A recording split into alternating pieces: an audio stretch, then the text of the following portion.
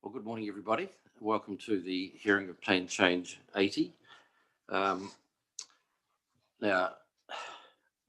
I'll go through my introduction. I know a number of the people involved in this process, obviously, from their appearances in front of me on other matters, but I'm not sure who's listening on or who's watching in, but I'm David Caldwell. I've been appointed as the Independent Commissioner to hear and make a recommendation on this plan change. Ultimately, Council will make the decision based on my recommendation.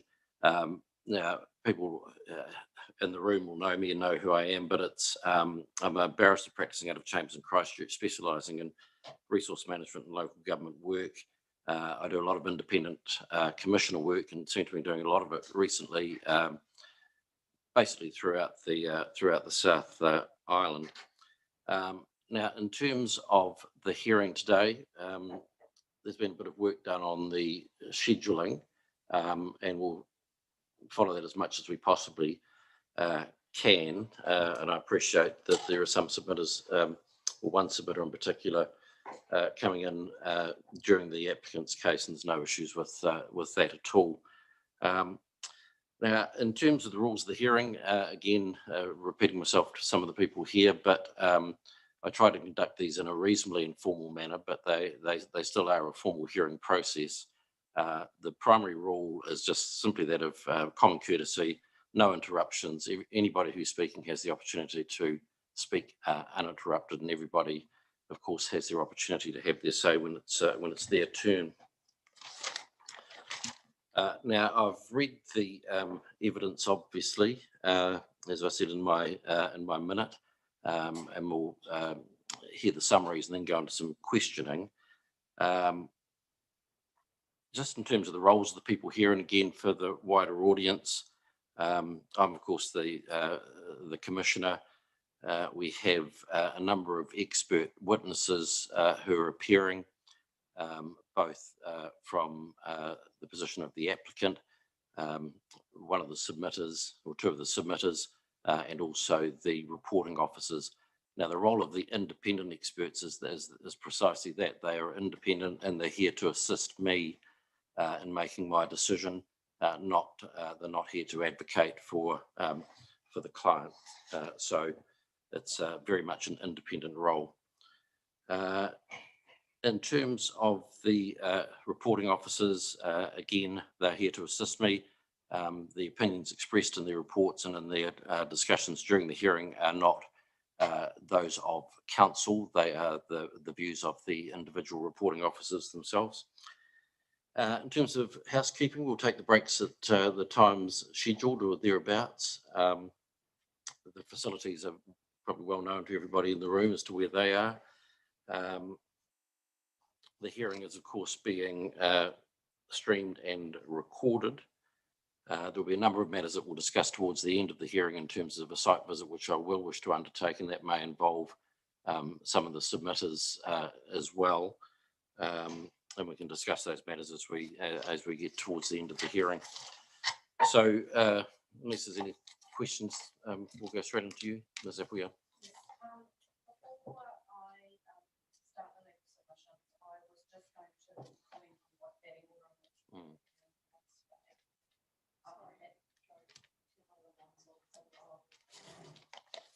Sorry.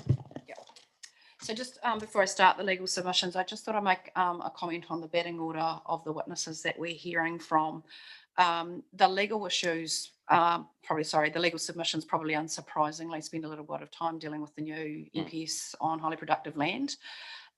So while the evidence probably doesn't follow the standard sort of logical order and order in which you would call witnesses, I made a decision late yesterday that what would probably be most helpful to you, Commissioner, was to do the legal submissions on EPS HPL because it is so new, and then follow with the two key witnesses who deal with that issue, and that's Mr. Everest and Mr. Mathamo. So it is sort of slightly out of order of the way in which a case would usually be presented. There's just one exception to that. We have Mr. Turner, who's giving some real estate evidence, which really sits in with Mr. Mathamo and Mr. Everest on the MPS HPL, but he can't appear till tomorrow. So, but I did think it was probably helpful to do those legal submissions, then hear that evidence while it was all fresh, because I suspect that is going to be the major issue that is going to need your consideration in this particular matter. Unless I'm missing something, it did seem to be the key issue. Has it been, it won't have been addressed. Yes. I think we're the test case, so no pressure. And I've said to Mr. Mathamo and Mr. Everest to look, there's no right or wrong answers here. Everybody's grappling with the same issues. What does this document mean? It is so new. The version that came out beared little resemblance to the version that was consulted on. So a lot of these issues have not been thrashed out through normal sort of select committee type processes. So in some respects, we're all grappling with it. And we probably just need to step through it pretty methodically and slowly, and maybe both and all in terms of the witnesses think aloud about what things mean. And there may be a whole lot of questions that come out of this first session that we may need to go away and do some more work on to assist you. But I did think that was probably a useful way of tackling the issues that are in front of us. Yeah, no, that's fine. Yeah. So Mr. Carter will follow the soil and agricultural witnesses. So we'll have legal submissions. I've got Mr. Carter. Yeah, it probably doesn't matter which order. So I might do the legal submissions, then do Mr. Everest, Mr. Mathamo, and then we'll slip back into a more orthodox presentation of the case, if that's okay with you. That's fine. Thank you. Yeah.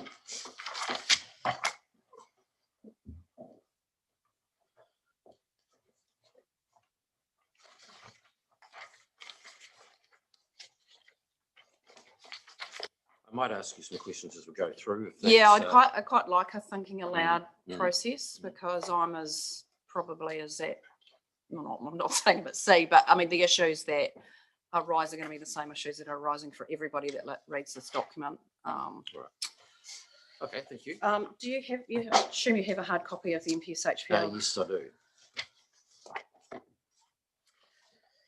Right, so I'll just start with some other issues first. This hearing will determine private plan change 80, a request by Two Chain Road, a subsidiary of Carter Group, to the Selwyn District Council to change the operative Selwyn plan to rezone approximately 98 hectares of rural land in Rolleston to business 2A zone, which is an industrial zoning. PC 80 includes an ODP and a tailored rule set, which have either been proposed or agreed to by the applicant as a way to mitigate adverse effects and address concerns raised by the council officers and submitters as this process has developed, and they'll be set out in evidence of Ms. Seaton. So the key legal submissions to address, as we see them, as relevant to PC 80 are obviously the ever returning issue that turns up in every case of the Cannibal Regional Policy Statement and the MPSUD, the MPS HPL, and then I just touch on an issue which is raised by one of the submitters, the New Zealand Defence Force, who's seeking a no complaints covenant with respect to their activities. So I can probably fairly quickly do the National Policy Statement on Urban Development, as we've obviously traversed this issue a number of times before. But I don't know whether you want me to read this out for the benefit of Take it through it. Yeah, I will. The first issue we address is the interaction between the RPS and the MPSUD. In summary, the RPS directs that urban development falling outside of the greenfield priority areas shown on map A is to be avoided. This issue has been raised in the submission of Environment Canterbury. ECAN's submission, though, does go on to acknowledge that planning decisions must now also give effect to the MPSUD and the responsive planning framework provided under Policy 8. So I detect a bit of a shift in the argument of those parties. We've had another plan change hearing, 81 and 82, in between when we last saw you and now, and I'll leave it to those parties themselves speak for themselves, but there does seem to be a slight nuance in their position, but I'll leave that to them to explain that to you. I don't know. There's no expert evidence being filed. No, not this time. We usually have Mr. Langman or Mr. Talentire in the Mm. past, so I suspect it's just legal submissions. But what I can say, and I'll leave it to them, is their arguments sort of developing slightly as they come to successive hearings. And it was slightly different at PC 81 and 82. Mm-hmm. But we'll wait to hear from them. Anyway, policy 8, as we are aware of, the NPSUD provides for local authority decisions to be made that are responsive to plan changes that would add significantly to development capacity and contribute to well-functioning urban environments, even where that development is unanticipated as this plan changes. At previous hearings, which the Commissioner was also involved in, ECAN argued that policy 8 of the NPSUD could not be relied on to enable the rezoning of any land outside the greenfield priority areas because of the strong avoid directives in the RPS. It does not appear that ECAN are making that argument here, but in any event, for completeness, we say the NPSUD and the RPS are able to be read together in a way that reconciles the apparent inconsistencies between the two. To do so, the NPSUD must be given more weight, as it is a national level direction, which is both a higher order document and also later in time than the RPS. And therefore we say, as we've said previously, it's appropriate to read down or soften the interpretation of the word avoid in the RPS to give effect to the NPSUD, at least until such time as the RPS gives full effect to the NPSUD itself, which would require an amendment to Objective 6213 in the RPS. This is done, we say, by grafting a limited exception onto the objective where a development could meet the NPSUD, but those developments have to show they add significantly to development capacity and contribute to a well-functioning urban environment. Therefore, read in the light of the NPSUD, the objective in the RPS should now be read as meaning except if otherwise provided for an NPS, avoid, etc. We accept that the rezoning of the PC80 site is unanticipated by RMA planning documents and out of sequence with planned land release. Therefore, to be capable of a positive recommendation under policy 8 of the NPSUD, it would need to be demonstrated that the rezoning would, 1, add significantly to development capacity, and 2, would contribute to a well-functioning urban environment. There can be no doubt, we say, that the rezoning of this 98 hectares will add significantly to development capacity for the district and for the region. It is a substantial area, and that will be demonstrated through the evidence of Ms Hampson, Mr Carter, Mr Ostyke and Mr State. In terms of the LIM as to whether it contributes to well-functioning urban environments, this is covered in the evidence by Mr Compton-Moen, Ms Rolleston, Mr Fuller and Mr Farrelly. So in summary, we say PC80 would add significantly to development capacity and would contribute to a well-functioning urban environments, and therefore is capable of grant despite the avoid directives in the RPS. I think it's probably enough on that now. We'll just wait and see what he can say, and I can respond further. Now, the National Policy Statement on Highly Productive Land. So the document came into force on the 17th of October, and it generally provides a framework for the avoidance of urban development on land which is considered highly productive, with some limited exceptions. Regional councils are required to map highly productive lands within their regions no later than 3 years after the commencement date of the NPS HPL. But in the meantime, the situation we have here is that land is considered to be highly productive if, as at the 17th of October, it is zoned general rural or rural production, and it is L1C 1, 2 or 3, and it's not identified for future urban development, or it's not subject to a council initiated plan change. So in relation to this particular site, we accept it was zoned inner plains, which is a rural zoning, noting that inner plains zone was notified as a general rural zone under the proposed plan. So it is rural land. It does contain or comprise within its 98 hectares approximately 18 hectares of class 3 soils on the eastern edge of the site. It has not been identified for future urban development, and it has not been subject to a council initiated or adopted plan change to rezone. So the LUC portion, that 18 odd hectares within the site, is therefore deemed to be highly productive land for the purposes of the MPS HPL. So the objectives and policies. The objectives and policies of the MPS HPL relevant to this application are set out below. And that's, firstly, we have an objective that highly productive land is protected for use for primary production now in the future. Policy 1, that it's recognised as a resource with finite characteristics and long-term values for primary production. Policy 2, the identification and management of highly productive land is undertaken in an integrated way that considers interactions with freshwater and urban development. So that's relevant to a planning stage more than yes. this. Yeah, and there's obviously the 2 MPSs on freshwater management and urban development, so it's trying to integrate this with those other 2 MPSs. Okay, just and it's a point you may get to. There was a difference in terminology in the the HPL, I'll call it, from the MPSUD in terms of development capacity. I thought it talks about sufficient, not at least sufficient. I had noted that. I don't think I haven't dealt with it in here, but I'll pick up and come back to that. Yeah. The policy 4, the use of highly productive land for land-based primary production is prioritised and supported.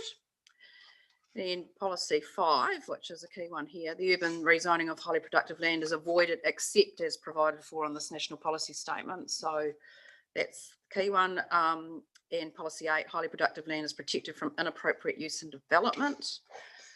Policy 9, reverse sensitivity effects are managed. So it's obviously there's a couple of key ones, and in particular in that mix there's a key avoid policy.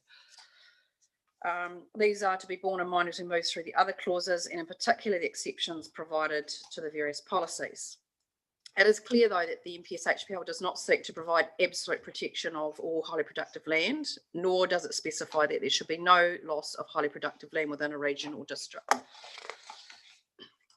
So, turning to specifically clause 3.6,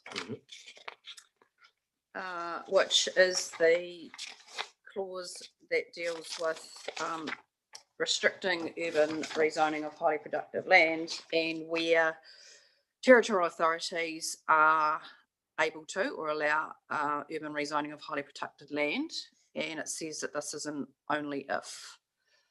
So it's a direct different or loose sense of the word. Yeah. So PCAD proposes to rezone LUC3 land urban, noting that urban is defined as including all industrial zones, therefore clause 3.6 is the one that applies to this plan change application. Clause 3.6 provides a pathway for the urban rezoning of highly productive land where, we probably need to step through this, and I think this is where your sufficient question comes in. So 3.61, first, the urban rezoning is required to provide sufficient development capacity to meet demand for business land to give effect to the MPSUD. And then there's an and.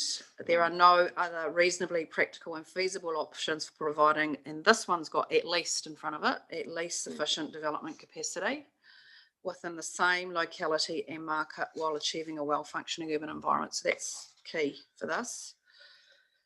And C, the environmental, social, cultural and economic benefits of rezoning outweigh the long-term costs associated with the loss of highly productive land for land-based primary production, taking into account both tangible and intangible values. I'm struggling a little bit with the intangible, certainly in this context, but I don't know if you've got any sort of musings or thoughts that are arising out of those 3. No, I mean they're obviously, they all have to be. Yep, they're an and and an and and an and.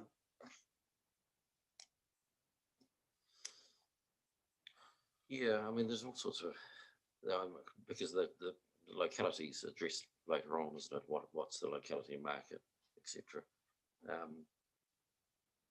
Because that's I mean that's an interesting one. On its own, that issue of because we've talked quite a bit before through the course of these hearings in terms of the nuances in the MPSUD about What is the market? Yeah, what is the market, and whether it's site, not site specific, but Whether it enables consideration of specific specific sites, and we've talked about that before, Ms. Seaton, in terms of identifying matters such as the railway siding and PC 66 and those sorts of matters. So it's interesting, but it's what you the thing is, how much do I need to know? And that's an interesting thing on a private plan change from my perspective, because it almost it seems to mandate quite a consideration of alternatives, which aren't really, in general terms, before me. I mean, I'm not in a position where I can go and compare, say, some land and, one of the issues. Well, there are some limits on it, because one, it has to be reasonably practical and feasible, and it has to be whatever this means in the same locality of market. And we say the evidence we're producing deals evidentially with those two issues. Okay, and because the MPSUD again,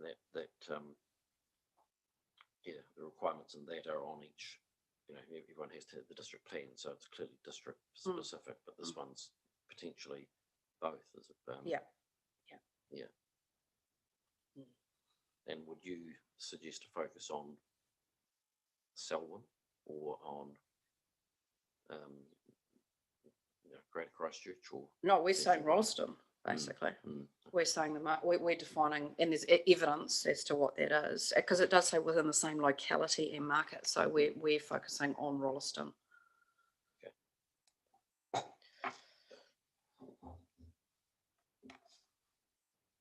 And I think the words locality, but particularly the market, that's something that would be determined evidentially by witnesses such as real estate agents. They're able to define that.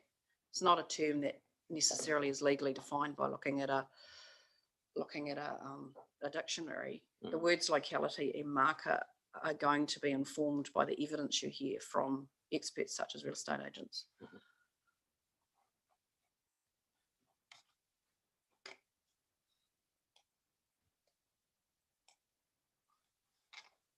Okay, thank you. So stepping through each of them, so dealing with 3.61A first, and answering the question, is this rezoning required to provide sufficient development capacity to meet demand for business land to give effect to the MPSUD? The MPSUD requires councils to all times provide at least sufficient development capacity to meet expected demand for business land over the short term, medium term and long term. In order to be sufficient to meet the expected demand for business land, the development capacity provided by the councils must be, firstly, it must be plan enabled, which means in relation to the short term, it's already zoned in an operative plan. In relation to the medium term, either it's zoned in an operative plan or it is on land that is zoned for business use in a proposed plan. And in relation to the long term, either it's zoned in a proposed plan or it is on land identified by the local authority for future urban use or intensification in a future development strategy. Infrastructure ready means in relation to the short term, there is adequate existing development infrastructure to support the development of the land. In relation to the medium term, either A applies or funding for adequate development infrastructure is identified in a long-term plan.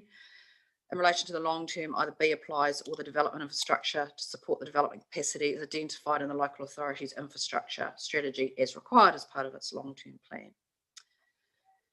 It also must be suitable to meet the demands of different business sectors. So we've got to cover the whole gamut of commercial, retail or industrial uses, particularly with regards to location and size, site size, and it must meet the expected demand plus the appropriate competitiveness margin.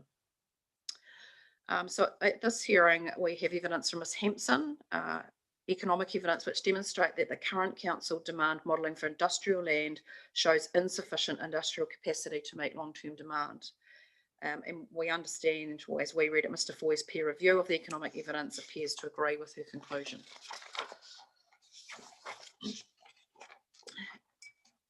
We say, therefore, that the rezoning ticks 3.61A. This rezoning is therefore required in order to provide sufficient development capacity to meet business demand, give effect to the NPSUD, as development capacity for business land and more specifically for industrial land is not currently sufficient into the long term as defined by the NPSUD. So that's 3.61A. Then 3.61B, which is a very interesting one, which is the question we've just been talking about. Are there other reasonably practical and feasible options for providing at least sufficient development capacity within the same locality and market while achieving a well-functioning urban environment? So the NPS HPL goes on to provide that development capacity is within the same locality and market if it is in or close to, so I think they're pretty key words. So that, in my view, rules out Lincoln, Greater Christchurch. It is in or is close to a location where a demand for additional capacity has been identified through a housing and business assessment or some equivalent document in accordance with the NPSUD, and it is for a market for the types of business land that is in demand, as determined by the HBA in accordance with the NPSUD. And now the problem we have here is that the most recent business capacity assessment undertaken by the Greater Christchurch Partnership was the Business Development Capacity Assessment, but that's dated March 2018, and there has been no further publication of sufficiency results by the Council. As demonstrated by the evidence of Ms Hampson, that document is out of date and is likely to have underestimated long-term demand for industrial land in Rolleston, and therefore overstated long-term sufficiency of industrial land. We also note that that document was prepared under the previous National Policy Statement on Urban Development Capacity 2016. It is therefore not a document prepared or determined in accordance with the NPSUD, as it was prepared prior to that NPS even coming into existence. Where an HBA for a particular locality or market has not been prepared, which we say is the case here in accordance with the NPSUD, it is necessary to look to other information and evidence to demonstrate whether a location is close to a location where a demand for additional capacity has been identified, and the market is for a market for the types of business land that is in demand. In terms of location, this is the point we're just talking about, this goes to what is defined as the urban environment under the NPSUD. An urban environment is defined so broadly in the NPSUD, so broadly that it could encompass a number of varying and overlapping urban environments. For example, we could be looking at the urban environments of Rolleston, Selwyn and Greater Christchurch, and each of those will have differing degrees of relevance. Here, we say the urban environment of Rolleston is the most relevant, as Rolleston is a key activity centre. It is the main industrial hub for Selwyn, and it is serviced by 2 key rail lines. An industrial operator looking to establish in Rolleston is unlikely to look much further. To look further within within Selwyn or Greater Christchurch would not be appropriate, as the industrial zones within these urban environments are clearly not within the same locality as Rolleston. So I think the word locality does suggest a smaller area. In terms of the market, the evidence of Ms Hampson, Mr Ostyke and Mr State all demonstrate that there is a specific market for this particular type of business land, particularly in this location of Rolleston. We turn now to whether there are other reasonably practical and feasible options for providing this development capacity within the same locality and market, i.e. within Rolleston, while achieving a well-functioning urban environment. In terms of what is considered reasonably practical and feasible, the Section 32 evaluation report for the NPS HPL does provide us some assistance, as it recognises that case law on the term reasonably practical has emphasised that it is not an absolute, but rather an objective test that must be considered in an overall weighing exercise. While clause 3.62 requires the consideration of whether the following might be reasonable practical options, i.e. greater intensification in existing urban areas, rezoning of land that is not highly productive, and rezoning of different highly productive land to a lower, to land of a lower productive capacity. These three options can be discounted if they're not feasible or do not achieve a well-functioning environment. So that does give you a little bit of a framework of the issues you're looking at when you're not having to do a region-wide assessment of whether there's some other land. Just because one of the options is available does not mean that the proposed urban rezoning cannot proceed. And also well-planned urban growth on the urban edge and on highly productive land will generally be preferred over sporadic urban development on non-highly productive land away from urban centres with less cohesion, accessibility, diversity, and so on. Where's that from? That's from the section 32.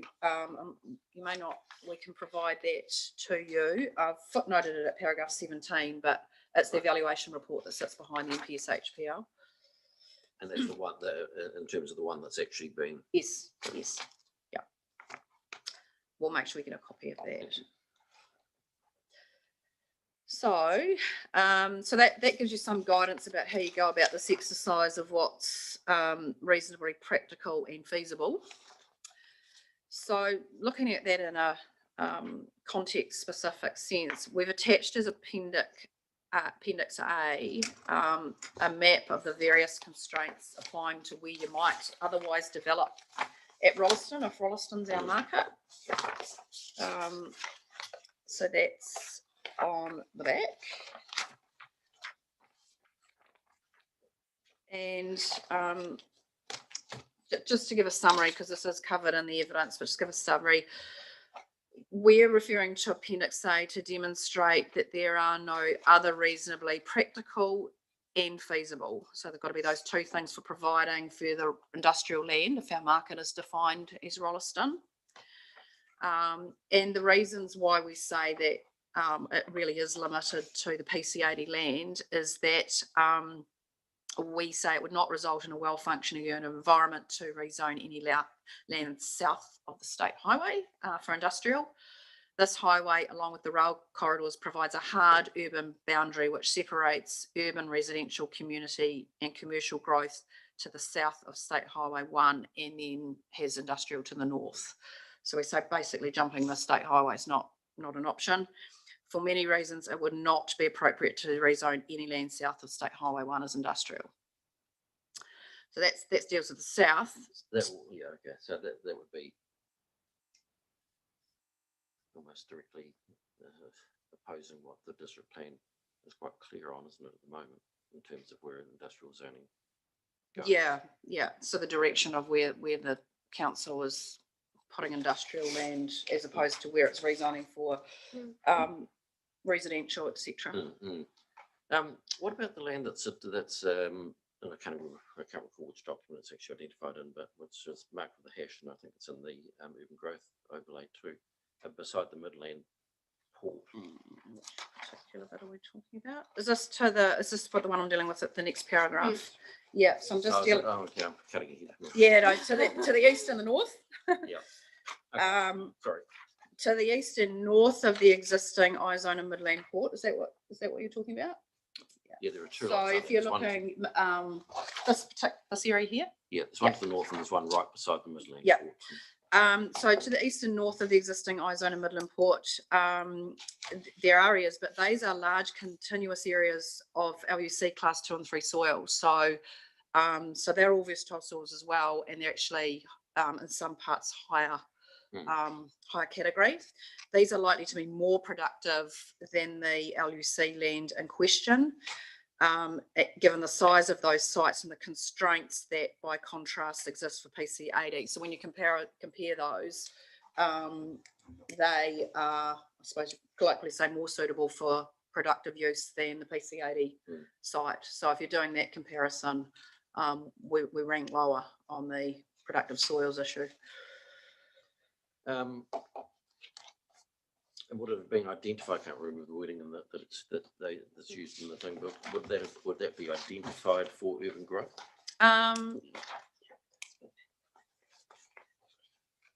It is, but when Natalie does her assessment, sorry, Ms. Hampton does her assessment of whether there's sufficient demand, she has already counted that. So in assessing demand, she has already assumed that that would be included and available. So I suppose another way of putting that, it's not really an alternative to providing development capacity because we've already counted it. Mm-hmm. Okay, so it's counted as the development capacity. Yeah.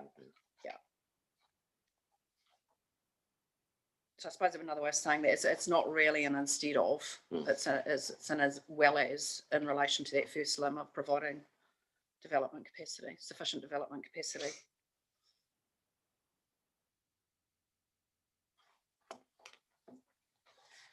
And then 39.3 of submissions, the PC80 site is located to the west of I zone. There is other land west of I zone which could be utilised for industrial zoning, which is not highly productive land or contains less highly productive land than what we have in the PC80 site. However, using only that land to fill what we say is the shortfall in capacity would not result in our submission in a well-functioning urban environment, and there will be some urban form evidence on this, as it would result in a gap or pocket between State Highway 1 and any proposed industrial zone of rural zone land surrounded on three sides by urban zoning. So there was the comment earlier up about not having sporadic and cohesive pockets. So we say that land, in theory, yes, but it's not going to result in a well-functioning urban environment, and we're going to end up with sporadic development and a gap. It's not going to have a desired outcome in terms of urban form. So where would that be? Would that be on the do you other want side to of the draw prison? it? You want to draw it on there, Lucy, and then hand it up. It's probably the easiest way of doing that. Oh, Victor's done it for you. Is that the one? Oh, thank you. No, it's this bit up here we're talking about. Yeah. North. Okay. I suppose as well. Yeah.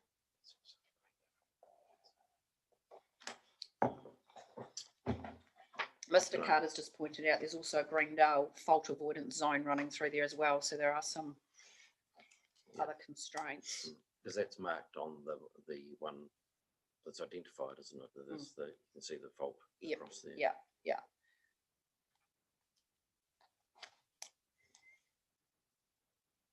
Okay, and otherwise, if you were going south, you'd be on the other side of the Rolleston prison and Orangatamari here. They along that way too. Yeah. And that's military land. All right, gets into Burnham. Okay, thank you.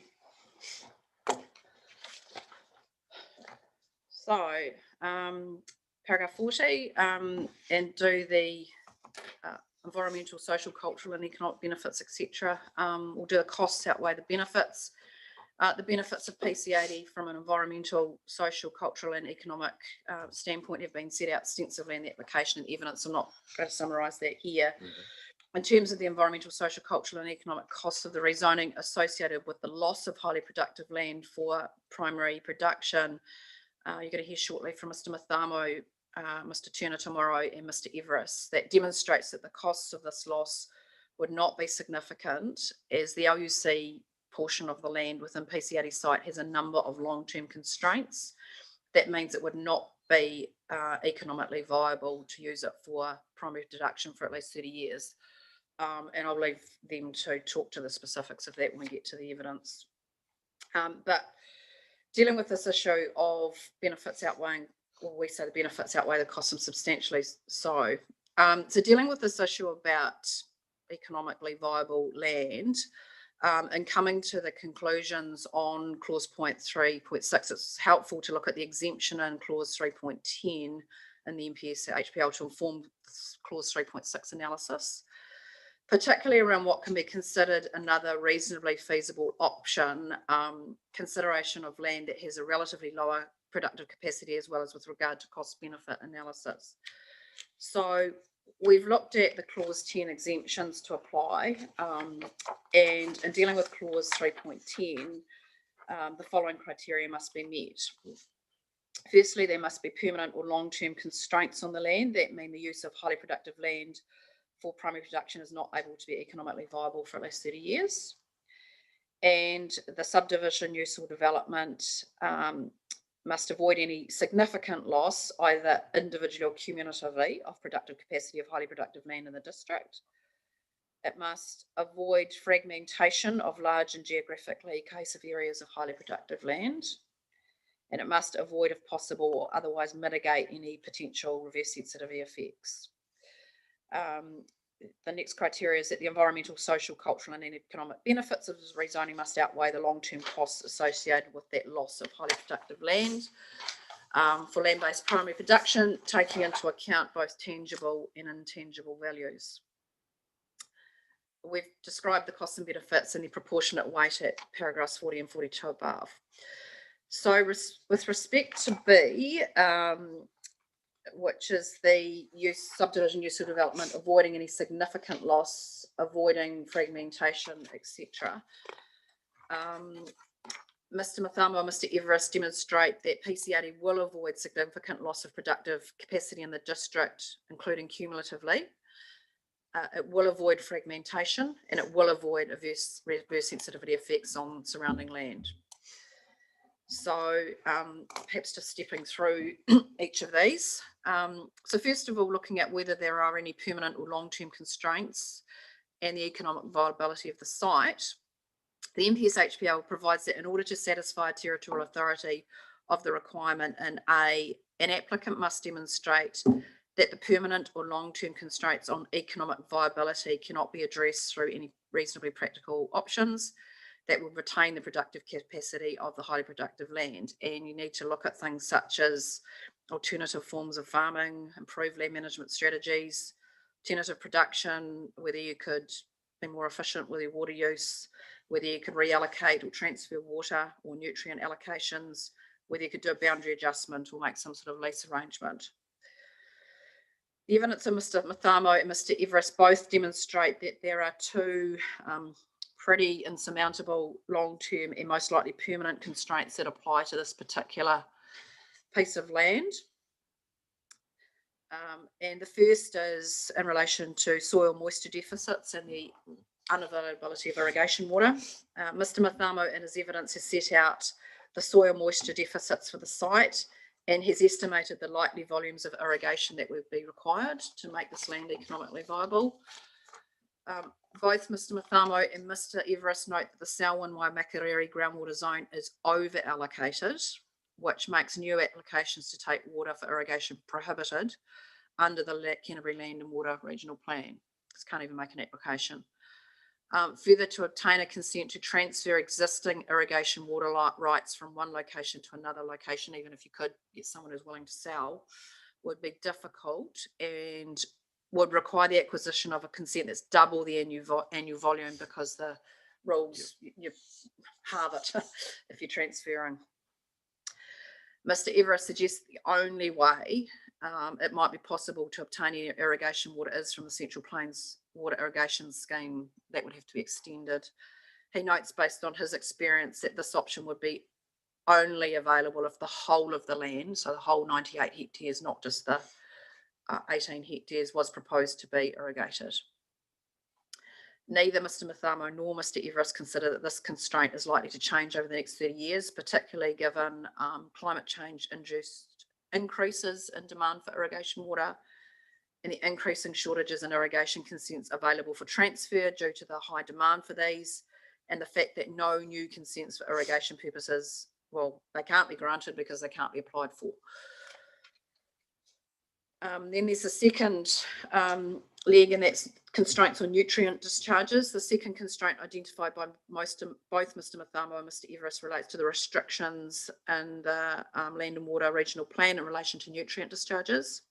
The Salwin Te Waiahura catchment zone is over allocated, also not only with respect to water availability, but with respect to nutrient losses. The plan requires that baseline nutrient budgets be established based on the farming activities of a particular site during the period 2009 to 2013. Further nitrogen leaching rates under the plan are required to not exceed those baseline rates, and where these already exceed 15 kilograms of nitrogen per hectare per year, further reductions are required.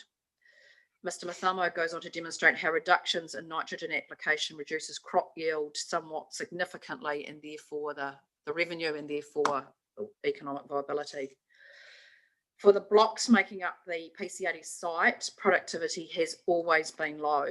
Therefore, the baseline nitrogen leaching rates are also very low. This in turn restricts the productivity and yield of the PC80 site.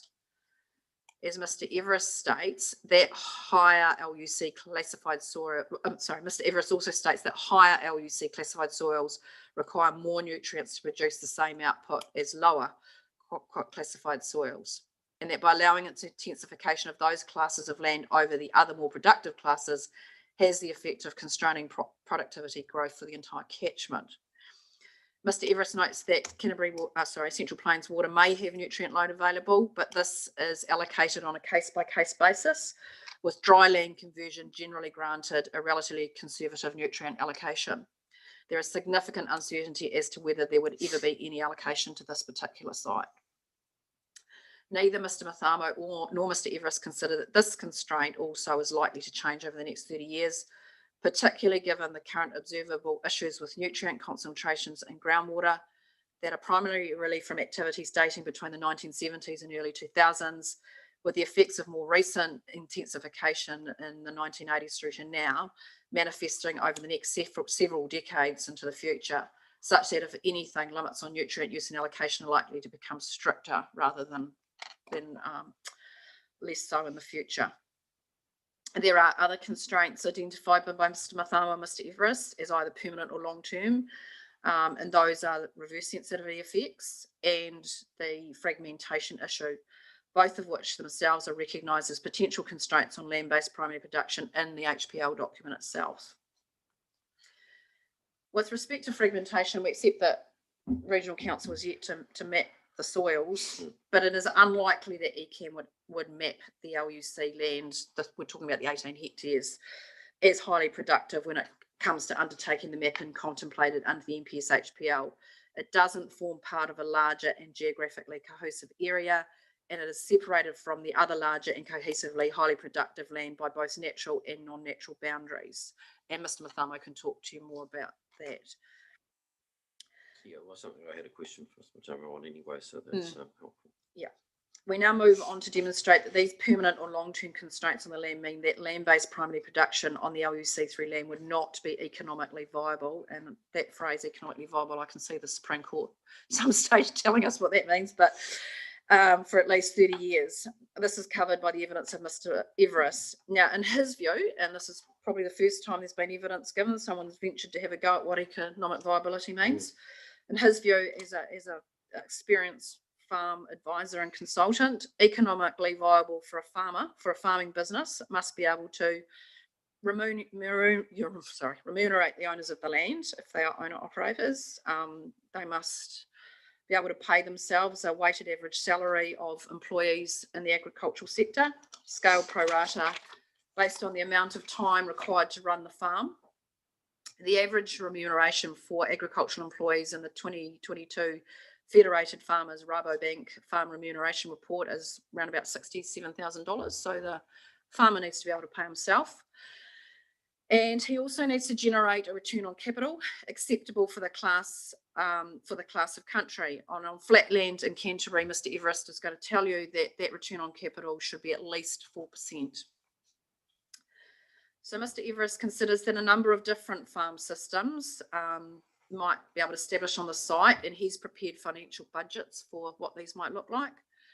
And he's done this on I'd say unrealistic, but it's done on an uncertain assumption that somehow we could get some CPW irrigation water and that the entire PC80 site, 98 hectares, would be farmed.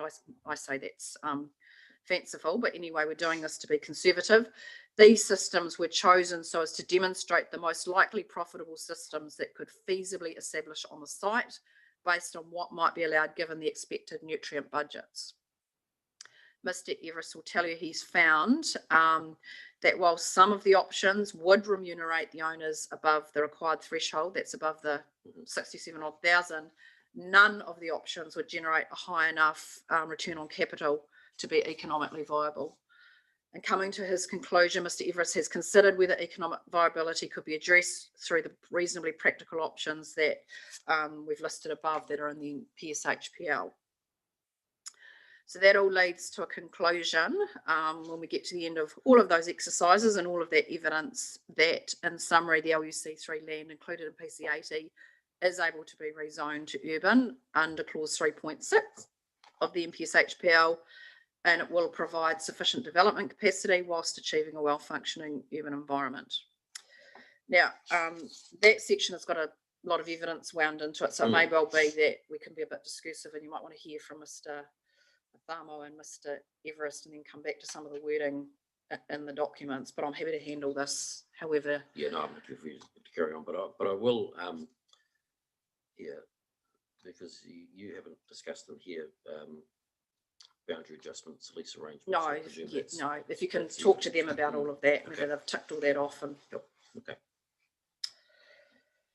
Then just another last legal issue. The New Zealand Defence Force has requested that no complaints covenant be imposed on the PC80 land to protect the Burnham military camp from reverse sensitivity effects. The applicant's position is that no complaints covenants are not required, and you'll hear evidence from Mr. Loothwaite on noise on this. But just on a couple of points from me, we note that at the time the camp was designated, the noise effects from the activities that were described as going to be carried out at the camp would have been deemed appropriate in terms of the adjoining land uses, and they are in residential uses. Paragraph 59, the closest point of the Burnham camp to PC80 is approximately 1 kilometre away. That is substantially further than a significant amount of sensitive residential activities already established in and around the vicinity of the camp. Between the camp and PC80 is also the Christchurch Men's Prison, which is by definition a sensitive activity. People live there, sleep there, and don't leave there, and would experience greater noise effects from the camp than PC80. There is simply no evidence that reverse sensitivity effects will arise from the establishment of PC80, particularly given that there are particularly given the far less sensitive nature of the industrial activities that would be carried out on the PC80 site than residential activities and the noise that those industries themselves create. In the absence of any evidence being brought to you to demonstrate a reverse sensitivity effect, there's no basis on which the Commissioner could impose a covenant. This is a condition that in my submission would have to be proffered by an applicant. I'm not aware of any power that a Commissioner has to impose a covenant on an unwilling applicant, and which in any event in face of the expert evidence of the applicant, the council is not appropriate. It's just something not backed up by the evidence. So in conclusion, PC80 on the weight of the evidence should be granted. All the concerns and issues raised in the officer's report and in the submissions have, well, certainly in our view, been addressed by the now proposed rules and the amended ODP. And we do note that there are very few areas of difference or disagreement between the council and the applicant in this case. So that's the end of the legal submissions. And I'm in your hands as to how you want to pick your way through how the evidence sits with the MPSHPL. Yeah, I think just whichever way is easier for you, really. Yeah. I think we'll just go through and hear from Mr. Everest first, and you'll get, from my question, you'll probably get a vibe, yeah, as to what I'm interested in. Yeah. So, Mark, you want to come on?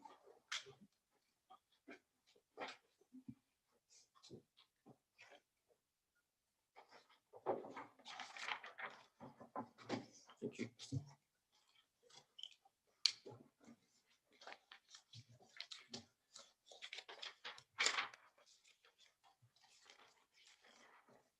That's your summary, so you just read it.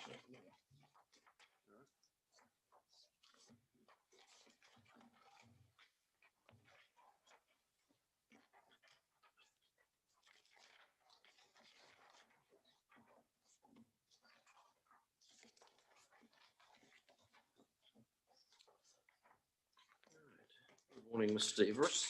Good morning. Now you've prepared a brief of evidence which I've read and have some questions on, and you've prepared a summary which is helpful. So if you can just take me through that summary. Thank you. Yep, sure.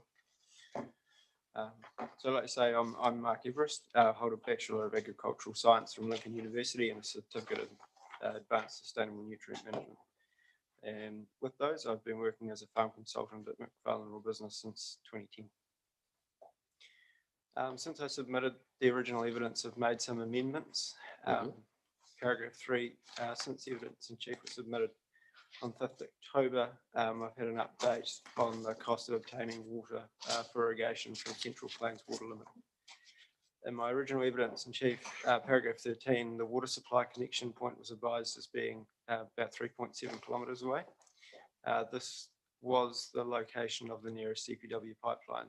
CPW's engineering manager, Andrew Broughton, has assessed the nearest water line with available supply capacity in it to be between 10 and 12 kilometres away. It's the difference between having a pipe and having a pipe capacity. So my evidence in chief on the... Okay, so that's from communication with Mr. Broughton. Yes. Good. Thank you. So in paragraph 15 of the evidence in chief, I noted the cost of conveying Central Plains water to the property was estimated at $19,800 a irrigated hectare. With the revised cost estimates provided by Ms. Broughton, the cost of conveying CPWL water to the property is now estimated to be $28,000 a hectare. The revised table 1 shows the total estimated cost of conveying water to the property is approximately 2.5 million, and the revised capital cost of the revised cost of capital at $28,000 a hectare divided by the effective irrigated area of 88 hectares is how I derive. The 2.5 million divided by 88 hectares gives 28,000. I've also revised the turnout connection cost based on the information provided by Central Plains Water. Traditionally, it was a more expensive cost. It's now a much lower cost with more obligation to deliver your own pipeline to yourself. In my evidence in chief, paragraph 17, in my evidence in chief, paragraph 33, table 2, the return on capital was calculated based on the lower cost of capital, irrigation water, and lower CPWL annual running charges. I provide a revised table 2 below with the amended irrigation water capital and amended annual charges. In my evidence in chief, I had assumed an outright water purchase option and lower annual charges. However, CPW has confirmed that this option is not currently available, and the only option is to buy the lower cost of capital water and much higher annual charges water.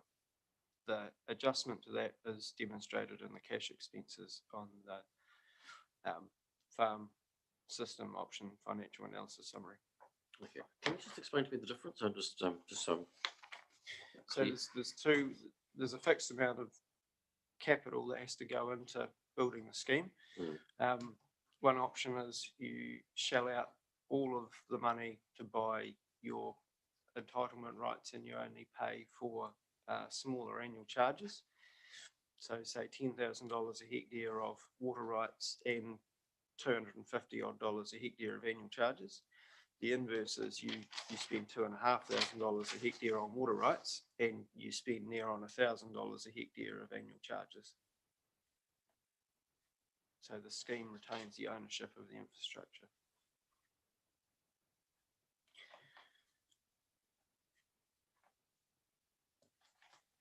So under the first option, the infrastructure vests with the landowner. More so, yeah.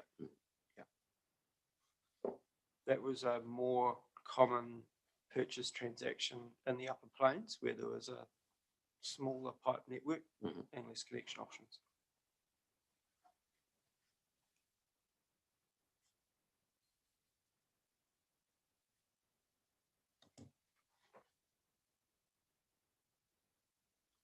Paragraph 8, in my evidence in chief, table 2, there was no row titled pro rata owner remuneration target. I've amended the table to include this row as it gives an indication of the level of remuneration at pro rata level that would be expected of the farm to satisfy business viability objective as set out in 30.1 of the evidence in chief. Where the owner remuneration exceeds the pro rata owner remuneration target in table 2, the profitability of the farm system option meets objective 1 as set out in paragraph 30.1 of the evidence in chief. Okay, can you just take me through that table and show me the, So you'll see approximately a third of the way down, there is a pro rata owner remuneration target. And if we look at the column irrigated trading livestock and arable, that's set at 33,100. The actual achieved owner remuneration is 15,092. So what that suggests to me is that what the farm can generate at 15,000 being less than the target of 33,000, it's not achieving that objective of meeting the owner remuneration, which is consistent with the Federated Farmers Rabobank remuneration survey. okay, just explain that to me again. So the pro rata remuneration target is the $67,000 odd worth of remuneration scaled back on the scale of, based on the scale of the property. So for an irrigated trading livestock and arable unit, we would expect an economic unit to be somewhere to the tune of 200 odd hectares. So by dividing the 67,000 by 200 and multiplying by 98, I get 33,000. So that's where the target arises. The owner remuneration target applies, the owner remuneration actual is the number from 3 rows above the EBIT per 98 hectares of 15, a little over 15,000. So what that's telling me is because the revenue or the cash that falls out of the farm, the EBIT per 98 hectares, being less than the remuneration target, no one would logically go and invest in that option purely based on that one objective. Okay, so the pro ratering is against a 200 hectare farm, was it? Correct, against a 200 hectare farm. Right, so yeah, so it's not 33 out of, or 30, whatever it is, 18 out of the. Correct. Okay. Yeah.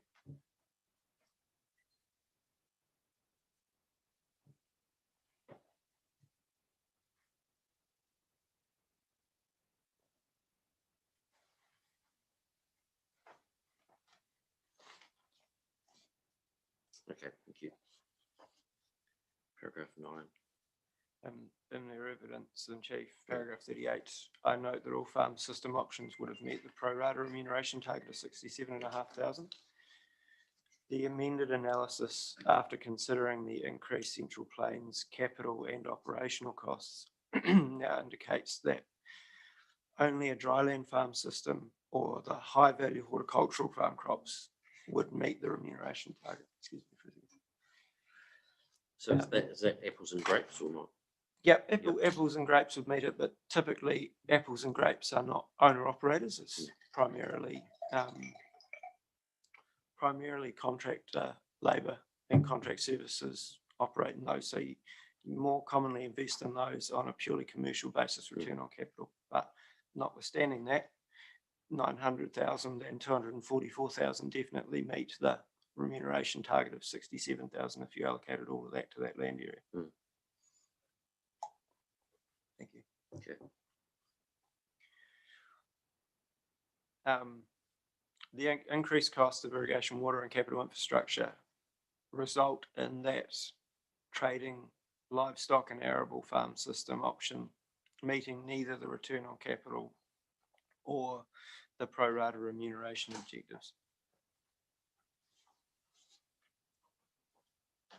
In paragraph 39 of my evidence in chief, I noted that the apples generated the greatest return on capital of 2.8%, with the revised capital and water operational costs. The apples now only generate 2.3%. Okay. It's purely a function of the increased cost of getting water to the site. And it's still the greatest. And they're still the most profitable, yes. As a result of amending the cost of irrigation, both capital and operational, my conclusions regarding the economic viability do not change. With the most profitable land use option not fulfilling the minimum capital cost allocation requirement of 4%, the LUC3 land could not be considered as land that would be economically viable for land-based primary production, whether or not this included the LUC4 land. With no higher value land use alternatives emerging and a history of erosion of real profits, I cannot say that the economic viability of the land use capability 3 land for land-based primary production will change for at least 30 years.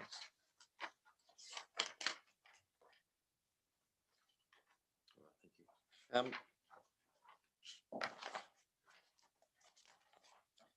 Just from your summary, we'll just go through a couple of points in terms of that. And it's the history of erosion of real profits is something that you've addressed in your primary evidence. But can you just explain that to me? Yeah. So over time, even though we've had advances in genetics, chemistry, fertilizers, irrigation, and management practices, farm profitability has not kept pace with inflation and cost of living. And so what that's meant is that to remain an economic unit to continue to satisfy something equivalent to that owner remuneration target, farm businesses have had to continue to grow bigger and bigger and bigger. We started from a point 100 odd years ago where we had massive large scale properties and they were split up. They got smaller and smaller, still very large by our relative comparison now. We then shifted to advance in these technological improvements. And that gave a bit of headway for a while, but ultimately over time, because we had those improvements and nothing else on the horizon arose, with inflation keeping up, to keep economic farm scale has to increase. So if I use an example, when I started in 2010, dairy farm, because everybody's familiar with the dairy farm option, 170 odd hectares was deemed an economic dairy farm. Now that is stretching the challenges of reality, and a 220 hectare dairy farm is generating the same sort of real profit or real cash return as what that 170 hectare farm did 12, 13 years ago.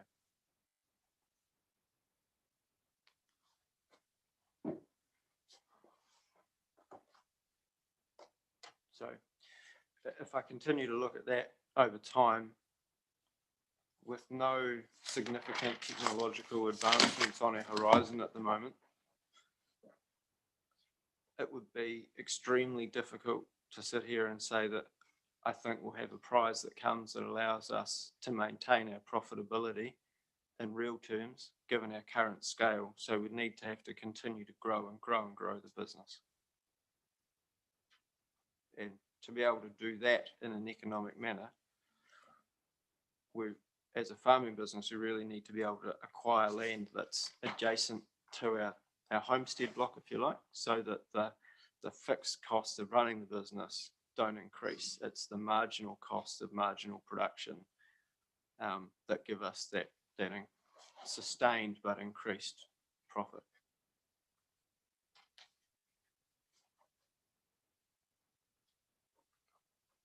What about the more boutique farms, if you like, that are specialising in whether it's organics or whether it's producing a particular? They're viable options. They're always owner operated. Mm-hmm. The biggest challenge with those owner operated boutique businesses is that they have to run the farm, they have to run the marketing department, and they have to be the retailer all at the same time. And so they work really well while there's one person running it. But typically, once the centerpiece of that organisation decides to retire, move off, change, they just dissolve. There's been a significant number that have popped up wanting to run boutique businesses over the last 10 years.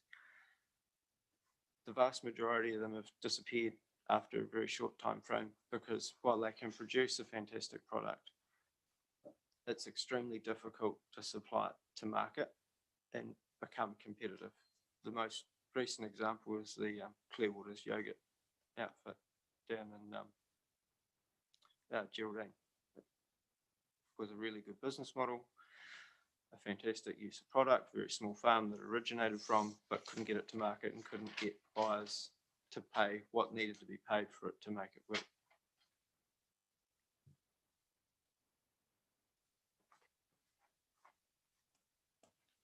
Is there much that boutique farming goes on in that sort of area? Was in close to Rolleston. Close to Rolleston. There's a bit more of it happens out towards the Taitap area, but not typically a lot around the Rolleston area. Yeah, because of the nature of the soil. Nature. Yeah, even though they're sort of classified as reasonable soils, they're not something that you would typically target as a process or vegetable crop operator.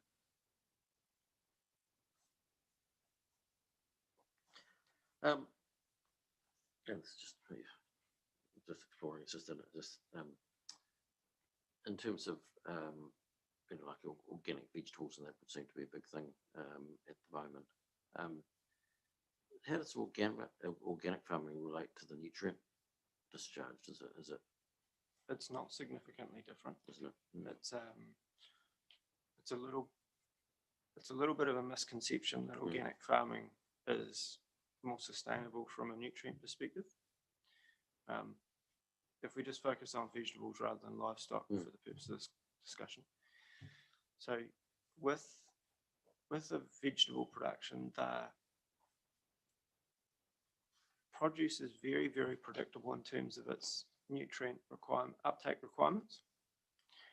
And with modern delivery techniques and testing tools, we can have a very robust understanding and very timely delivery of small amounts of nutrient right at the root zone to ensure that nothing goes wayward.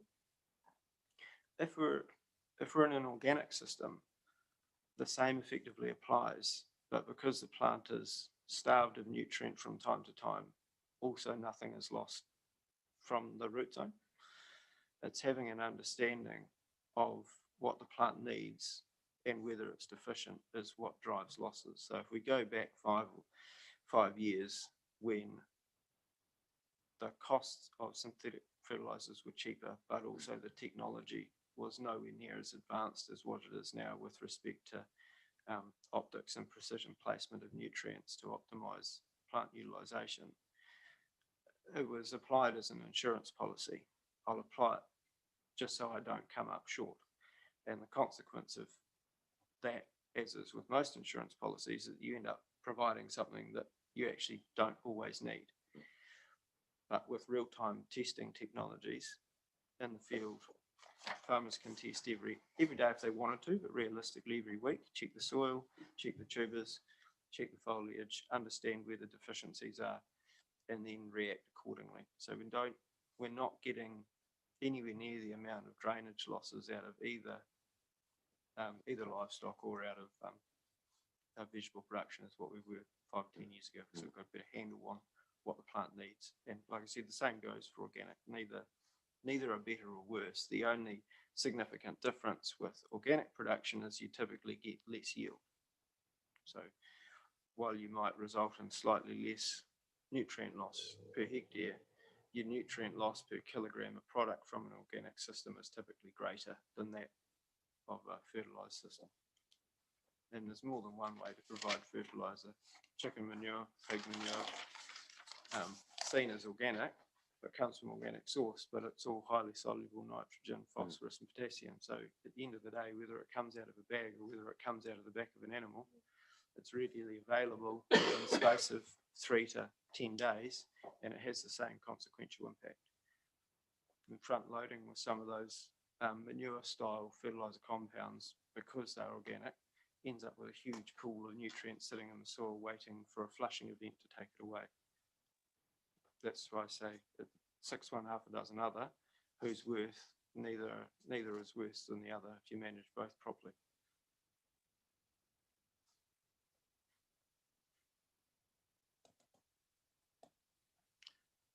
I can't recall on your evidence, but do you share Mr. Matamo's view in terms of what we're seeing at the moment is the tip of the iceberg, and it's going to get worse in terms of? I believe so, yep.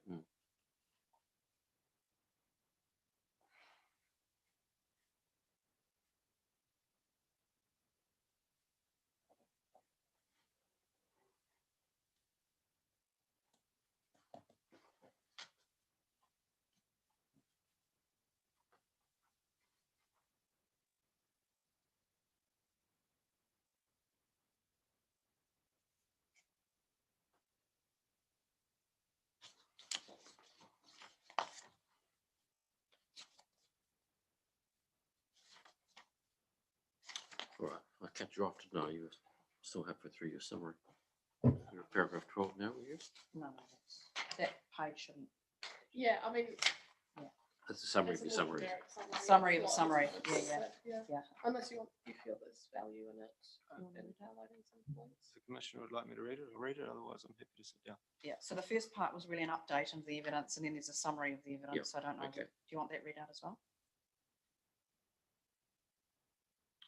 No, I'll probably read it myself.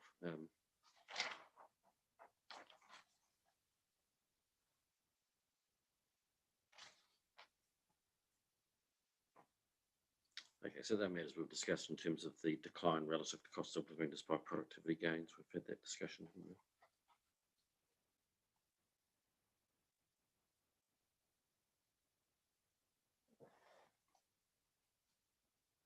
And that 15, you talk about the marginally viable agricultural options available currently unlikely to remain viable in 30 years' time. Yes. And that's as a result of what? That's a result of the erosion of real profitability through inflation.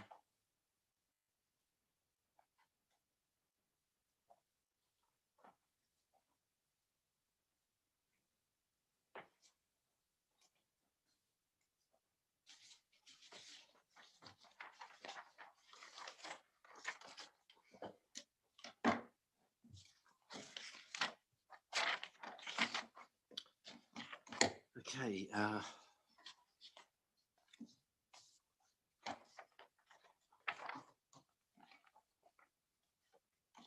Some questions, really clarification in terms of your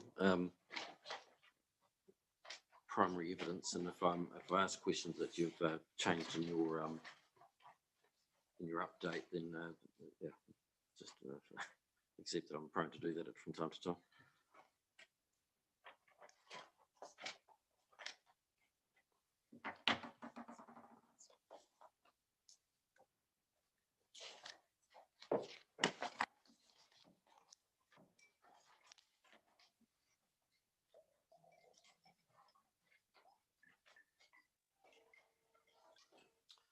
Some clarification, paragraph 11, where you talk about Mr. Matamo's evidence in table 5. Yeah. Just so I'm clear, do you agree with those, that estimate? Or is that within your Sorry, evidence? yes. Do you agree with those, with that estimate, or is that in your That estimate? would be consistent, yeah, with what we would see in land use in similar area.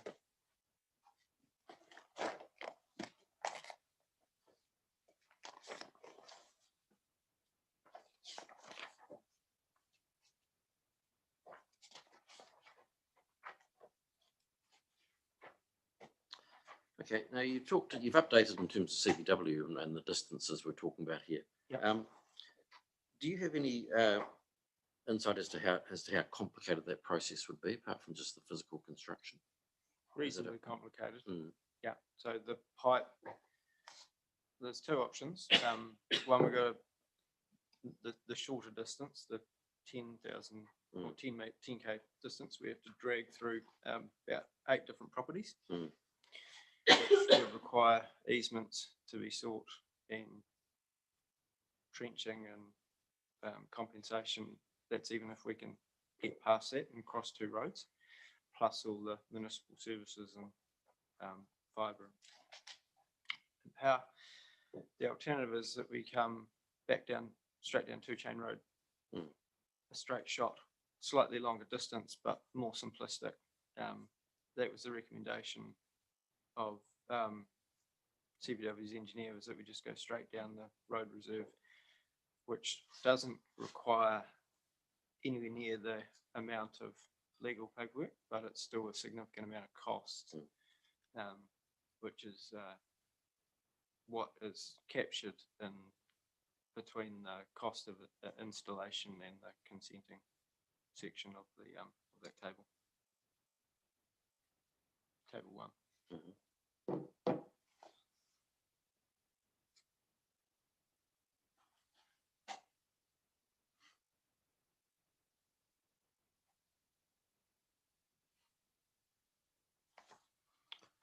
Okay, just so I understand, well, sure my understanding is correct. In your paragraph 14, is essentially what you're saying, even to get a foot in the door with CPW, you'd need to be irrigating the whole block. Yeah, yes, you would need to. So the reason for that is that while the cost to convey water to the farm gate is estimated at 2.1 million for a 55 litre a second flow rate, we would still need to install a pipe sufficiently sized to deliver a minimum flow rate of 8 litres a second. That's the minimum connection. And the cost of installing that pipe was estimated at about 1.5 million. So the scale of it is, as Everyard pointed out, being more conservative, allocating over the whole area. If it doesn't work over the whole area, pure cost of capital means that it will be even less viable over only the 18 hectares, purely because of that. The dilution of that cost of conveying. The recommendation verbally was that anything more than 3.5 kilometres is not worth looking at.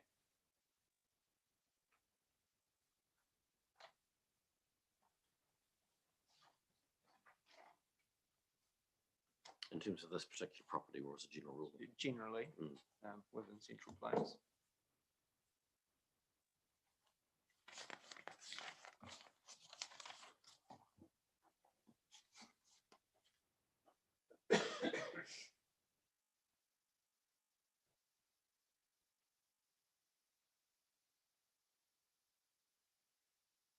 Yeah, just clarification just in terms of wording. I'm not going to go through your whole brief paragraph by paragraph, but yes, I've said that before and have, but just the last sentence in your paragraph 14 say, thus creating a constraint to just the LUC land. Yeah. Is that just what we've been talking about? That's exactly what we've just been talking about. It's an additional constraint of capital that makes it more challenging. Okay.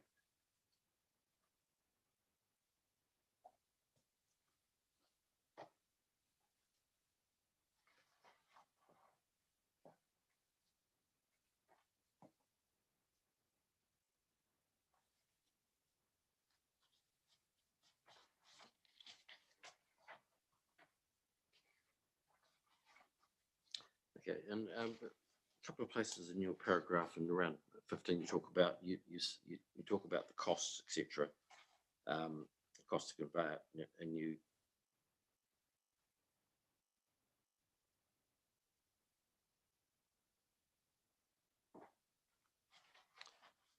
use the word or the in brackets, assuming this is possible.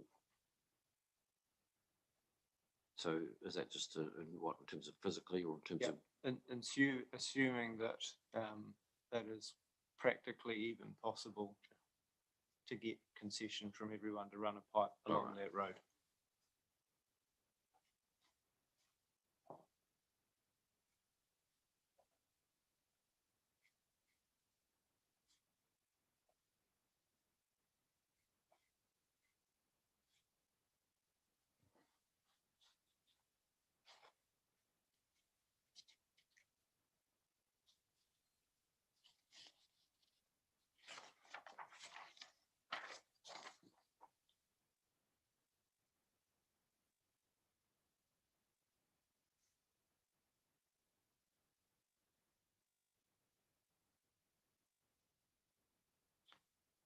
So you'd be limited, even if you got water, you'd be limited to trading livestock, horticulture and agricultural crops.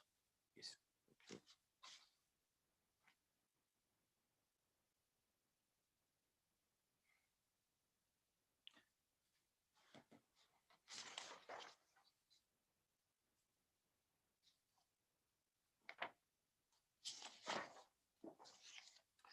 So in terms of the regional impacts, and I won't go through that blow by blow, but so essentially what you're saying is, or are you saying that there's limited availability of water and nutrient headroom, and if you use some of that fertilizing or irrigating and fertilizing this land, then that has a risk of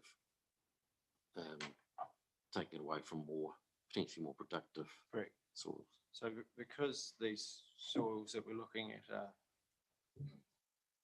middle of the road soils, they require more water and they leak more nutrient just by nature of their shallower depth and lower organic matter content, lower ability to hold on to different nutrients.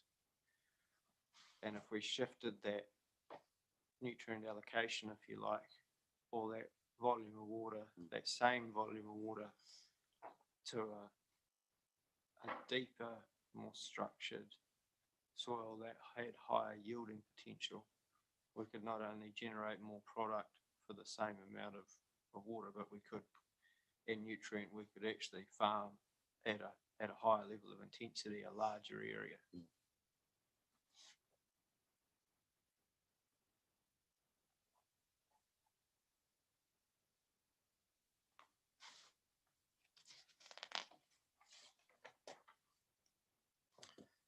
And water and water and nutrients like hen's teeth in this catchment. Absolutely, as are most catchments now.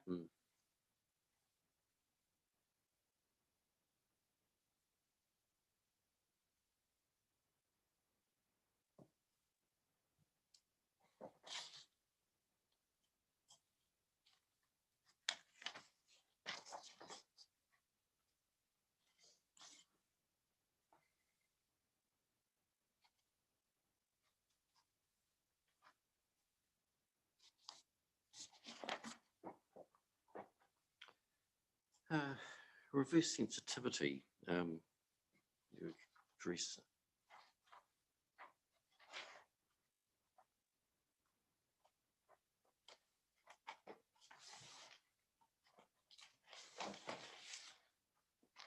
Right, so is your concern in terms of this block of land, does that arise from what the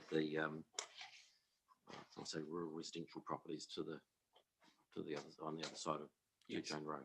Yeah, a significant amount of experience as rural residential lifestyle or even residential encroaches on the boundary of rural land, traditionally large-scale broadacre agriculture, large-scale agriculture. What invariably ends up happening is that the farming operation becomes constrained in terms of the hours of work, the odours it can emit, and the practices that they can undertake.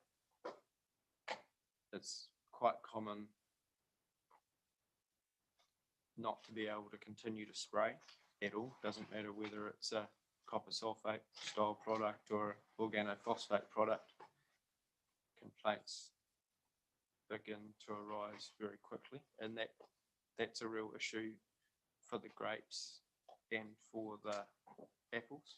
So even though they are theoretically economically viable, the perception that what's being sprayed, even though they can be run as an organic style product with no synthetic herbicides or insecticides, the perception is that the products being used are dangerous and carcinogenic, and the complaints become so substantial that people shift the operation from those residential areas. It occurs the same in broadacre agriculture. It's becoming increasingly difficult to farm anything other than grazing livestock adjacent to towns, and that doesn't come without its issues. So there are examples where the farming practices have either been curtailed or It's voluntary. It's never been instructed. always voluntary. But it's always voluntary because you lose the will to carry on when you get a complaint every second day. Then you have to cease until someone comes and assesses whether or not you are having an adverse effect before you can commence again. And if you've lost your window of opportunity to spray because you need low wind conditions, and by the time the inspection's undertaken, it's 1 o'clock in the afternoon and the wind's up again, we lost a day of activities. If we lose a day of activities, Okay. At that stage, is that through a regulatory process, or is that? Yeah.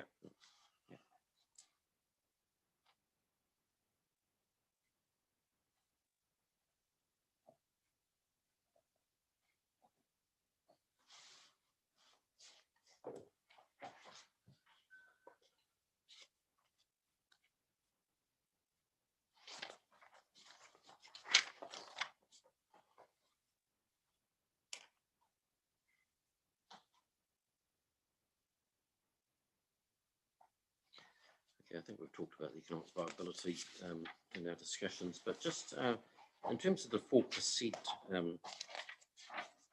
return on capital. Yep. Is that just an industry standard, or is it because you often hear, or you used to hear stories about farmers who were basically, they weren't getting the return on capital at all, but when they sold the property, that was when they would, essentially recoup that. Is that correct? There was inflationary gains which compensated. So the 4% is more of an internal metric where I work.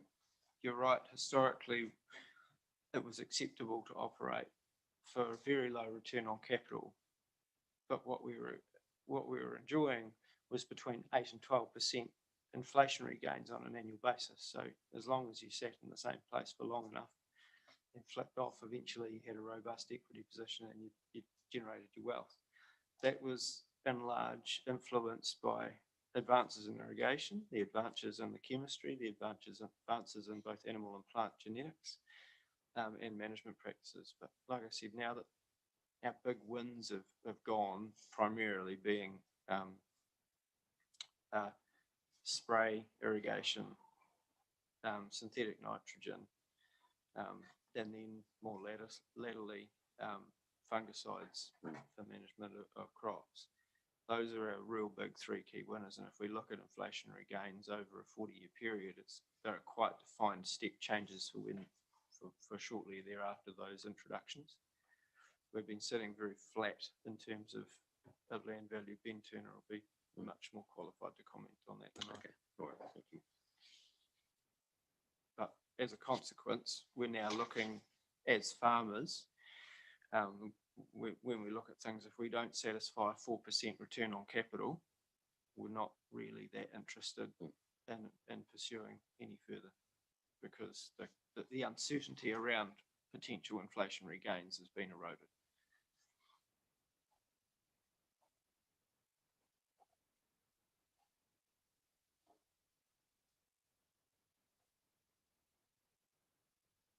Have you come across, either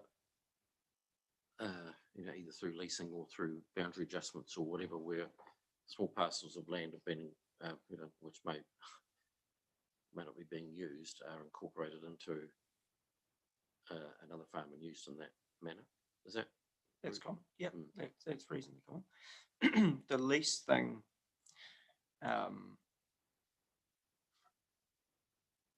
I'll answer it in 2 ways. So if you're the landowner and you're leasing the property, you typically do that for 1 or 2 reasons. One, because you have more money than you know what to do with, but you don't want to sell the farm, so you don't care. The second part of that is that the other reason you might do it is because it achieves your living requirements without having to actually do the farming yourself, but you still have the desire to live on the land. Those are 2 primary reasons someone would lease land.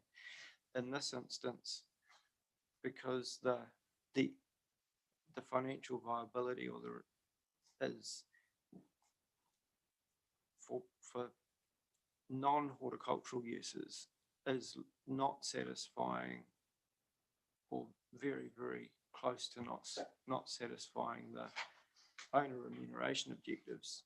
It would be difficult to find someone who would be prepared to lease it because the person leasing the property would not lease for less than they wanted to achieve their living costs. And if the person that leases the property and runs it, they need to make the equivalent. So we need to effectively double the revenue out of it, which, given the constraints of nutrient and water, I don't think are practically plausible in this instance. In terms of amalgamation, I mean, I haven't been looked closely at the site and the surrounding areas at the moment, but when I was looking at the soils maps, this seems to be part of that. I think I'll use the word cohesive, but exactly I'll address me on that. But there seems to be there's the LUC that sits, if you like, between this site and the industrial area and goes up. Yes. And spreads out. Yeah. So that's what I was exploring, that possibility of amalgamation with, and I don't know whether the neighbouring landowner is, whether that's productively farmed or whatever. I we don't know, but it's certainly possible that you could incorporate it into the title and incorporate it into the management.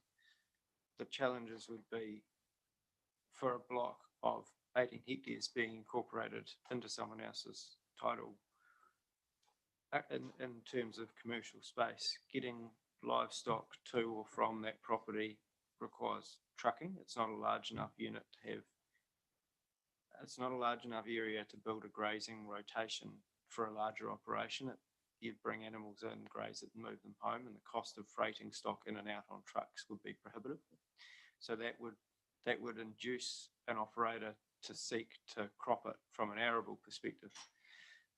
And then we start having challenges around the use of fertilizers and chemistries and chemicals and complaints. The other challenge with that is that with an arable operation, we can't do vegetables and grains and seeds forever and ever. There's two parts to it. One, we need to be really mindful of disease build-up and having a rotation constructed such that we prevent that devastating crop yield. And the other part of it too is we need to look after the integrity of the soil structure, which requires to have a restorative phase, or typically pastures and grasses, for at least 40% of the duration. So at some point in there, we're going to want to have a whole heap of livestock on it, because we need the grass to sustain the soil, to sustain the structure of the soil, and then we've got the challenges around trucking. So look, if a farmer down the road came to me and said, I can buy 18 hectares on the corner of Rolleston, should I do it for a farm perspective? The answer would be, work it out. It would be very quickly, no, don't bother, go find something else. okay. You don't know off the top of your head what the land Would sell for. No, with the land, what the land adjoins in terms of what the use of that land is at the moment. It's loosely residential stuff at the moment, isn't it, or rural residential? In that corner, It's as I say, I haven't been to the site yet, so up and round, even and round here, isn't it? Well, that's what I Oh, I zone in. we tried. I can find it myself if I'll have a look. But Lifestyle blocks.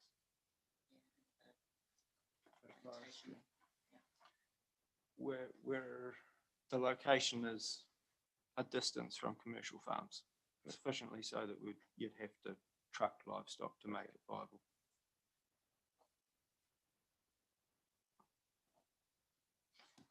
right. Okay, well, thank you very much. It's been very helpful. Now that, I think, as you probably guessed, that and Mr. Matara are probably going to take a bit more time than some of the other witnesses. So we'll take a morning adjournment. 1:15 or 10 minutes. Doesn't worry, mate, whatever. Okay, I might come back at just after 10 too. Okay, thank you.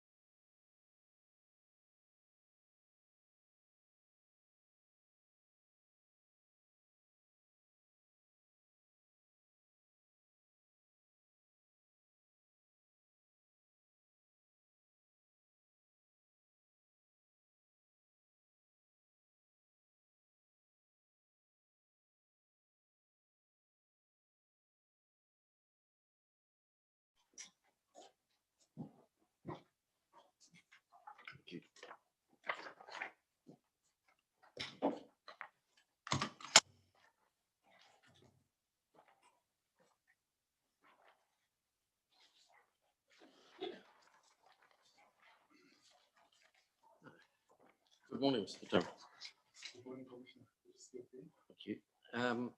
Now, I've read your brief of evidence, which has been exchanged, and you've just been provided with a copy of your summary. So if you can just start at the reading through that summary. Paragraph 3, that's okay. Mhm. As the proposal is a plan change, clause 3. As the proposal is a plan change, clause 3.6 of the NPS HPL will be relevant to the 18.1 hectares of LUC3 soils. Clause 3.62C requires that territorial authority to consider a range of reasonably practicable options for providing the required development capacity, including rezoning differently highly productive land that has a relatively lower productive capacity. It is my opinion that LUC class 3 soils within the PC80 area are the lower productive soils in Rolleston contemplated in clause 3.6. Although the applicant relies on clause 3.6 of the NPS HPL, my evidence also considers the exemption contained in clause 3.10. I have reviewed the site and considered site-specific factors to determine what, if any, permanent or long-term constraints apply to the site under clause 3.10. I identify the following as long-term constraints that would have an impact on the site's long-term productivity and economic viability of the 18.1 hectare LUC class 3 soils within the PC80 area. 7.1, moisture deficits and irrigation availability. I consider the availability of water for irrigation as a long-term productivity constraint on the site. This is because the zone is fully allocated and there's no new water for irrigation purposes. Transfer of consents for irrigation purposes is getting more difficult due to the lack of readily available irrigation consents for sale. This will only get worse or impossible in future due to the shortage of these consents to transfer and the increases in water demand on properties with consequent tax. Dryland farming of land-based activities is not economically viable for the site. Yields are low due to moisture deficits. Water is essential for economic viability. This is discussed in more detail in the evidence of Mr. Mark Everest. Lack of water will get worse over the next 30 years because there will be no more water for sale because of supply constraints, and water deficits will increase with climate change. Nutrient limits. Future nitrogen leaching rates are required to not exceed the baseline rates. Where the leaching rates exceed 15 kgs of nitrogen per hectare per year, further nutrient reductions are required. I view these as long-term constraints because the groundwater nutrient concentrations being observed now within the groundwater catchment are primarily from activities of the past several decades, since the 70s, 80s, 90s, and the 2000s. The effects of the more recent 1980s to the present day intensification in dairying and other farming activities will manifest over the next several decades, 20, 30, 40 years. The effects will be considerably worse than what the catchment is experiencing now because of this intensification. Mitigation measures being implemented in compliance with the Canterbury Land and Water Regional Plan will unlikely restore the nutrient levels to the pre-intensification levels. For these reasons, I see limits on nutrients use and applications as a permanent constraints. It is also not unreasonable to expect further policies and regional rules to be tightened to try and reduce the use of nutrients. Therefore, nutrient limiting policies and rules are permanent long-term constraint for the site. Fragmentation.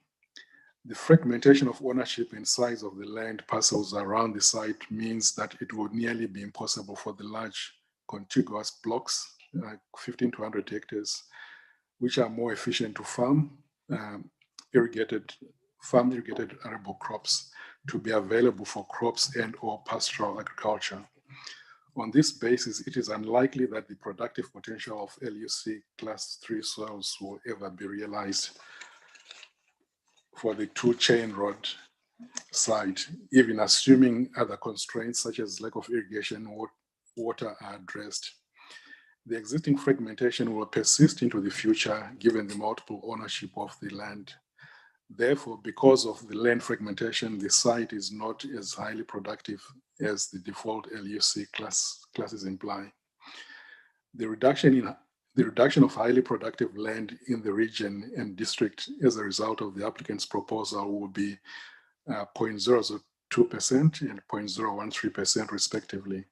I consider these percentages alone to be insignificant. The cumulative potential reduction in productive soil since January 2018, when PC 49 was launched, up to September 2022, and including the proposed plan change site, is 0.77% within Selwyn district and 0.13% within the region. I consider the above proportions relevant to the assessment under clause 310(1)(b)(2) of the NPS HPL. It is my view that the changes in the proportion of highly productive land as a result of the proposed rezoning and other plan changes since 2018 is small. There will be no significant loss in the amount of highly productive land in the district. I consider that there are multiple long-term constraints to the 18.1 hectare of LUC Class 3 soils on the PC80 site, and that the loss of these soils would not result in a significant loss, even when considered cumulatively of productive soils in the region. I now go on to additional comments that are not contained in my brief of evidence. Paragraph 12. Since my evidence in chief, I have reflected on the relevance of clause 3.4 of the NPS HPL to the PC80 area. I discussed this in the following paragraphs. Clause 3.4 relates to the mapping of highly productive soils by regional councils and provides guidance on what can and need not be included as HPL. Of particular relevance to the 18.1 hectares of LUC3 in the PC80 site are clause 3.41c, which states that every regional council must map as highly productive land and land in the region that, and it finishes off by saying, and forms a large part of large and geographically cohesive area. Clause 3.45b, which states that where possible, the boundaries of large and geographically cohesive areas must be identified by reference to natural boundaries, such as the margins of water bodies, or legal or non-natural boundaries, such as roads, property boundaries, fence lines. Clause 3.45d, which states that small discrete areas of LUC 1, 2, or 3 land need not be included if they are separated from any large and geographically cohesive area of LUC 1, 2, or 3 land. I have appended attachment 1, a plan which shows the extent of the PC80 proposal and the LUC 3 areas green shading in and around the site. In considering clause 3.45b, I concluded that the 18.1 hectares of LUC3 area does not form a large or cohesive area within the rest of the LUC land beyond the site.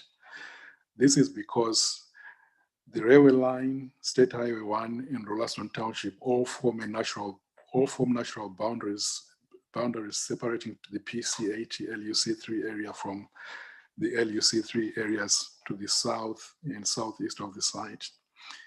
The I-zone industrial development to the north and northeast also forms a natural boundary that meets the criteria in clause 3.45b. 2 chain roads isolates the LUC3 area within PC80 from the rest of the LUC3 mapped land in the area. Wards Road and Railway Road also add to this separation. I'm also of the opinion that applying clause 3.45b to the land beyond the site the LUC3 mapped land bound by eyes on industrial area, railway road and wards road and two-chain road is not large and cohesive. Could I, do you mind if I ask you a question now in relation to that? Yes, sure. Yeah, so, okay, so just that last point really, is that for the reasons you've given above where you say it's not? Because, and there was a point that I was raising before, when you look at the, your attachment 1 in the LUC land, that Yes. it appears to be part of, you know, a large area of LUC soils, whether it's cohesive or not, it's the point you're making, I guess. That's correct. So it is continuous and goes all the way up to railway road and above the eye zone. Mm. But the national policy statement does say you can consider natural boundaries or other non-natural boundaries, including roads and so on. So the LUC3 within the plan change area, when you apply, we look at two-chain road as a natural boundary on one side. You've got eye zone on the other side, the railway line on the other side. It becomes just a small block on its own. So if anything, it really needs to be tied to the rest of the plan change area rather than the other LUC3 areas. And if you go beyond the site and look at the other plan change areas, at the other LUC areas, I've kind of pencil marked on here. So you've got eye zone on this side, and you only have this small bit that remains as LUC3 that is beyond the site. This one here. Yeah. Okay, so railway road, is that the boundary of the industrial? Pretty much, yes. Yeah, because that's next to it, you get that railway line that goes to the Port of Tauranga site within IZON.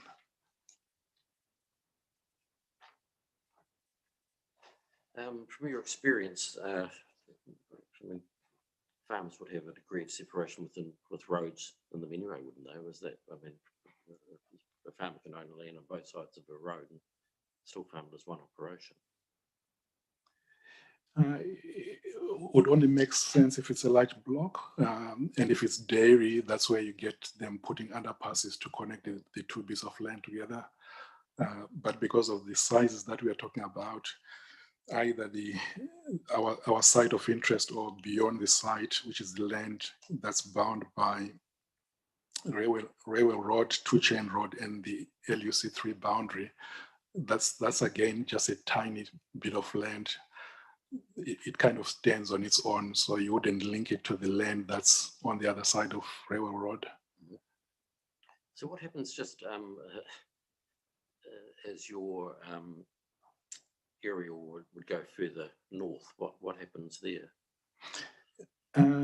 So to the northeast of railway road, it is LUC3 going further outwards towards West Melton, a long way.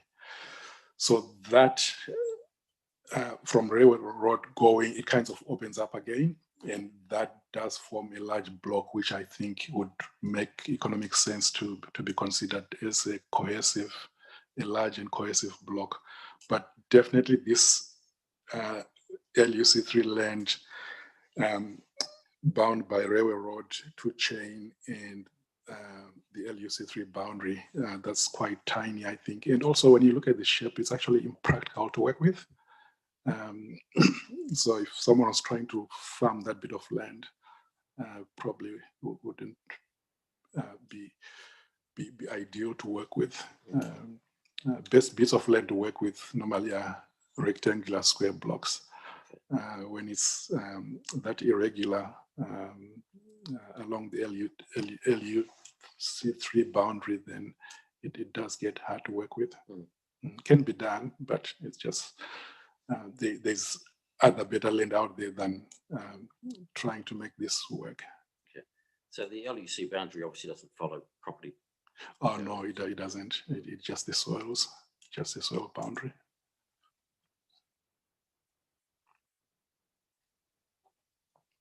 or soil properties boundary. So when you look at our site of interest, the LUC3 land is over 4 different lots or properties. And the 4th property, which is a bit larger, I think that's about 8 hectares. But the LUC boundary cuts that property almost in half. So it only takes about 4 hectares of that 8 hectare block.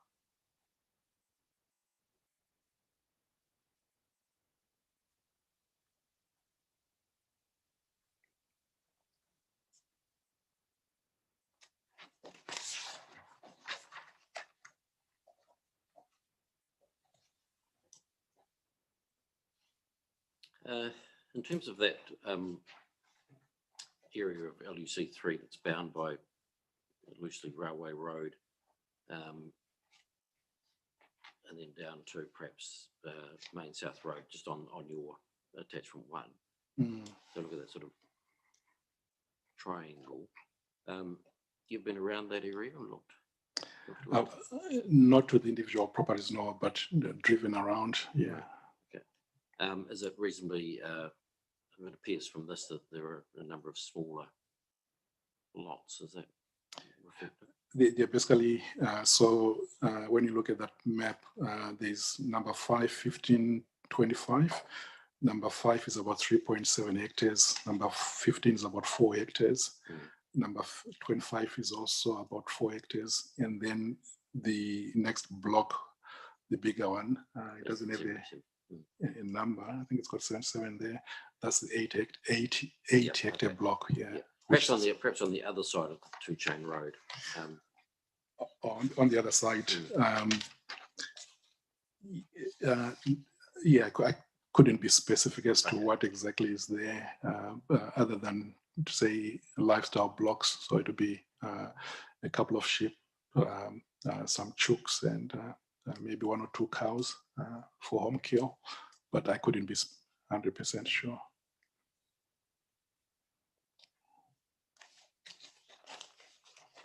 Okay, so to the best of your knowledge, that land above 2-chain or north of or west, whatever it is, of 2-chain road is not a farm. It's not a single property now. It's small, a couple of lifestyle blocks, not a single unit.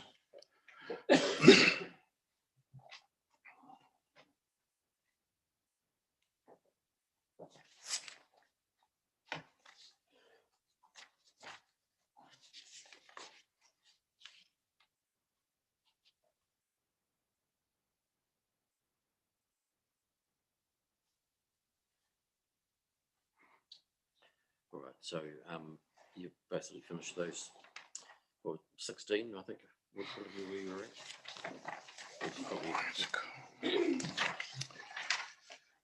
Therefore, when I apply the criteria for boundaries suggested in clause 345B, I conclude that the 18.1 hectare of LUC class 3 land is under clause 3.45D, a small discrete block of land that must not be included in the mapping of HPL because it is separated from any large and geographically cohesive area of LUC3 land. In other words, the 18.1 hectares of LUC3 land within the PC80 area is not highly productive land and is unlikely to be mapped as such by the regional council when it undertakes the required mapping under the NPS HPL. In conclusion, based on my interpretation and understanding of clause 3.4 of the NPS HPL, I conclude that the 18.1 hectares of LUC3 is not highly productive. So that's an argument about, or an issue about that's essentially deemed to be under the national policy statement, but that's a matter that we had addressed me on. That's correct. Yeah. Right. Okay, water supply. Water supply. So paragraph 18. There is no site-specific available water supply for the PC80 area. The site does not have any existing consents to take and use groundwater. To supply water to this site, the applicant is proposing to transfer consents from the groundwater consents it has control over in the Plan Change 69 area. The consents have an estimated annual volume of 856,299 cubic meters per year, estimated using the Canterbury Land and Water Plan Schedule 13. The PC 69 proposal will require 430,644 cubic meters per year. This leaves a surplus of 425,636 cubic meters per year. In his evidence, Mr. McLeod has estimated the required demand within the PC80 area. This ranges from 36,500 to 182,500 cubic meters per year. Therefore, the 425,636 cubic meters per year surplus available from PC69 area is more than what is required for the PC80 development. For completeness, I also estimated the potential volumes that could be harvested from stormwater. I concluded that if stormwater from 10% of the area was collected and stored, this was sufficient to provide the minimum volumes required for firefighting. If the area of stormwater collection was increased to more than 10%, there would be sufficient volumes for firefighting, irrigation of lawns, gardens, and other non-potable water uses. I therefore conclude that the proposed PC8 site can be adequately provided with water.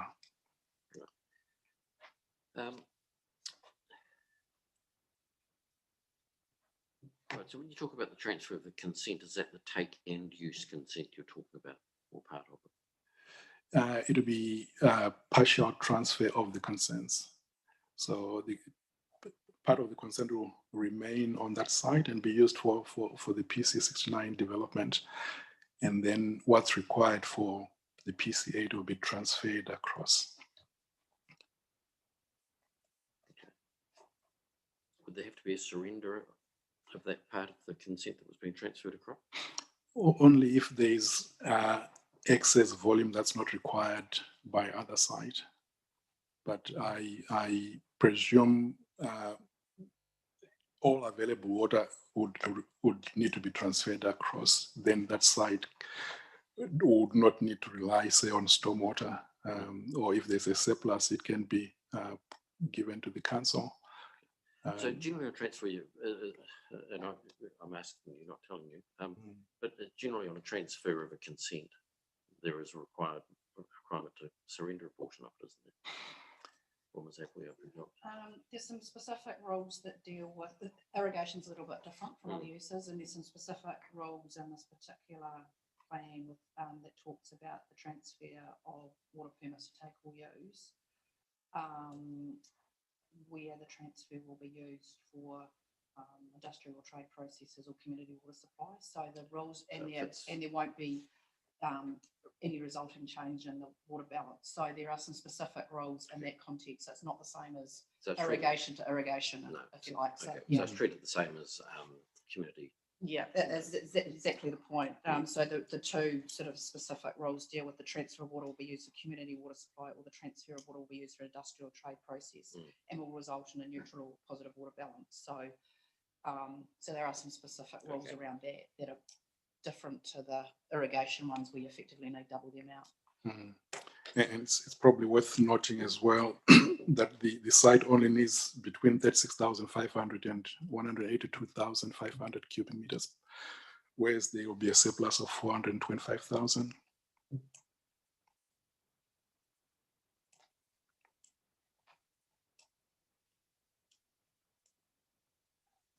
Okay, thank you. Now I'll just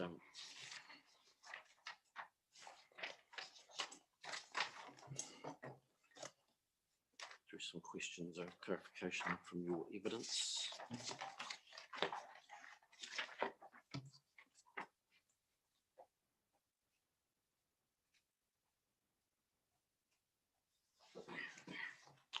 Just in terms of the your fully allocated your evidence about the fully allocated zone, etc., in terms of nutrients and water take, and we've had discussions with Mr. Everest about the CPW. Have you, have you factored that into your evidence or considered that? I focus primarily on the volume required and possible sources. So one of the possible sources was to buy and transfer to another from another location. And my conclusion there was it's going to get more difficult in future to be able to do that because there's going to be less and less water available to transfer with consents. So there are two dynamics that will be happening there. So you've got these water requirements, these demands for productive use, and there's a shortfall. And I see that gap increasing over time because of climate change. So the demands are going to increase. But again, because of climate change, the availability is going to decrease. So the number and amount of consents to transfer are going to be less and less.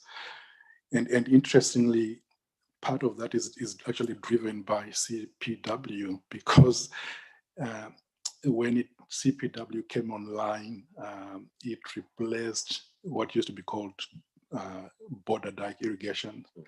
And what those did was, they would put water and it would just flow downslope. And quite often they put a lot more than what was required. And then that went and recharged the groundwater, so brought it up. But because CPW is so efficient, being a spray system, we are not getting that recharge anymore. So we're talking about a 1 metre, potentially 1 metre rise in ground water levels at one stage, weren't they? Come again?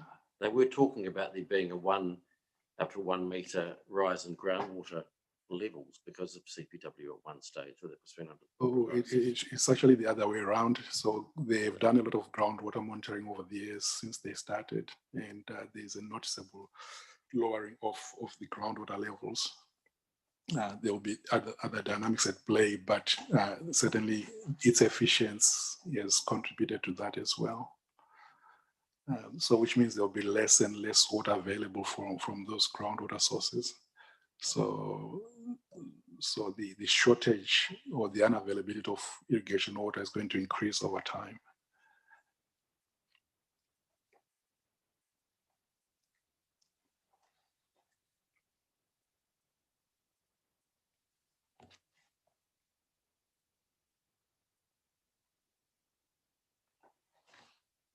Okay, so the groundwater is not going up. Yes, yeah.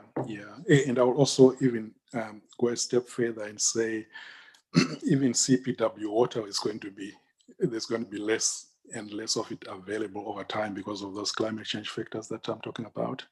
So while in theory we can speculate that the scheme could be extended all the way down this end, in reality, in future it might not be possible because there won't be that much water to go around, even for the existing users. So they will need to keep everything that they have for themselves. All right, thank you.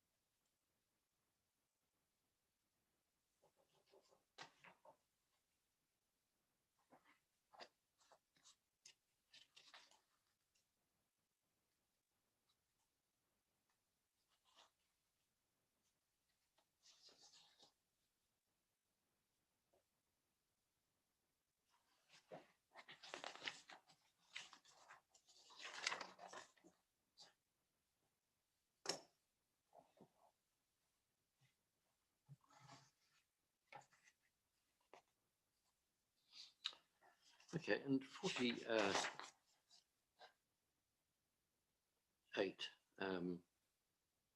you talk about the stunting of crop growth from the deficits, the moisture deficits. Are there crops where that isn't such an issue? There are crops with lower water requirements that could be considered, but you still need the water to be able to to have consistent productivity. Dryland farming, there's a lot of it, but it's like playing Russian roulette in some ways, because some years you get good water or more than what you need. Some years you don't get anything. And while you might have a lot of water during the year, it's during that critical period that's when it's most important. And that period usually can be 2 to 3 weeks. So for summer crops, it will be that period, but sometime in January and February when it gets really hot. And if you get 14, 15, 20 days of no water, while you've got plenty of water any other time, you still incur significant yield losses. And that speaks to the economic viability of the venture.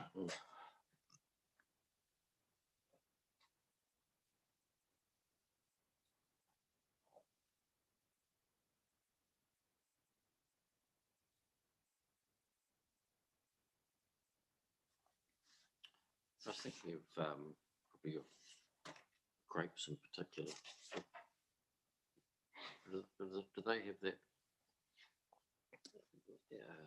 need for water at that time of year?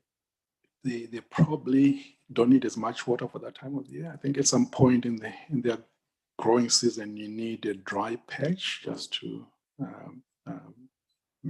help them ripen and sweeten them and so on and so forth. But if we're talking grapes, again, we then have to be more specific to this site. So it's this 18 hectares bound by 2 chain road, the railway line, and the industrial block. It's not a lot of grapes that can be grown in there. Let's keep in mind that while we're talking 18.1 hectares, in reality, the actual land that can be used for productive purposes is a lot less than that, because you're going to have houses, you're going to have shelter belts, you're going to have farm tracks and so on. So at the end of the day, we probably may be talking 10 to 20% less than the 18 hectares. So maybe 14 hectares. So 14 hectares of grapes in that patch alone might not be productive. Again, it also brings in that point about fragmentation. So that 14 hectares will be standalone across the road. It might not be possible that whoever owns that 14 hectares is able to acquire the land across the road all the way to railway road. So yeah. So while we might talk of a range of possible crops, at the end of the day, we have to bring it back again to this site specifically as to whether or not it's practical.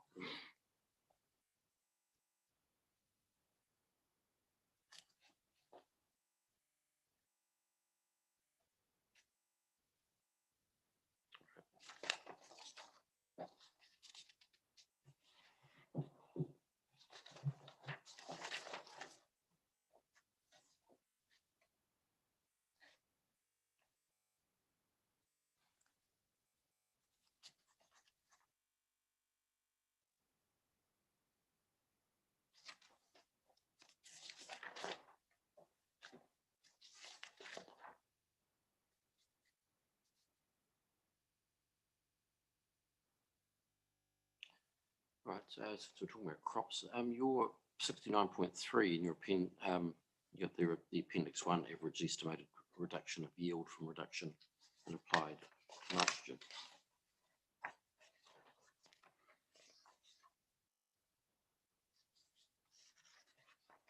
Okay. So have you got that there? Appendix 1. As part page 16 of your evidence at 69, paragraph 69.3. Okay. Yeah. Yes, I have. Okay, so that indicating well, on its face of it's a variation. So in terms of the potato and summer onions, etc., there's a direct correlation between the reduction in nitrogen and yield. But Yes. but the other crops, that's different. In fact, if they exceed the reduction in yield, exceeds the percentage reduction in nitrogen. That just because the different is that why? It's just a different crop requirements, and that direct correlation will be more coincidental than anything else for that crop. Okay. So that shows that barley needs more nitrogen than potatoes, basically. Not necessarily. These are percentages, so it might need 10 more units, and potatoes might need 20 units. But when you convert them to percentages, barley, Okay. the 10 units for barley is a bit more. Yep. Yeah.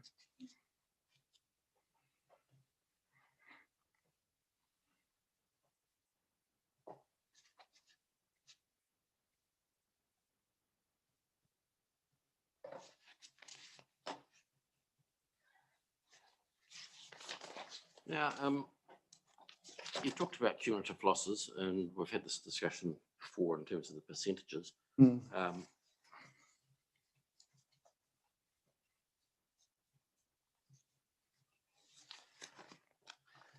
must reach a point when the cumulative, the eating away starts to become more than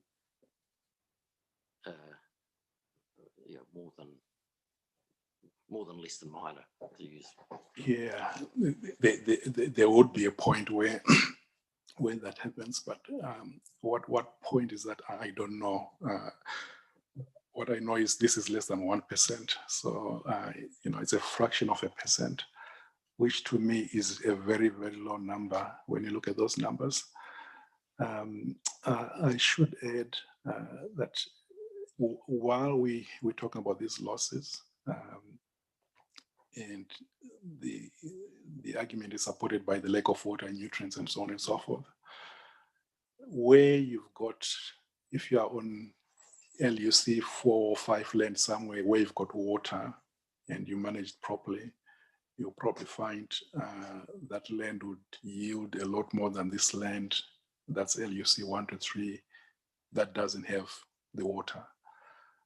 So while I am of the opinion that these losses are very small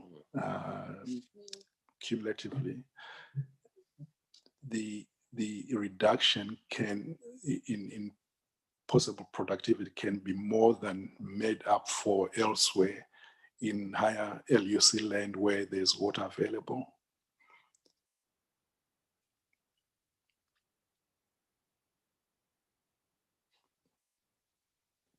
Which, if I digress a bit, is where I find the NPS a bit of a blunt instrument, the way it's been presented, it's been gazetted, because it doesn't take those things into account for plan changes.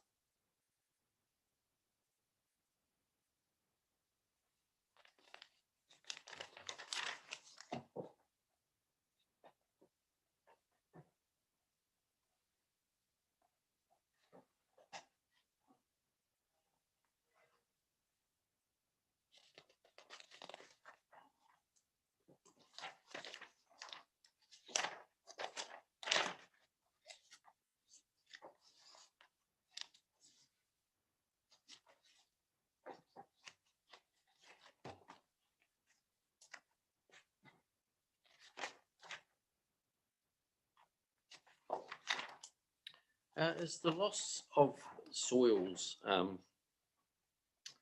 the cumulative changes, are they focused in particular areas? Is it just around the townships? Is it? I focused, I searched for information all over the place, and I mean the losses do the losses primarily relate to mainly, expansion of yes, townships, mainly, etc.? yeah, mainly. Yeah, mainly around the townships where these developments are occurring. And then you probably have some projects out there, like the quarry that I mentioned in my evidence, which is again close to the township, close to Templeton, but not part of the township. Yeah, so it's mainly around urban areas, Yep. being driven by growth.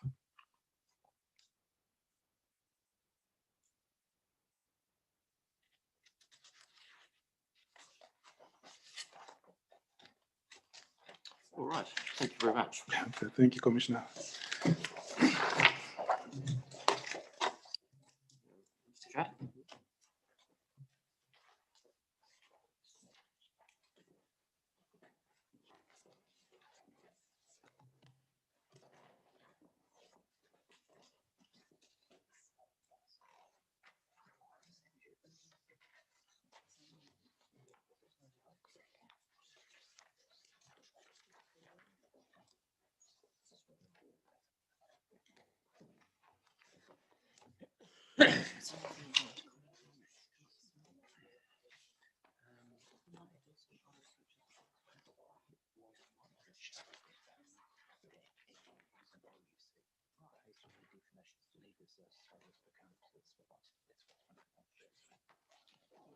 Good morning, Mr. Carter. Did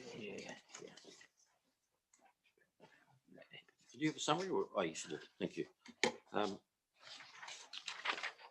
right, would you just like to take me through that summary for a start? Thank you. Certainly. So I'm Tim Carter, as per one, if I start at two.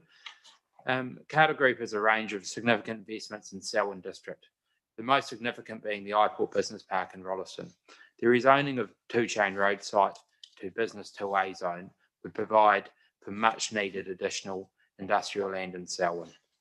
Rolleston is a natural aggregation point for freight and is a logical place for logistics warehouses and storage of primary products. We think this is a fundamental reason why the uptake in land in Rolleston has been a lot higher than any other part of Greater Christchurch in the last 10 years. And if I could go off piece very quickly, the economists have all agreed that there is an unsatisfied demand for industrial land in Rolleston and Selwyn as a whole. When they've all done their calculations for this, they look at population growth and then project that to the demand in industrial land that population growth will create. Although they've all reached the conclusions that there is a shortage of industrial land, I think they've all got in my developer point of view, the mythology wrong, because what actually, in my view, creates demand for industrial land in Rolleston, in this location, I actually would argue everywhere, is the increase in freight and the increase in volume of agricultural products that have to be stored and then freighted out of the country. And none of the economist mythology takes account of that in my understanding. And that is why I think, and you'll hear from the industrial real estate experts, Mr. Osteich and Mr. State, why they will put a case that there is such a shortage of industrial land, which is consistent with what the economists say, but the level of shortage that the real estate experts experience is a whole nother level than what the economists calculate. And I just think the mythology makes sense for residential, that population growth has a correlation to how many houses you need, so how much residential land you then need. But I think for freight, for industrial land to extrapolate population growth to industrial land demand and not take account of freight or increased volume of production is flawed. So if I go back to yeah, just bear with me a minute there. I'll just think about what you just said. But yeah, I think we may have discussed before about how it all started in terms of the industrial area in Rolleston. So that started with the Selwyn District Council's initiated one, did it? Was it or not? Correct, Right. correct. So that started with iZone through, and there was a few iterations to expand that, and that ended up being sort of 230, 240 hectares. And then iPort followed that through the land use recovery plan. Mm. And following iPort being rezoned, both Port of Tauranga established their metro port inland port, and Port of Littleton established their Midland inland port. And my understanding was that neither inland port was established based on population growth. It was more established on freight demand and the fact that they had a shortage of storage of containers and an increased product going out from the South Island being exported to the world. I can confirm that's correct. I did the resource consent for LPC, so it was done by resource consent, and that Tim's absolutely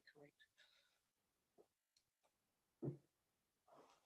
And further to that, and a lot of the demand and sales that we've had and tenants that we've constructed facilities for an iPort have been based on their storage requirements, not the fact that the population has expanded. Okay, so a matter I can score with the economist, but so in terms of is it move logistics? Yes. The big one that I've been through when looking at plan change 66. Yes. Okay, so that's a huge building and a huge business, but that's, you're saying, well, that's not associated, or the need for that's not associated with population growth. It's from change of industry and growth in industry and growth in production. And growth and freighting. Largely, yeah. It's all. I although they've come to the conclusion that there is a shortfall, I just think that shortfall is far understated because the mythology is wrong, and this is a point that we've, and I think I look at it from perhaps a slightly unpure economic analysis, because I see the demand for people buying land rather than the economic theory. But I still think the economic theory is flawed, that Littleton Port can establish because they see that their growth in freight is growing rapidly, doubling every 8 years.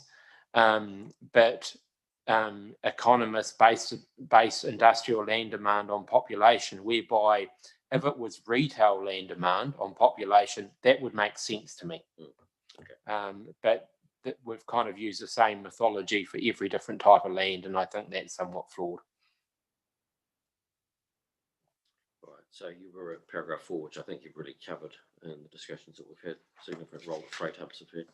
Yes, okay, so if I move to 5, then on the view that there remains a significant demand for industrial zone land in Rolleston that is not being met entirely by the existing industrial zone land.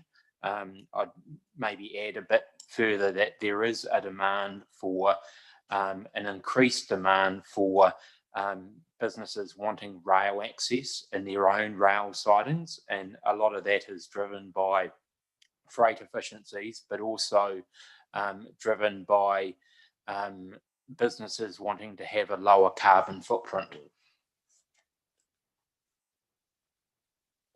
Two Chain Road site is a logical extension of the industrial land within Rolleston and provides a rare opportunity for potential rail sidings into land directly from the main south line along the site's southern boundary. This will provide for significant efficiencies, particularly with respect to freight, and which is highly sought after by a wide range of industrial developers and in particular large logistic operators. This is a rare opportunity that I don't believe could be replicated anywhere else. Okay, thank you.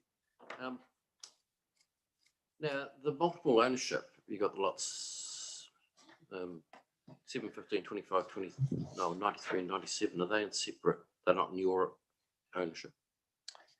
If I can answer that in a roundabout way. I'll get to what my question was going to be, which is basically, does that cause you difficulties from a developer's perspective if there is multiple ownership? And I'm not asking you to tell me about what commercial arrangements you've come to or whatever, but it causes us a lot of difficulties, but we've overcome those, we believe. We own 2 titles within the development that we've settled thus far. They are not within the 18 hectares of LUC3, they're outside of that. All the other land within that 98 hectares, we have conditional contracts to purchase those properties. Those contracts are effectively conditional on the outcome of this rezoning hearing. No, that's standard practice.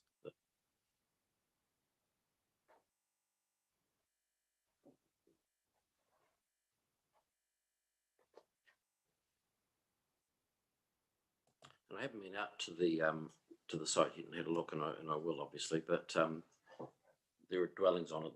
They would need to be, if this was to proceed, they would all need to be demolished and cleared, and so. Correct. Okay. And none of that work can take place until the Duns Road roundabout is commenced. Correct. Yes. And may I also add, as there's been quite a bit of discussion on the LUC3 18 hectares, that land, I'm surprised it qualifies as LU3, to be quite frank, having been quite familiar with it, but there is no productive activities occurring on that land currently. And I struggle to see if it's hasn't been economic to date to put productive activities on it. I can't see why that would change now or in the future. So what is it being used for at the moment? Obviously lifestyle purposes largely, is it? Lifestyle living.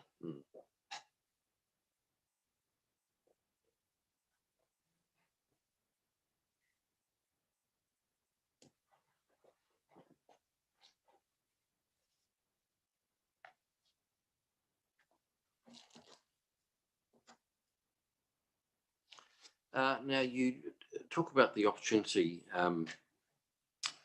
for the railway siding, and we'll touch on that again just in the discussions here, but there's nothing, there's no obligation in terms of that, is from some matter, well, proceeding about as well, but there's no obligation for that. There's nothing which says to me as a decision maker, yes, that will definitely happen. There's no obligation, but there is definitely a commercial imperative for it to happen should the zoning be granted. We have had discussions with Kiwi Rail, who are supportive of this. One of the beauties of this land is how long that rail siding is, and the dimensions of this land are just about identical to the Kiwi Rail hub that's just been constructed in Palmerston North. It is incredibly rare to have a 2 kilometre long stretch of rail siding that could be developed for industrial purposes in a major metropolitan town. So there's no obligation, but it will be developed with rail sidings. We've got a previous history with our relationship with Midland Port and the iPort development of encouraging rail sidings. We have a strong intention and desire to facilitate rail sidings and make use of that, and commercially, and perhaps it's a better question for Mr. State and Mr. O'Stipe, but commercially there is a premium on the land because of the ability to be serviced by rail.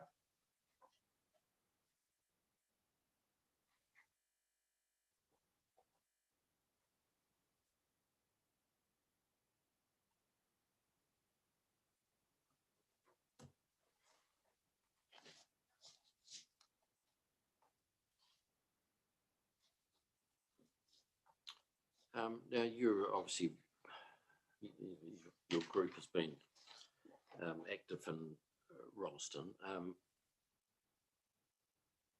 I don't need to get into details, but what, when you identified this land, had you looked at other land as well for the same, with the same sort of purpose in mind?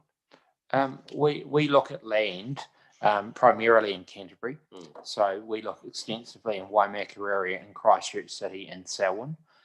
There is no other bit of land that we have identified as being suitable for industrial and having the ability to being suitable for industrial full stop, and having the added bonus of being able to have such a interaction with rail.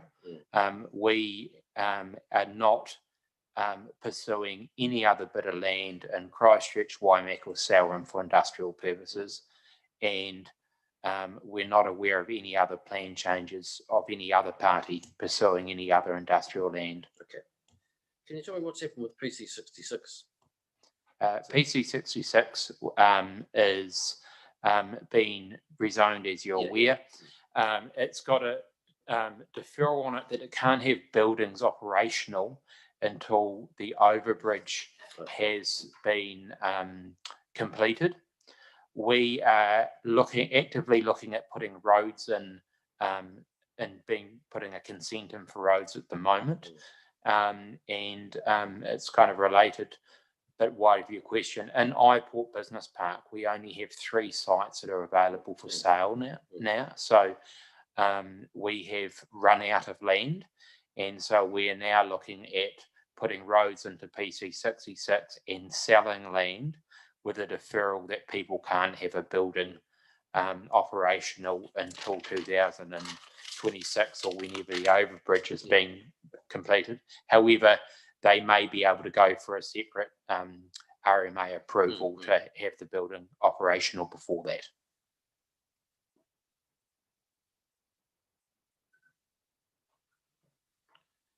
Okay, and apart from the PC 66 land, there are only 3 lots in. There's 3 lots, one of 5,000 metres, one of 1,300 metres, and one of about 1,700 metres available for sale.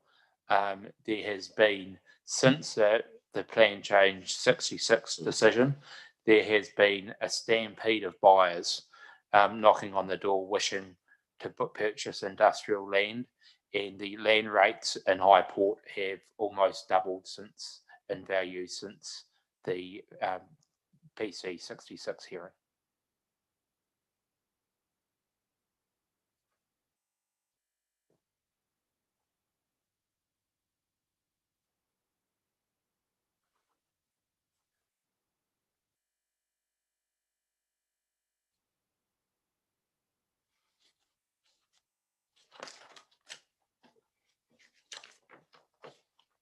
I may add to all that information is available online on the iPort website also. What other industrial or business land do you seeking plan change for or have plan change for in Rolleston at the moment? Is it only the small commercial areas that you have? Do you have any? Because I wasn't involved in 80 or in 81 or 82. Yeah, they're residential. yeah, with So a small, just little, residential. yeah, Commercial. commercial. Okay, Yeah. so no industrial in those. There's nothing else. There's no industrial plan changes anywhere else in Christchurch City, Waimaka area or Selwyn that I'm aware of. Either you or anyone else. By us or anyone else here. And that's because it is so very hard to find a bit of land that is suitable for rezoning for industrial to meet the good urban form requirement, and also being abutting infrastructure or having been serviced by infrastructure, particularly in this instance, having the additional bonus of rail. It's just very hard to find. I can't see anywhere else in Rolleston where industrial can expand to. As you've seen the versatile soil maps presented earlier in legal submissions, but there's also the Greendale fault avoidance zone on the northern side of iZone, and that seems to be a barrier to expansion going north of iZone as well. Okay. One of the matters that have been raised by some submitters is that essentially should be shared around, I guess, to put it correctly. Why isn't there industrial going into Prebbleton and into Lincoln and in Rolleston? You talked about the distinguishing features with the rail and those sorts of things, but I mean, do those locations have any attractions, or is there any industrial development in and around them? Well, there can't be in Prebbleton because it's fertile soils. Lincoln is got also difficulties with that. But Yeah, there is a small, isn't there, a small is that industrial commercial just above the western side of the Plan Change 69 land? There is, and there hasn't been really any demand for that industrial land. In fact, I think it's being pursued to be rezoned for residential. One of the big advantages of Rolleston is that you can drop you can drop your container off or pick your container up if it's been exported or imported at the two inland ports. And it's cheaper to deliver a container to the inland ports there than it is to deliver the containers over in Littleton. So a lot of industrial, if not the majority of industrial, has some exposure to importing and exporting. So they will naturally cluster around the two inland ports of Rolleston. It's a natural point for aggregation. It's also worth a statistic that we often mention in terms of exports is 98% of all of Canterbury's exports or Littleton's exports currently transit through Rolleston. I think we mentioned that in the Plan Change 66 hearing. And that's by volume, and that's a lot of product comes from rail and by road from the West Coast, logs, coal, etc., dairy from Westland Dairy, and you start mapping out where all the dairy plants are, and it's Starfield with Fonterra, Studholme, Waimate, you've got Oceania down south, you've got Westland Dairy itself, you've got the meatworks in Ashburton, you've got the seed companies in Ashburton and around Methven. It's a natural aggregation point for exporting and importing, and that creates its own inertia in terms of industrial activity and desirability to be near that critical mass.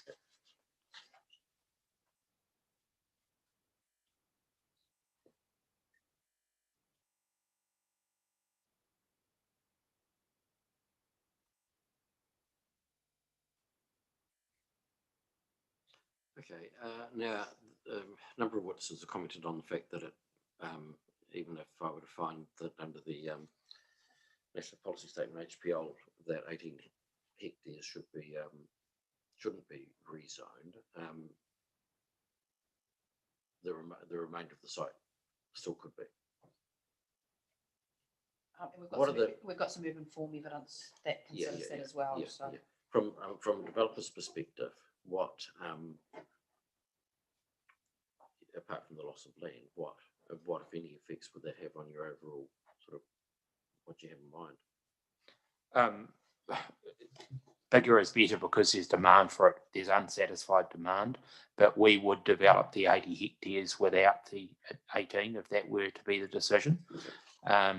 We have a long rail siding, 2 kilometres, so we could still develop that 80 hectares and make sure it was rail enabled. However, the longer rail sidings are, the more efficient they are. So we would far prefer the full 98 hectares as we've applied, but 80 would function as well. Okay.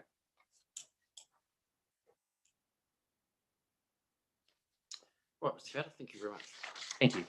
Just one matter I can assist you with, and some of the other witnesses can assist you with. The land you referred to at Lincoln, if I've got the land right, I'm acting for that developer.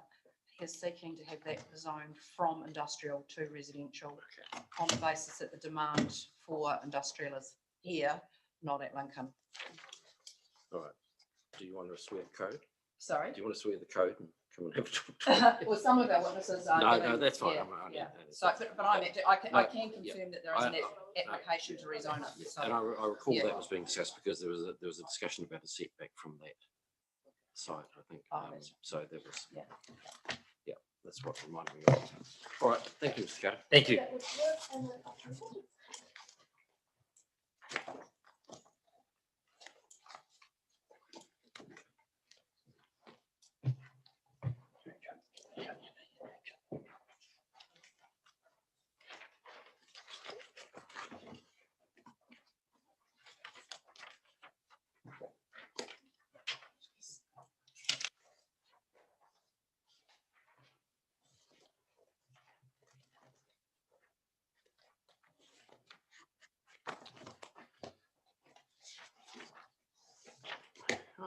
Yes, it's also good morning, Just. Welcome. I've read the evidence that you've filed, and we'll have some questions on that. I've got your summary. If you could just start at paragraph 2, reading that. Thank you. Industrial land in Greater Christchurch is in high demand. This demand has increased substantially over the last 5 years.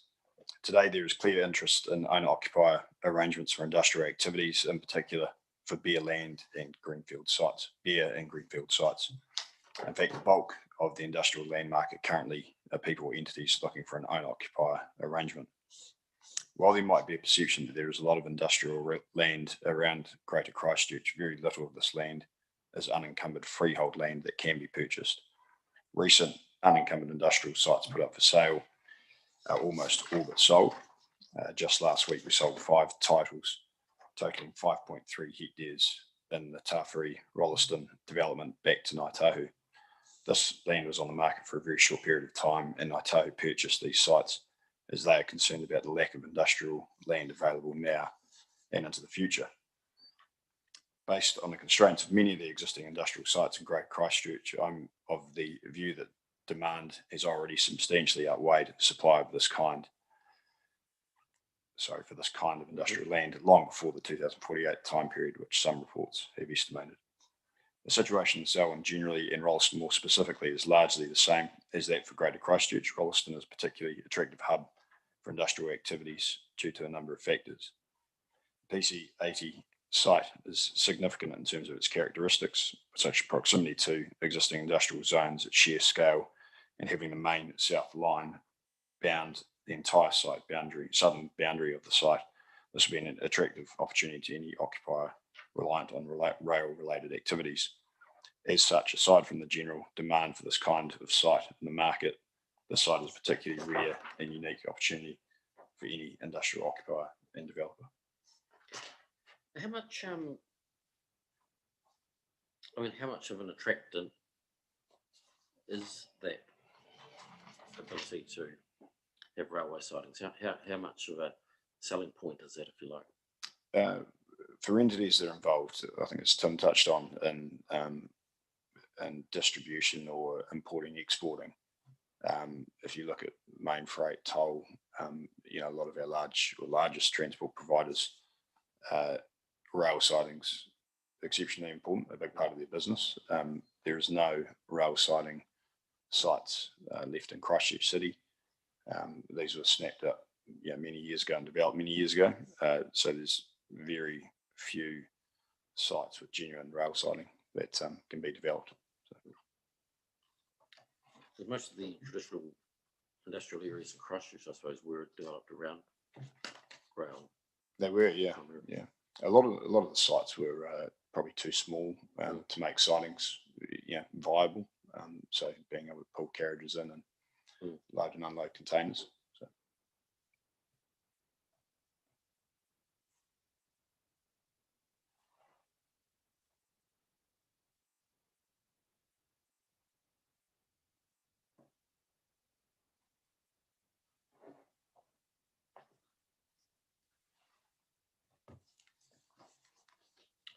It might not be for you, but someone else might be able to tell me. I think I understand what a siding is, but just when you were talking, then you were talking about some of the sites that weren't big enough to have siding, so that just would be backing carriage in or pushing a carriage in or something. But there's a siding. A rail siding is something that comes off your main trunk line into the site, effectively a private rail line into a property. But you can imagine a lot of these trains and the amount of carriages that they're carrying simply isn't the room into the existing sites which border rail. Okay. And that's one of the benefits of being able to have a longer. That is the benefit of the longer trains can essentially access it. Yes. And from your area expertise, does that make it more in demand? It makes it viable, very much in demand. If it was short or it wouldn't work for that particular use. But it's not to say that the land wouldn't be in general industrial demand without the siding. It's just it opens up the options and provides a something that we don't have currently and something that's needed.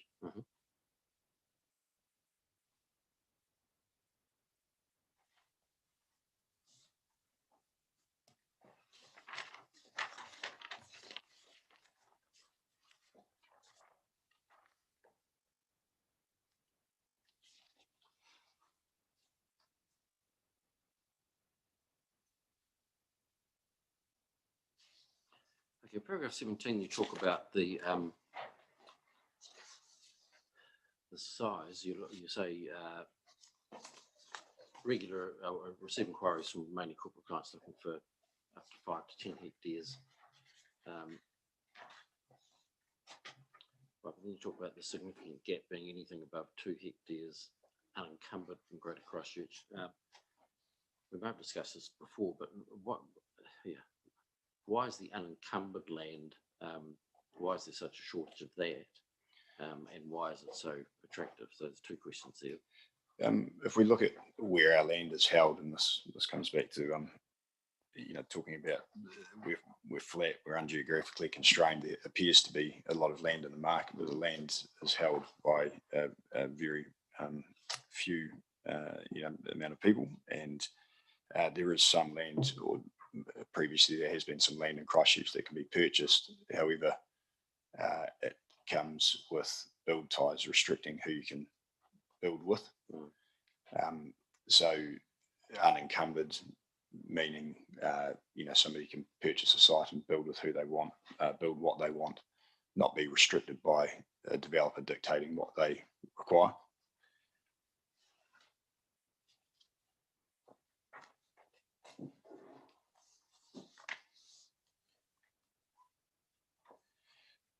Just if I can sort of go into that a little bit further, if we look at general business growth, our growth gets stymied if we can't provide the land and buildings which industrial occupiers require.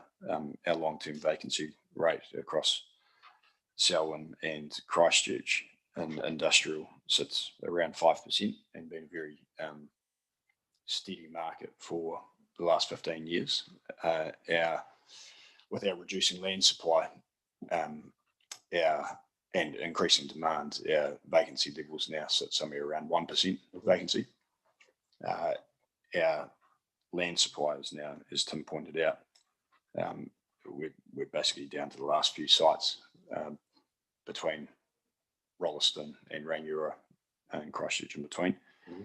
A lot of developers, in particular the developers, if we look at who holds the land, they won't develop for smaller scale occupiers. So they've got a minimum threshold. They won't develop 500 metre warehouses, 1,000 metre warehouses. They're targeting big box. They won't develop for specialised occupiers. So they won't develop whether it be cool stores, production, manufacturing.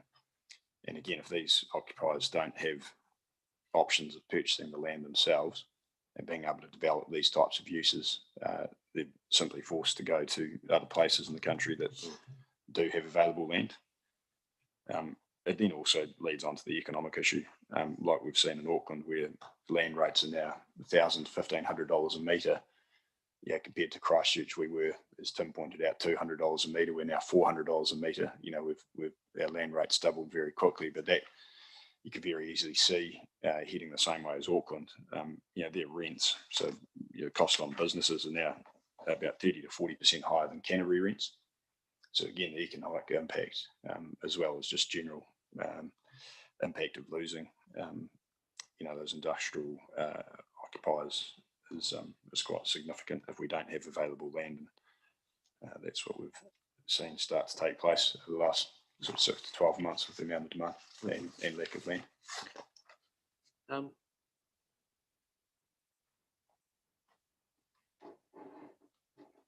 Just a clarification, when you talk about available land, are you talking about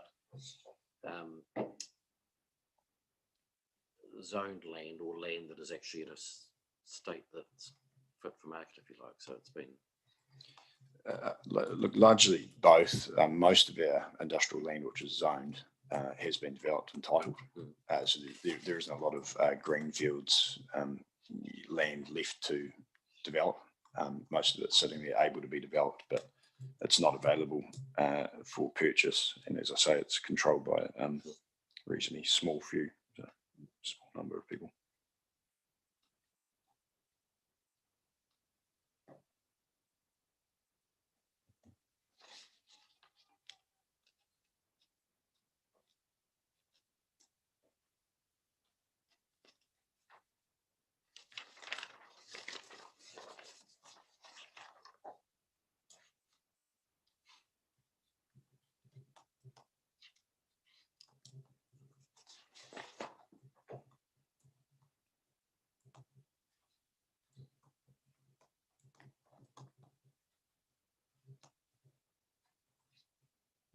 Okay, it costs, not just the land cost, but it costs of doing business, if you like, driving developers to different locations. Talk about move logistics in your evidence, and the cost lower because of the rails, those sorts of things. Those sorts of costs also motivating people when they're looking for unencumbered industrial land, particularly. Very much, yeah. Everything from transport costs. You know, if you're next to the port, just not being next to the port, there's efficiencies there. Being in an area which charges less than council rates certainly helps. Being in good, good ground condition areas. So that's geotechnical. Ground conditions important. It saves you money when building. All of those things come into play when industrial occupiers are choosing where they want to be. So.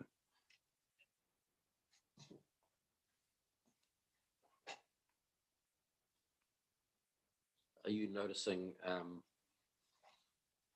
can't recall whether you addressed it in your evidence or not, but are you noticing,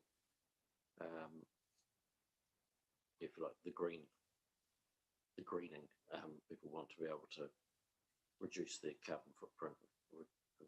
Those things that are raised with you from a real estate perspective? Or? They are, certainly from a building perspective, they are. I think there's some of it being forced and some of it which is by choice, and people are trying to get ahead of it. So if they can reduce their transport costs and reduce trucks on the road, it's saving them money. Ultimately, most of these things are driven by economics, first and foremost, but that, there's a lot more economic incentive because of the green requirements, if you like.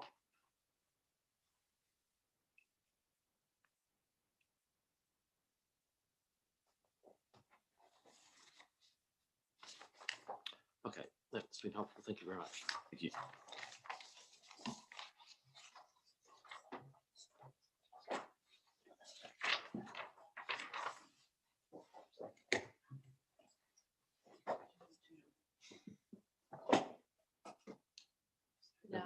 Now, we've got Mr. Stike. He's actually got COVID. Oh, is it? So we're hoping he's going to appear, but if he's not, we can bring someone else on. So are you there, Nick? He hasn't popped up. Right, okay, so we might just let Lucy go and find out. He's actually quite unwell, so. No, okay, good. So we might do, we'll do something else. We can do traffic and transport, which I think you guys are going to come up with anyway. Okay, so we're on to. Yeah, sure, yeah.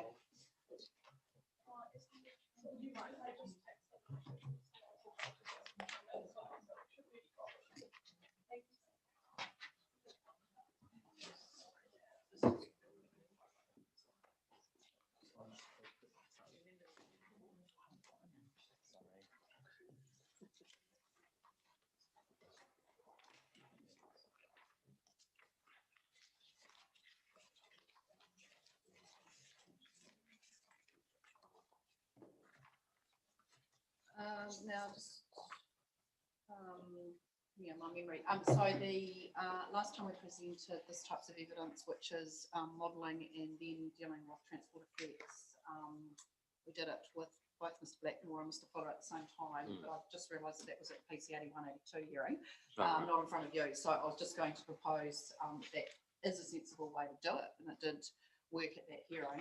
But if you'd prefer to do one and then the other, that's Well, we'll start with Mr. Blackmore, and then I'm happy for them both to be at the bench or at the table. So, Mr. Blackmore, if you could take me through your summary, starting at paragraph 2. Certainly, thank you, Commissioner. I have undertaken modelling of future transport environment using Rolleston Paramix microsimulation model. The model was updated in 2019 for council by myself and the Abley team, and has subsequently been used to support transportation planning across the township. Following Mr. Collins' review of the modelling presented in his transport hearing report, I have revisited several assumptions and updated the modelling accordingly for Mr. Fuller's consideration.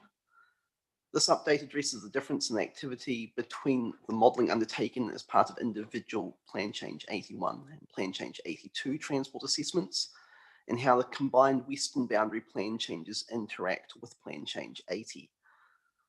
This modelling is consistent with the updated traffic modelling presented at the recent hearing for Plan Changes 81 and 82. I consider this represents a consolidated assessment for the Rolleston plan changes to date, and the updated results are appended to the summaries Appendix 1. Okay, can you take me to that and just sort of give me a bit of a guide through it? Certainly. Right, so you've got the movements, and then you've got the number of vehicle or flow. Is that the number, or is that? Yes, so flow is the number of individual vehicles making that movement in the design hour, which for the top set of results is the AM peak, 7 AM to 8 AM.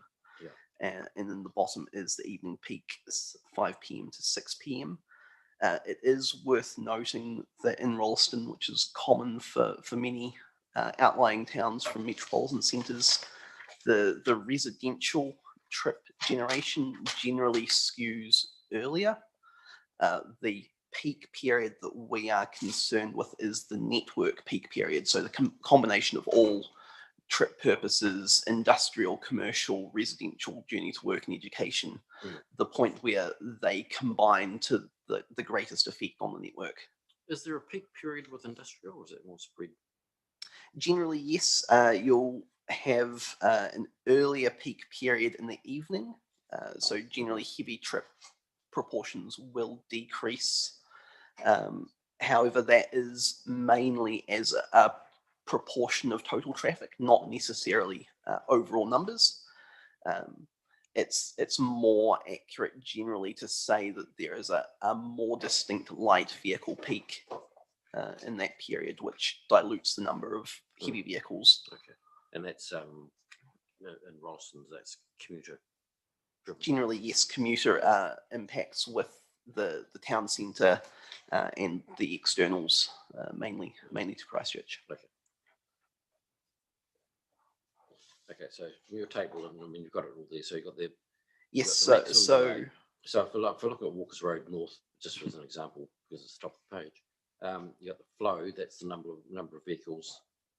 Then the doing that term, that left-hand movement. that's correct. Yes. Yeah, 90 maximum delay 96 seconds. That's Yes. correct. And then average 19 seconds. And then you got the level of service. Okay, and then you have your approach delay and the approach level of service. So, okay, so the LOS at the first one, is that at the, you just explain to me the difference between the two. Is one of them at the actual turn and the other one's at the approach to the turn?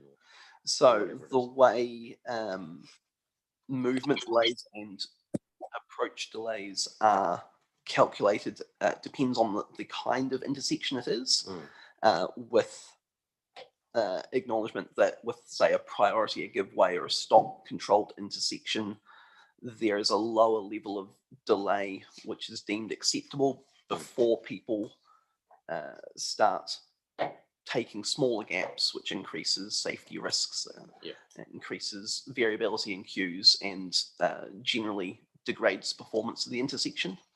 So the movement delays, so the individual left, through, and right delays all measure the same approach. So it includes say a rolling queue as you begin to decelerate towards the intersection. It involves any static queuing if there's, say, 3 or 4 vehicles waiting when you arrive. Any stop line delay, so at the roundabout looking for a gap, waiting for traffic to clear so you can enter, and then also accelerating around to your exit.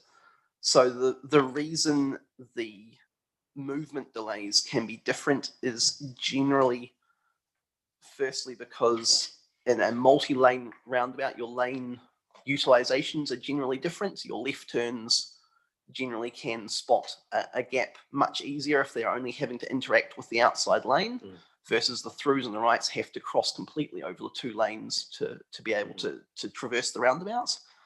And also, just on your number of vehicles undertaking the movement, generally your throughs and your rights will form one queue lane. Your lefts and some throughs will form a queue in the other lane. So depending on those proportions of the movements, the different ones can be calculated out. When you come to approach delay for a roundabout, that's the weighted average of the individual movements. And that flows right through to the overall intersection performance, which is the weighted average of all movement delays. Okay, thank you.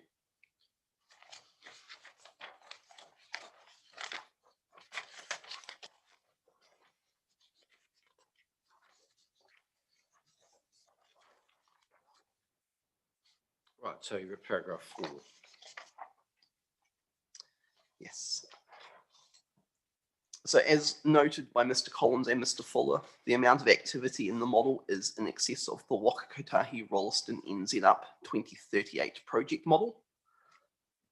The plan change model represents a full development scenario and includes all currently zoned residential, commercial, and industrial land, as well as development of the private plan changes lodged and assessed at this time.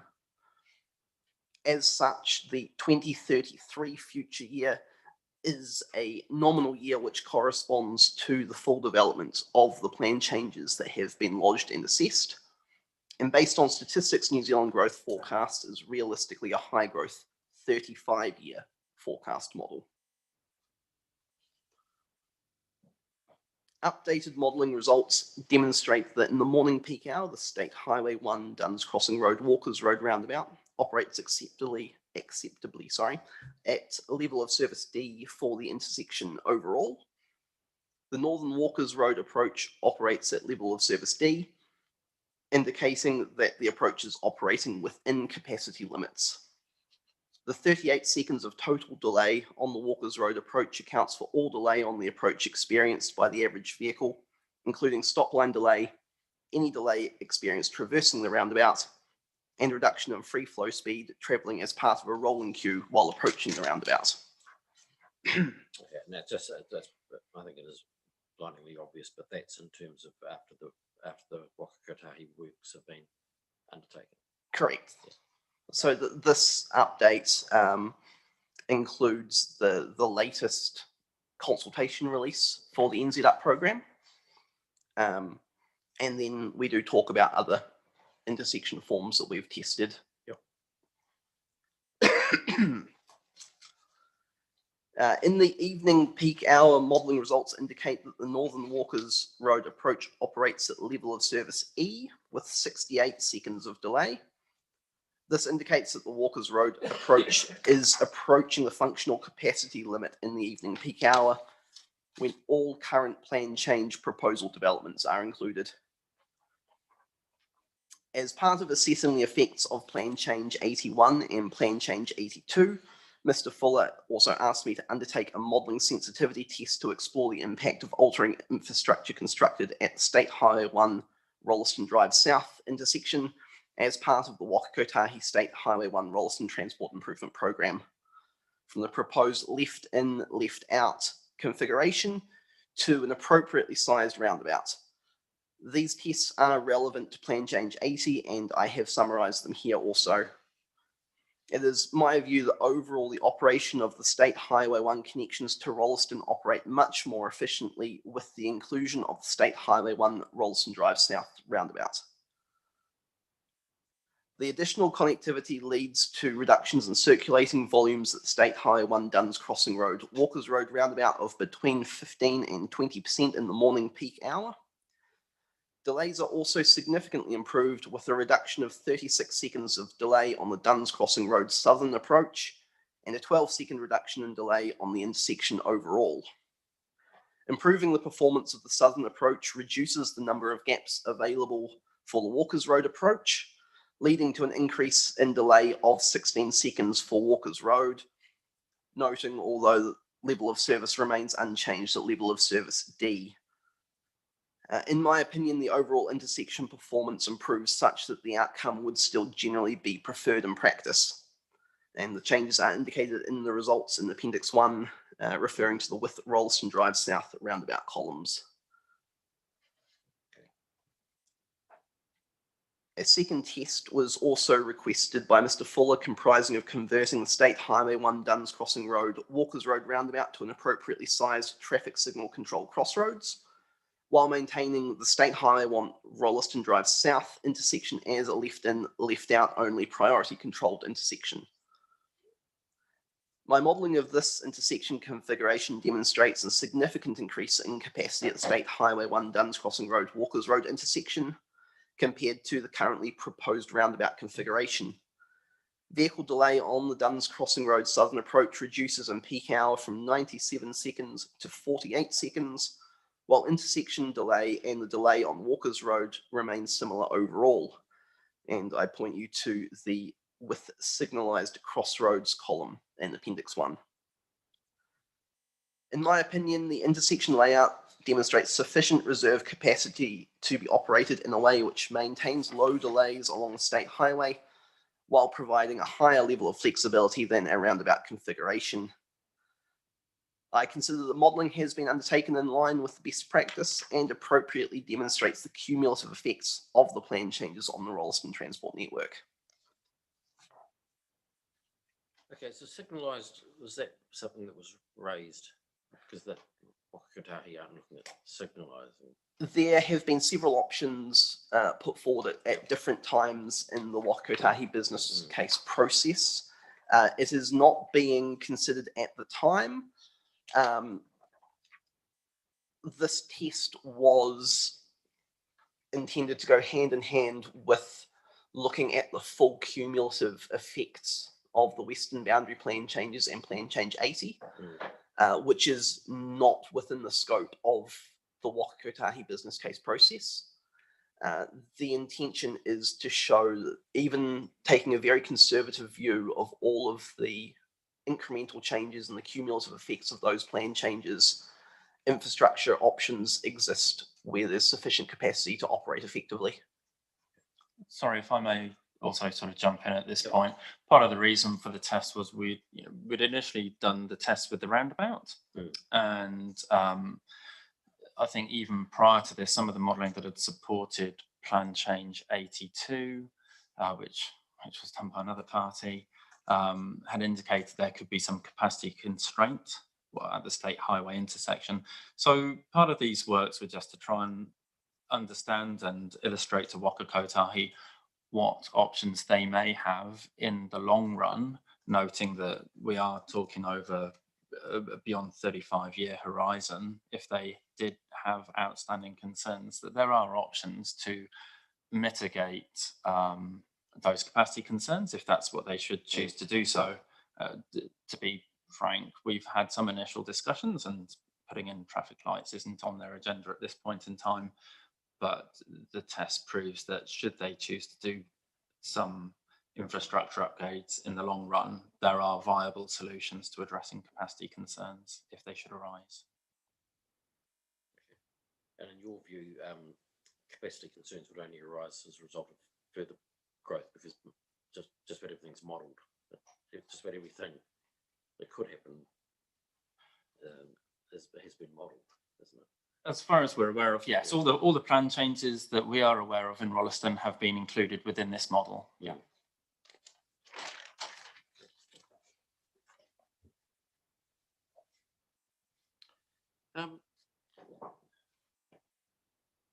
One of you can answer. Where does Walker's Road? What is that? Where does that go to? Does that go through to connect to somewhere out Darfield or something? Is it? Is it a route that generates a lot of traffic, or is it? Walker's Road itself doesn't generate a lot of traffic, but perhaps I'm trying to remember if it's in my evidence. I think figure 3 of my evidence shows that Walker's Road forms part of an arterial route around Rolleston itself. So it connects with Two Chain Road, and then Two Chain Road heading back in towards the I-zone area is the remainder of that arterial route, and then Jones Road and up to the State Highway interchange at Whedon's.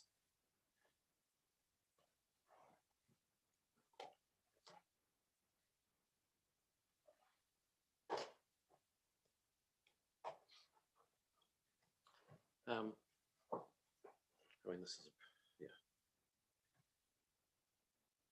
again probably for both of you, and I was going to ask Kotahi just in terms of that.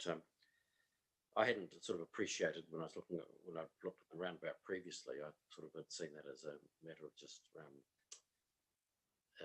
safety for that particular intersection, but it seems to be have wider drivers than that in terms of the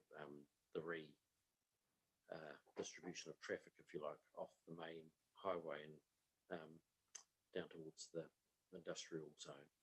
I don't know whether you can assist, but is it anticipated that I guess gets to Jones Road, doesn't it? Eventually, that's going to be. But it's not put forward as a diversion for heavy vehicles. I don't think it's not been promoted, or is it? It is. It is a southern gateway to that industrial area. With the changes that are going on up towards Hoskins Road, you will no longer, if you're arriving from Ashburton, you'll no longer be able to turn left and get across the railway corridor at Hoskins. So if that's where traffic is arriving from in the future, the intention is that it would use Walker's Road, Two Chain Road to get into the I-zone, I-port development area.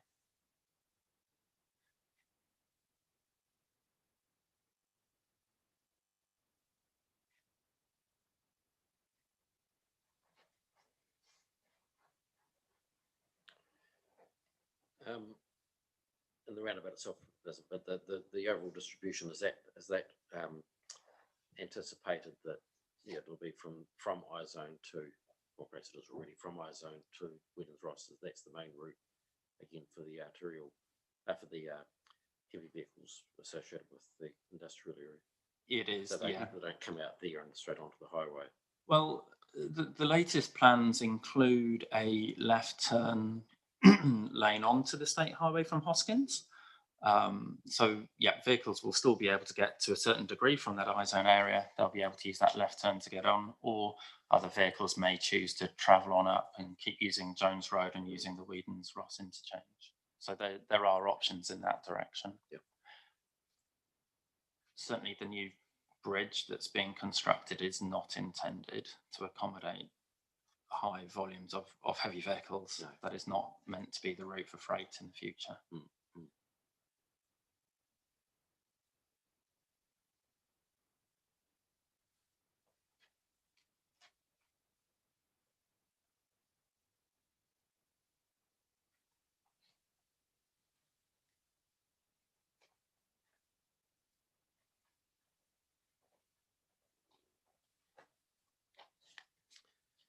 Okay.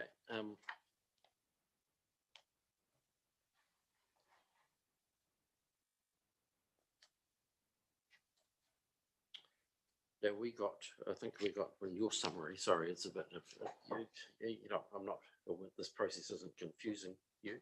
No, it's fine. More importantly, I suppose, it's not confusing me. Right, so, I think we were at paragraph 12 of your summary, and then I might get, that's where my highlighting goes to. I believe I covered through to the end, but I can. Okay, no, that's fine. No, no, gone through. No, it's just not so hard. Like, all right, if you just remain there, and then Mr. Fuller, if you could go through your summary. Okay, I'll also start at paragraph 2. Yep. I consider that the transport effects associated with Plan Change 80 and the business to A zoning will be acceptable subject to the construction of intersection upgrades and the deferral rules as set out in the evidence of Ms. Seaton that limit the amount of development that could occur prior to the critical upgrades being completed.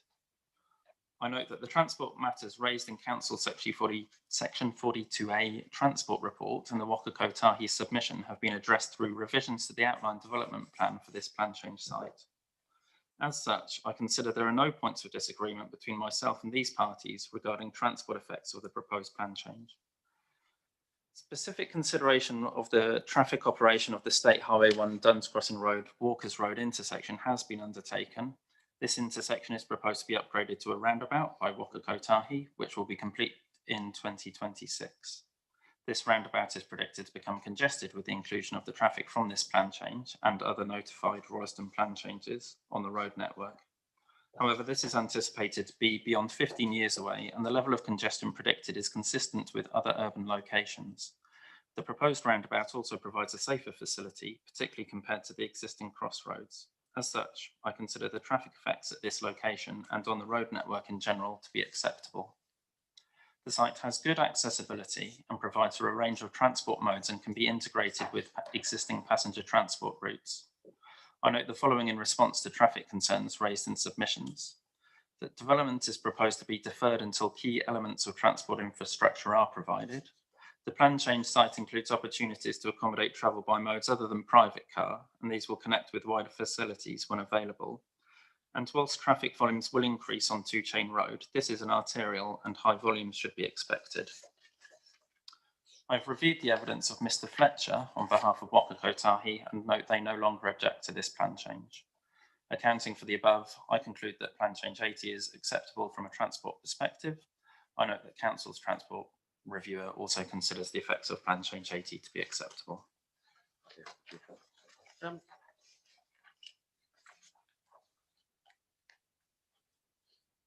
Right, so yeah, irrespective of this plan change, the road environment is going to change along Two Chain Road and along this frontage by traffic volume and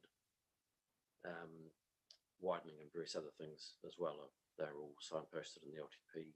That's correct, yeah. Okay, so there'll be a change irrespective of this.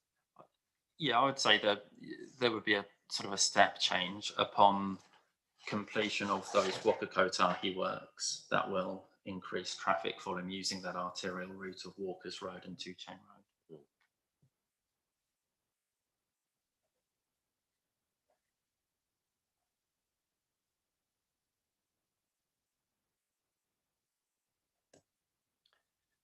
Okay, and if you like, the through traffic, the traffic which is going to Christchurch or further afield, that will continue. That wouldn't be. Yeah, that would absolutely continue on the state highway. I suppose that is, by and large, that is the intention of the Waka Kotahi works, is actually to smooth that by removing things like the traffic lights at Rolleston Drive and other accesses, just to really promote that as a safe and efficient through route.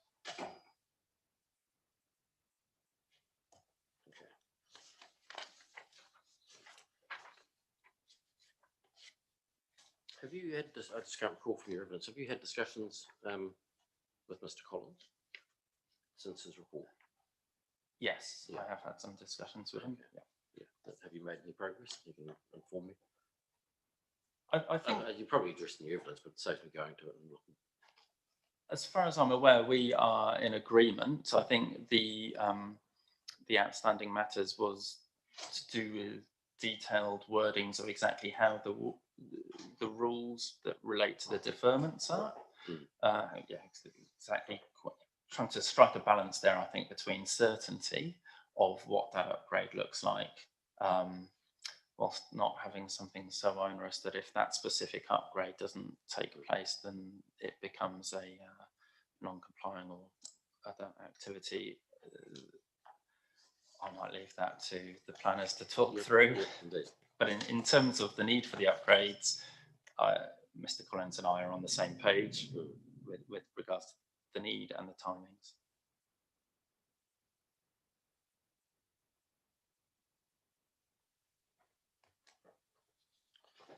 Okay, Mr. Blackmore, I'll just see. I don't think I had anything more than what we've discussed for you.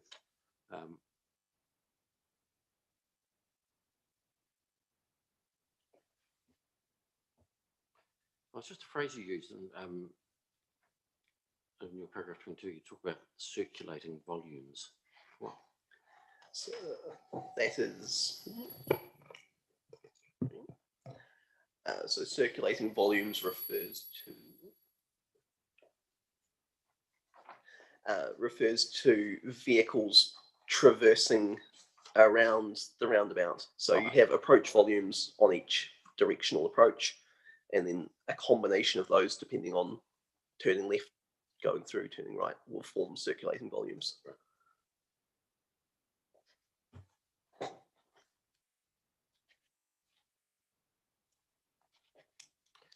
just wondering, when does it fall outside the acceptable levels of service? Is that at F or E, or is it movable feast?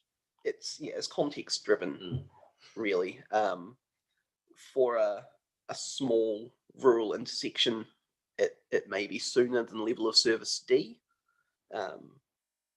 For a large set of signals in a city centre, it may be well into level of service F, but still seen as acceptable. Generally, for a metropolitan centre, for a large, important intersection, your overall intersection delay of around level of service D would indicate that it may be time to start planning upgrades or looking into the feasibility of different options. And then once the level of service had degraded to E or F, indicates that the upgrade is needed. Okay. And apart from convenience, the main issue with approaching E4 or E or F or whatever is that, particularly on an intersection like Duns Road, it's that risk of frustration. Two issues. One is the gap selection of drivers. As you know, as you get frustrated waiting for longer and longer, your gap selection tends to reduce, and that may lead to safety issues. More of an issue at priority intersections rather than roundabouts, where the angle of approach of the two cars is more oblique, and generally vision is a lot better than a small intersection that sort of goes hand in hand with a larger infrastructure. The other issue starts to be queuing on approaches, and especially variability of queuing, especially where that starts to impact intersections which are further upstream of that.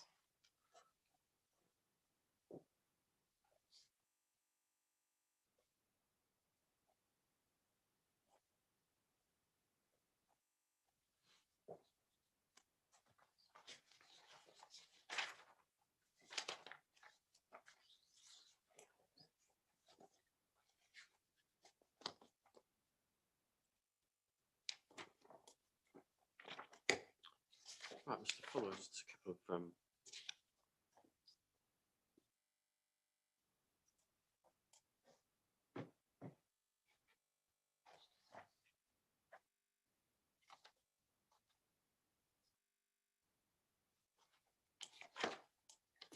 clarification points and orientation points, really.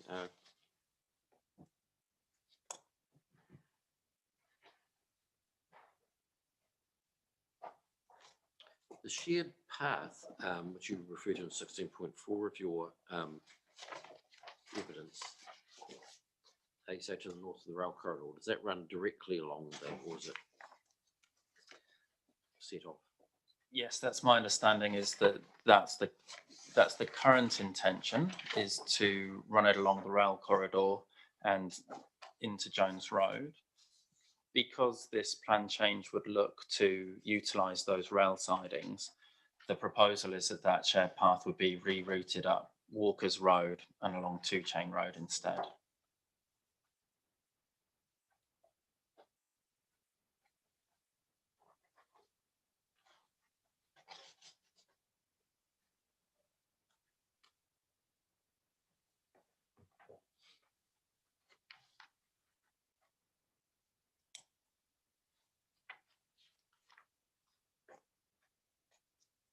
Now, I may just have missed something, but where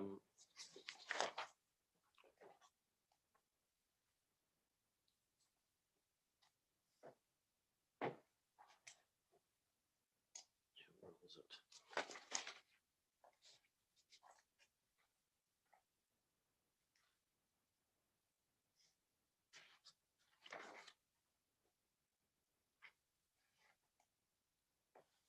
No, I can't find the paragraph. But yes, again, it was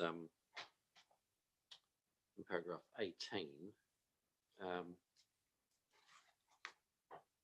it might be, I might have just missed it, but they talk about the estimated traffic generation of 996 to 1,078 vehicle movements per hour on the weekday peak.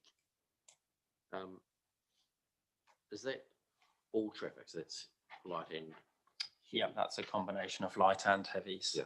Yes.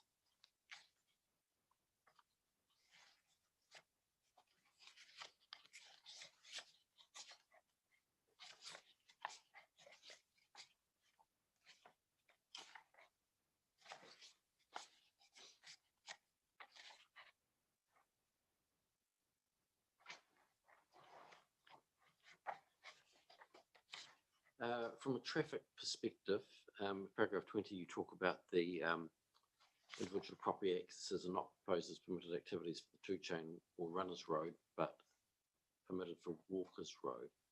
So that just reflects a different traffic environment, does it? Or It does, yes. And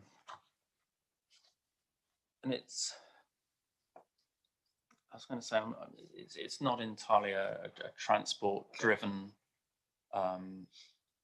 proposal. I think in particular, the restrictions to Two Chain Road may well be more to do with preserving that landscaping strip rather than there being a specific concern from a traffic perspective.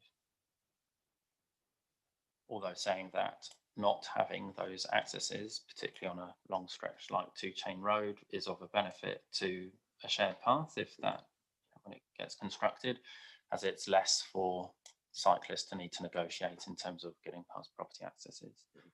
And sorry, I was just looking to revisit the previous question that you had. Yeah. Those volumes are I've described them as being in the peak hours. That is because they are 2-hour flows, both in the AM and in the PM. Okay. So that's not an hourly volume of 1,000 vehicles an hour. That would be split over the 2 hours of the peak period.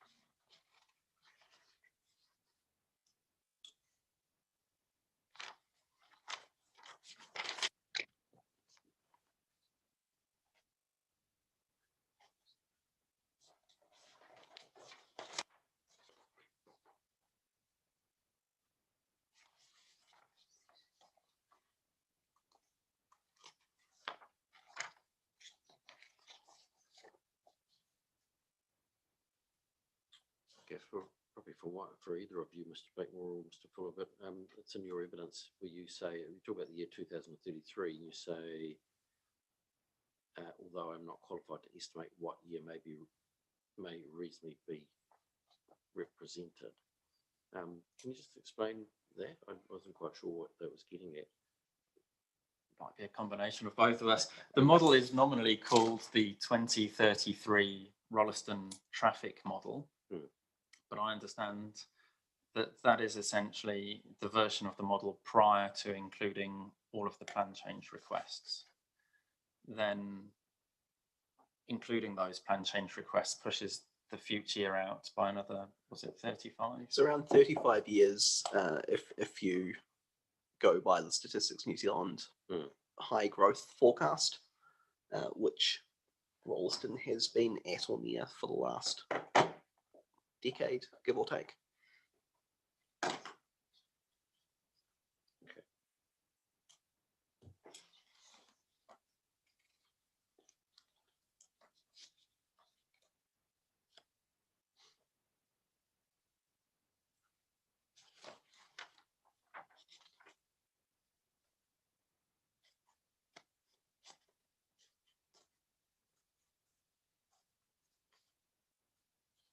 From a traffic perspective, you're happy in relation to the deferrals, the deferral rules. They're all appropriate from your. Yeah, they all career. make sense to me. Yes.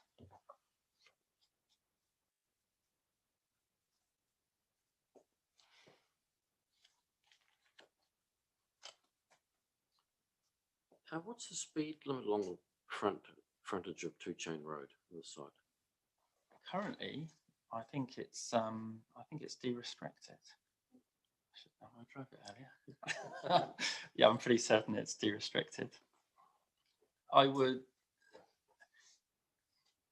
anticipate that would reduce with the development of the NZTA works. As traffic volumes increase on both Walkers and Two Chain Road, I would expect that the speed limit would come down. I mean, I guess my anticipation is that it would be at least 80, but there's a separate speed limit setting process to be gone through to determine that.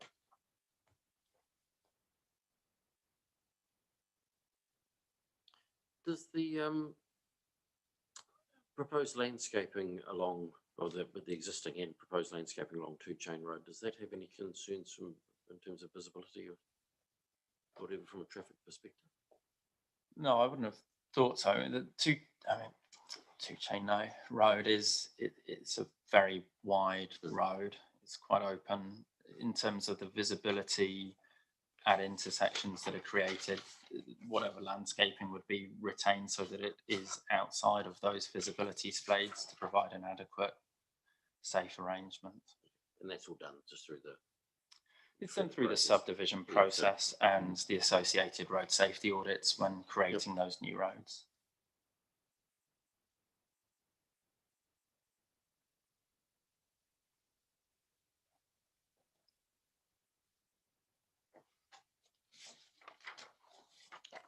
All right. Well, I think that's all I had. And thank you both for your evidence and for the discussions. Thank you. Cheers. Thank you. Thank you.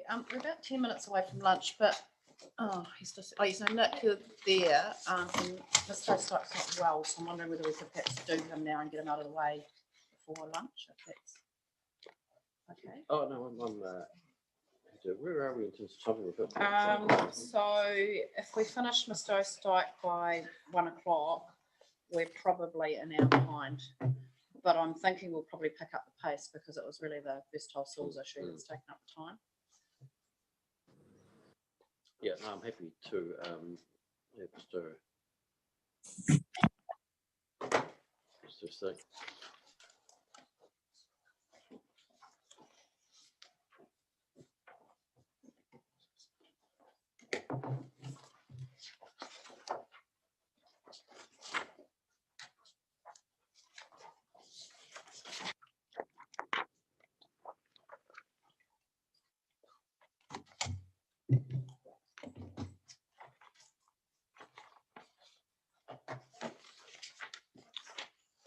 Right, sorry, just tidying up.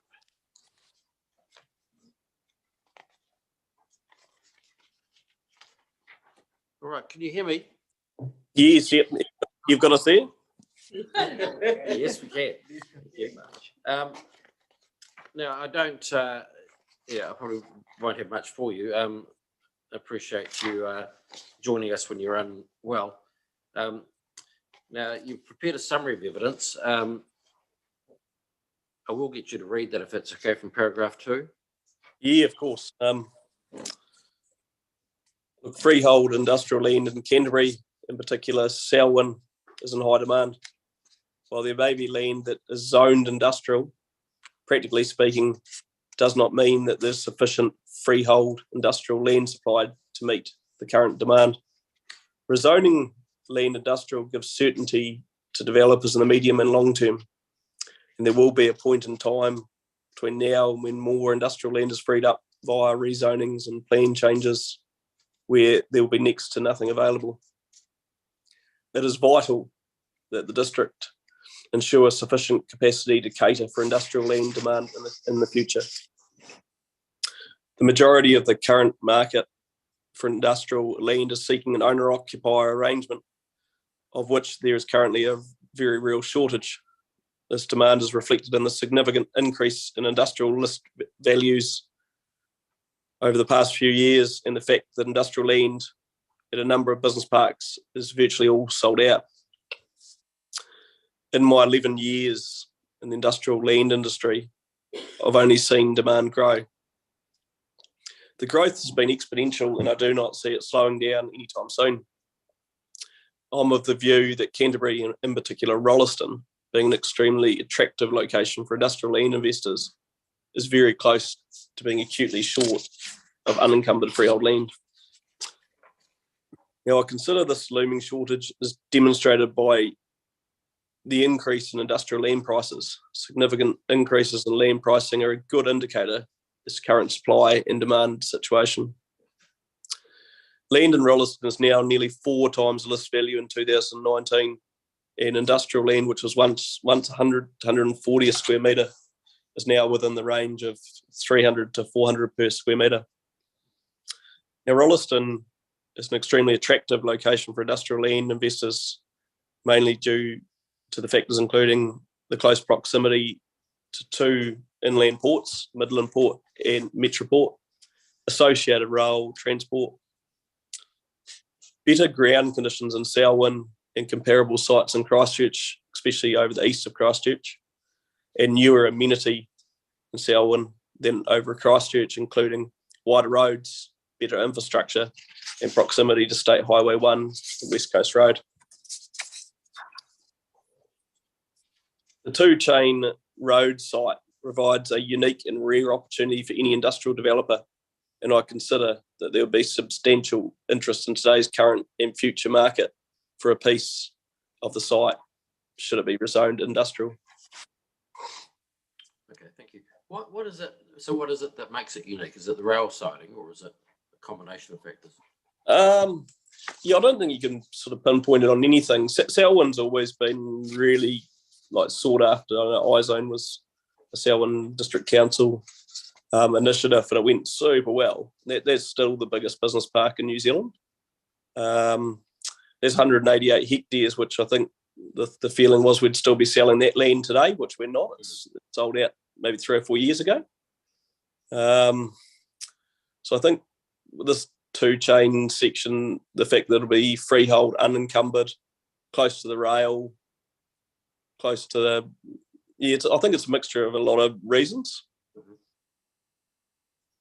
Okay. Now, in terms of the demand and the growth in the prices, now we're getting all sorts of doom and gloom through the media in terms of residential property values. Have you noticed a slowdown or a decrease at all? Yeah, not at all. Yeah, it's so funny because quite often we will meet purchasers and they'll say, we don't necessarily want to pay full price. We're hearing what's going on, and we can quite confidently say at the moment that, look, if they don't pay what the asking price for industrial land, it'll be gone within a matter of months. And the reality is we're just down to such a shortage of industrial land that the supply and demand's holding the value, and actually, if anything, it's sort of increasing rather than decreasing. But it's certainly different than our residential market. But our industrial values are really, really holding their own.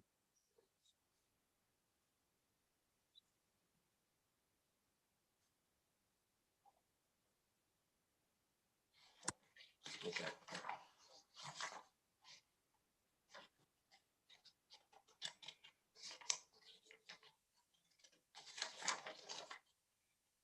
I'll just check, because I've had a reasonable amount of evidence on this topic, but I'll just check if I have any other questions. Yeah, of course.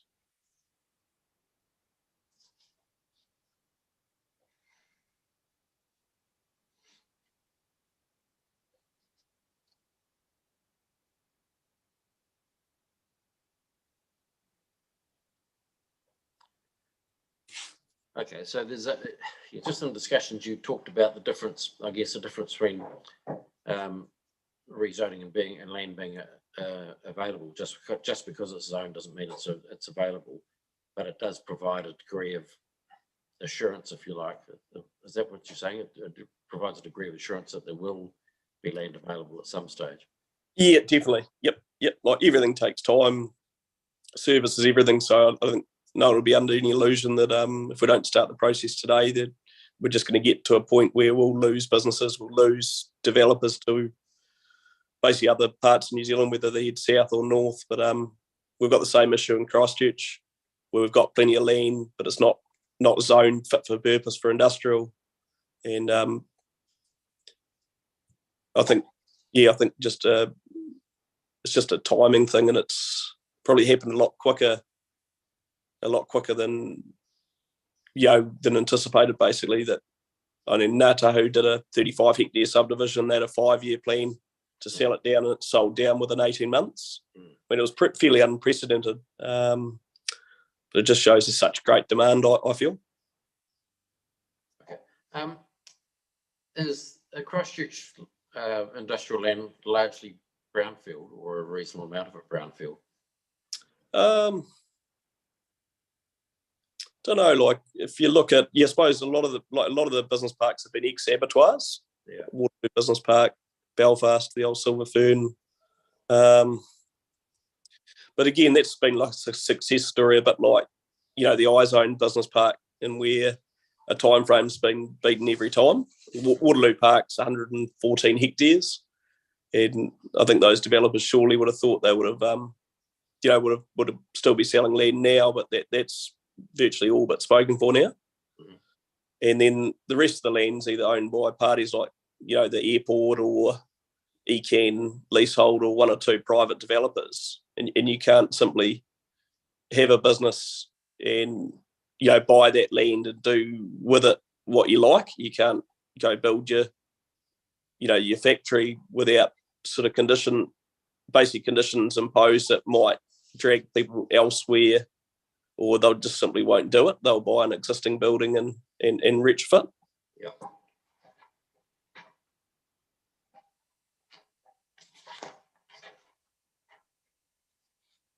All right, that was all I had. Thank you very much for taking time. Yeah. Thanks very much, guys. Quick recovery. Thank you. Thanks very much. Bye. Sorry, we're exactly an hour behind, but we've got a big gap after the department anyway. But we've had a few points to clarify in this, particularly in relation to the HPL as you identified. How long do you want for lunch? you probably do want an hour. Oh, sorry, it's What about 45. That's 45 Yeah, minutes. what about 3/4 now? Yeah. Okay, so we'll come back at 1:45-ish.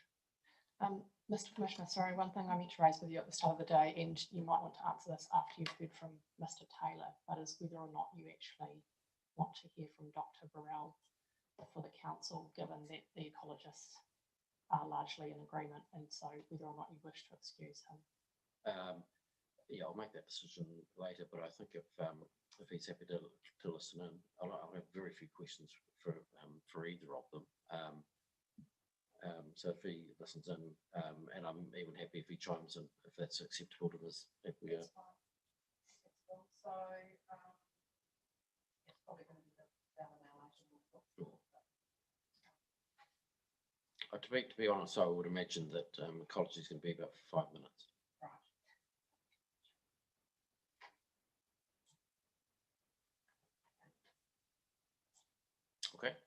Right, so back, yeah, around 1:45, just slightly thereafter, if you need the time. Okay, thank you.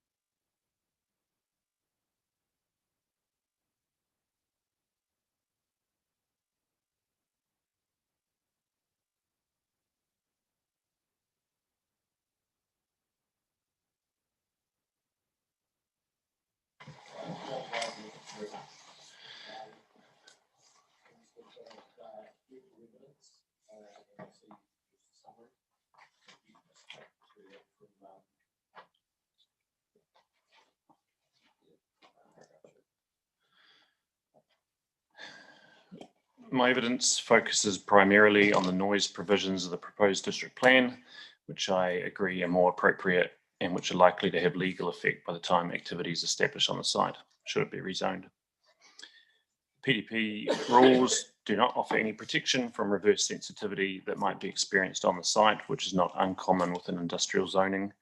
And as the likely activities on the site would not be sensitive to all but the loudest sources of noise, I do not consider noise generated in the nearby inner planes or living zones will have a significant effect. Infrastructure noise from the main south and Midland railway lines and State Highway 1 have been assessed. The main south line along this section is subject to typically 16 train movements per day. I anticipate noise levels of 79 to 89 decibels at the south boundary of the site during a train pass by. This is a tolerable noise level for short periods.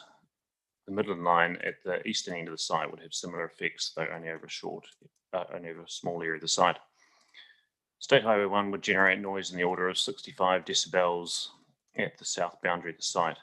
This is a tolerable continuous noise level for undertaking work-related tasks outside, and where there are offices near the south boundary, standard construction methods can reduce the noise level to achieve acceptable internal noise outcomes. There are no reverse sensitivity concerns with the establishment of business 2A zoning on the site. Sensitive activities in rural areas to the north and areas of Rolleston Prison have protection from noise generation in the operative cell district plan and proposed district plan.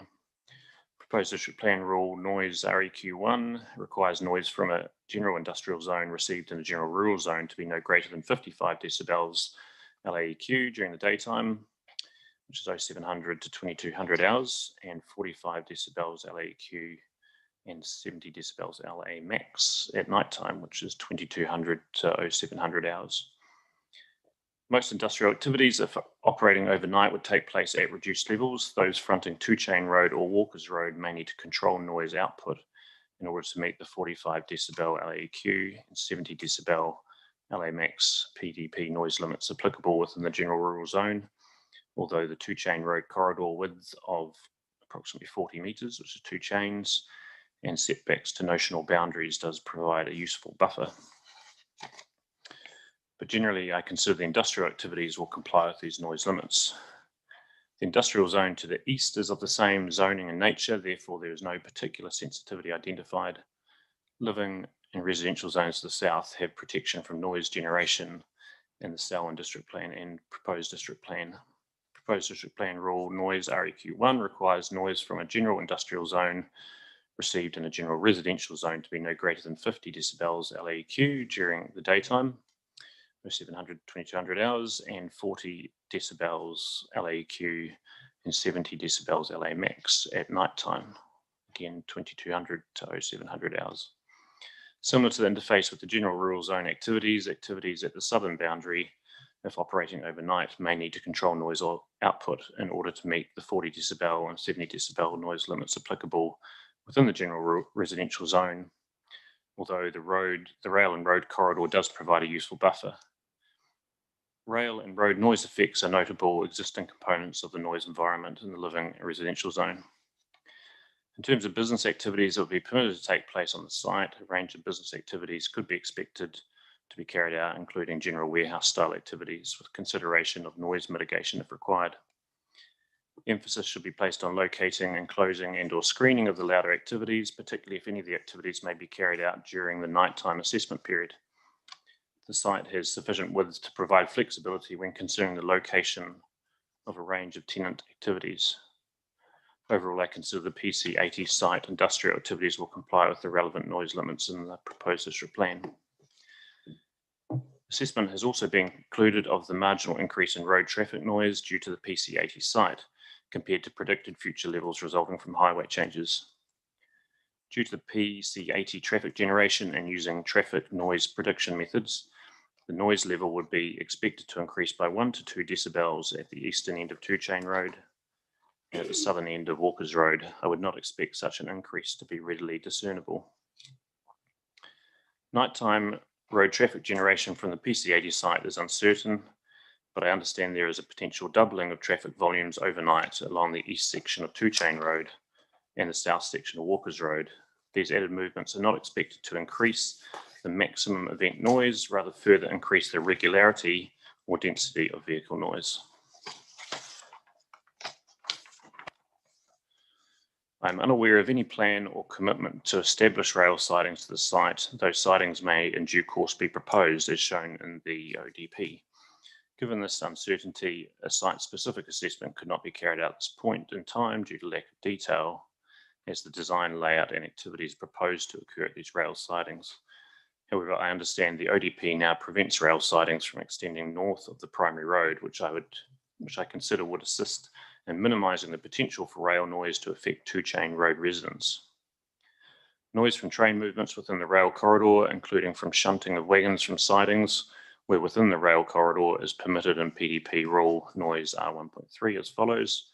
Traffic and rail noise generated within a land transport corridor. This does not apply to the testing when stationary, maintenance, loading or unloading of trains. Loading and unloading of wagons could typically take place on a private siding within private land, and therefore I expect would be subject to the PDP noise limits. The noise generated on private land from periodic collection of wagons on sidings and from loading and unloading of these, I expect could readily meet the PDP daytime noise limits. More intensive activities or activities carried out at night may also meet the noise limits, subject to appropriate noise assessment and where necessary mitigation. New Zealand Defence Force evidence raised concerns about reverse sensitivity effects due to noise from military activities undertaken in grazing land situated between Burnham Military Camp and Rolleston Prison, noting the potential for noise sensitive activities to be established on the PC-80 site. The noise effects when the military camp was designated were presumably deemed appropriate for adjoining sensitive land uses, such as may have included 250 to 534 two-chain road dwellings, along with the youth facility and Rolleston Prison. This rezoning will introduce less sensitive activities that are further away, and therefore those effects should also be considered acceptable.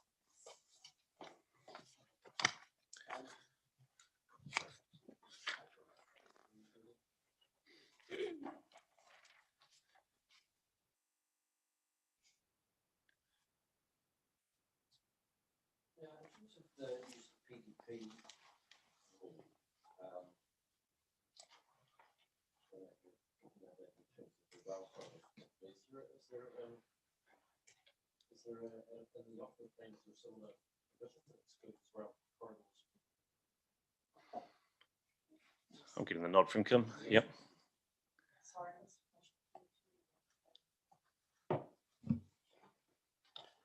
Right, so there is a similar rule in the operative district plan.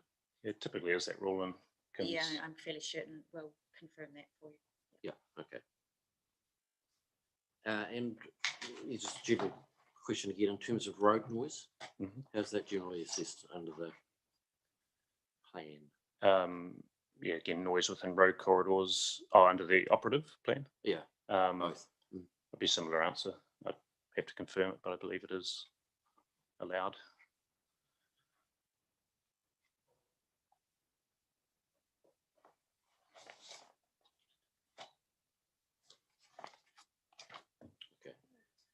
Now, you talked about the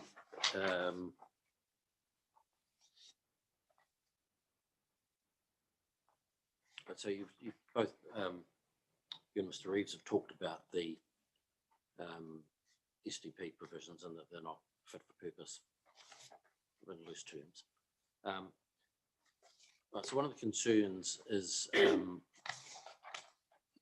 Mr. Reeves had in terms of the existing provisions is that it's higher than you normally expect to protect. So 60 decibel limit? 60, yeah, yeah. Yeah, it is on the higher side. I think the PDP rule at 55 is consistent with other reference documents and with more district plans. He noted that the 60 rule is probably to allow certain rural activities to take place that might be louder but also seasonal, and I agree with that point of view. Yeah, so the seasonal or more transient, if you like, but yeah, and that's quite common in plans. Yeah.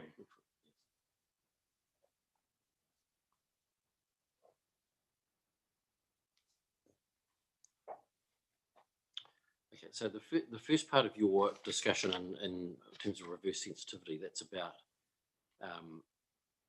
reverse sensitivity effects being generated by the proposal, if you like, from that site to other activities. And okay, and you've identified as that not being a risk because of the nature of the activities that are being. Exactly. I mean, it is close to the railway line and the state highway. So, I mean, it was worth identifying in the evidence, but the noise from that infrastructure isn't loud enough to cause concern. So, I mean, obviously, other people talked about the advantage of being close to it. Yeah. In terms of the key potentially affected parties, that's the residents across 2 chain roads. Okay.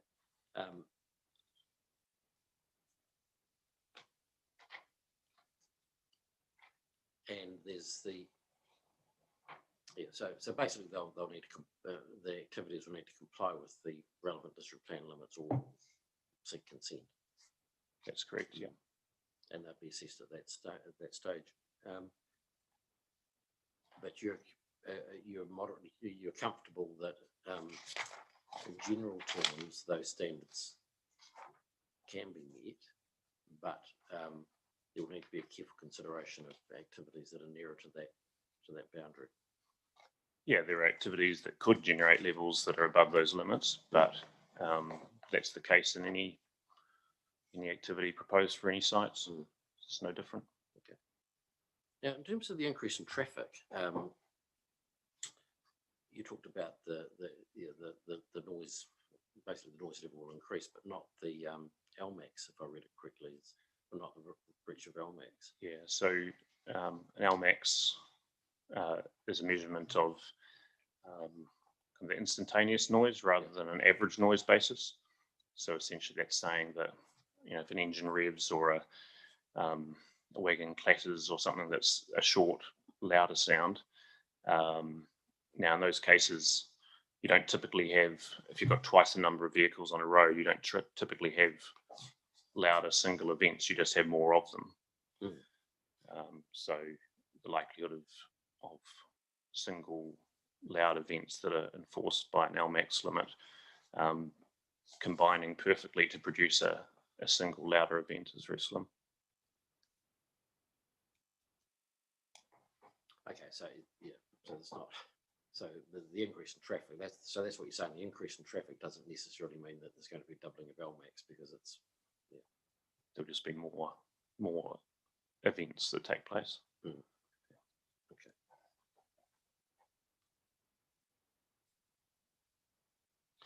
I mean, the main complaints you tend to see about trucks is often when they're empty, isn't it? The trailer noise and those sorts of things. Does that often breach an LMAX, or is it more of a empty trailers? Because noise on public roads is usually not part of assessments. Yeah. We don't usually assess it. However, there are numerous roads that, for example, a heavy vehicle might pass along that might exceed an LMAX level, where the property is close enough to the road, or the truck is large enough, or the whatever's on it is loose enough. So, yeah, certainly in a large number of roads, you'd have properties adjacent to roads that have relatively high noise levels from vehicle movements. Even in a more typical kind of urban area, you expect heavy vehicles to pass along occasionally and produce those level of noise. In terms of the buns, what sort of impact do they have on noise reduction to those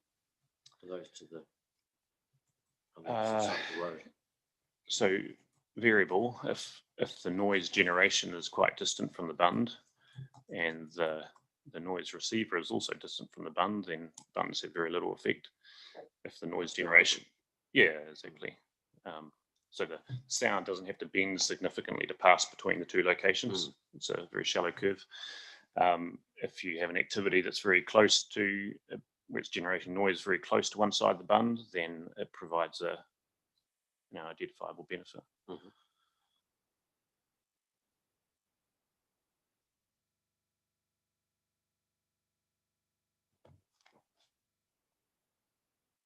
Okay. And for the activities that are nearer to the site and need to be carefully considered, what sort of mitigation could they put it? So, enclosing it or Screening, screening? undertaking certain activities inside a building rather than doing them outside. And that would be the same, not for the enclosing, but in terms of the rail siding, if that was producing noise, that would be could be dealt with by way of an acoustic fence or something along that side. Yeah, I mean, if, for example, the sidings go into the site and go behind buildings, those buildings themselves could screen the activities, but it wouldn't be unusual to have a siding line with a building constructed over it. To be able to conduct activities outside of the weather.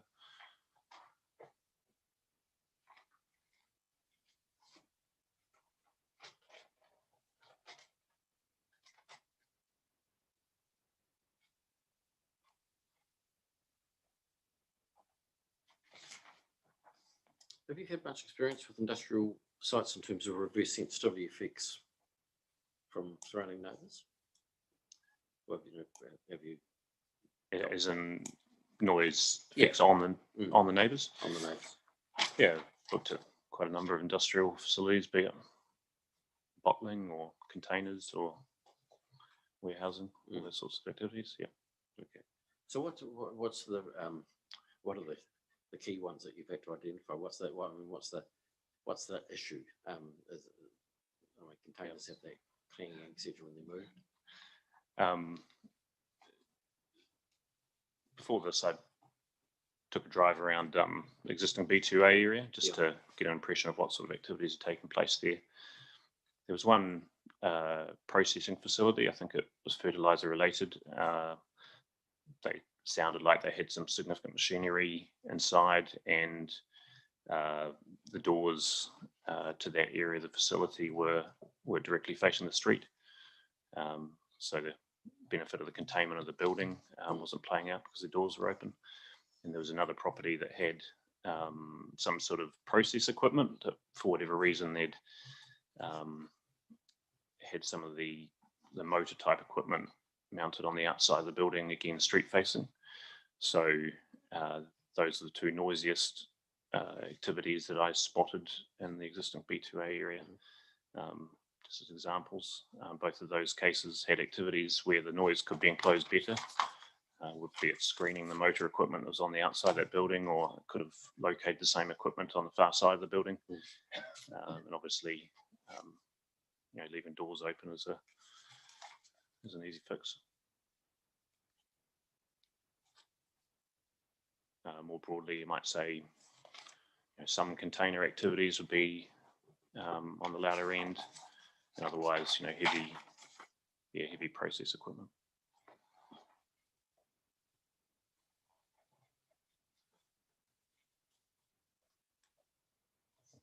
What about trucks on site?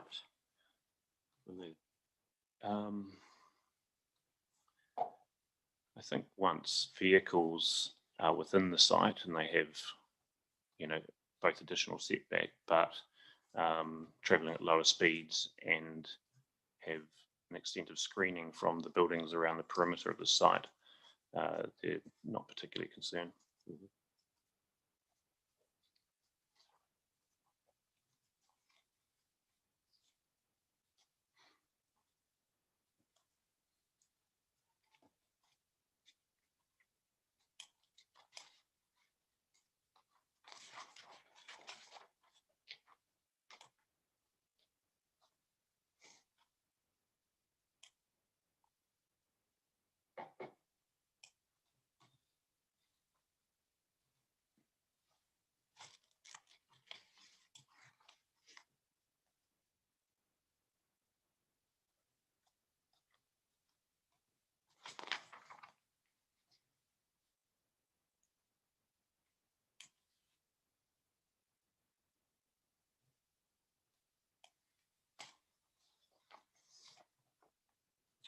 Okay, so you've talked about, in your response to the officer's report, we've talked about the traffic and we've touched on it already.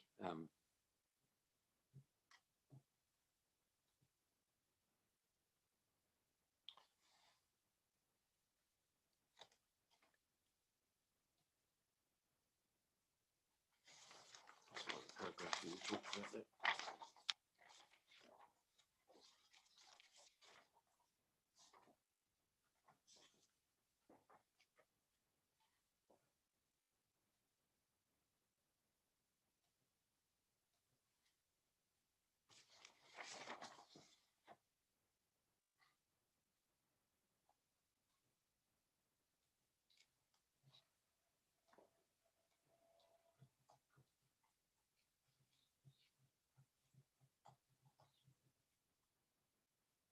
Just 72, just so I'm clear, we're talking about nighttime awakenings again, and that's traffic related.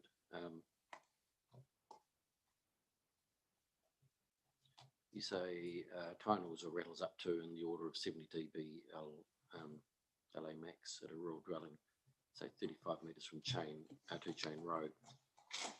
Okay, so saying that would be representative of some of the closer dwellings, although not the closest. So there are dwellings that are closer than that.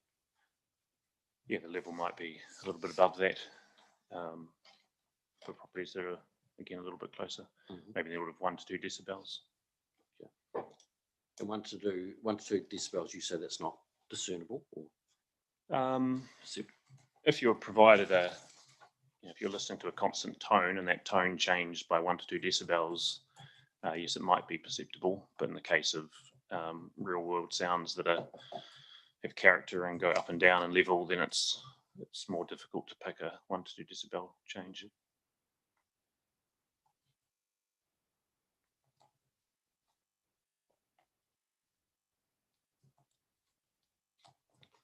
Okay. Finally, yeah, in terms of the road noise, but not focusing on that. With the increase in traffic, that wouldn't provide a masking of activities on the site? To a degree, traffic noise, of course, has peaks and troughs in noise level, which is probably similar to the industrial activities that will end up taking place. So you'll, during a loudest truck pass by at 100 kilometers an hour, you probably, for that brief period of time, you won't hear anything from industrial site. But once that truck's passed, and if there's a lull in traffic, then that's when site noises from the site will be more apparent.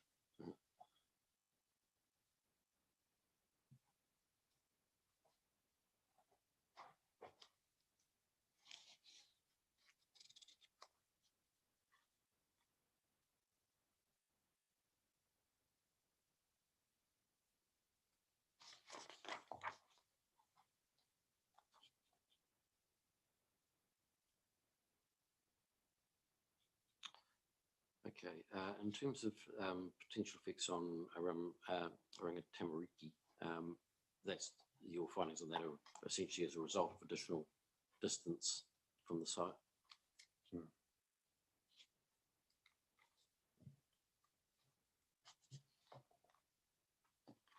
Okay, and the bund was particularly raised at 1562 chain road, and you're saying that really depends on where the noise generating activity is and where the receiver is as to how effective they are. Yeah, so because the receiving activities are relatively distant from the bund, it would only have an effect where the noise generation was quite close to the bund on the other side.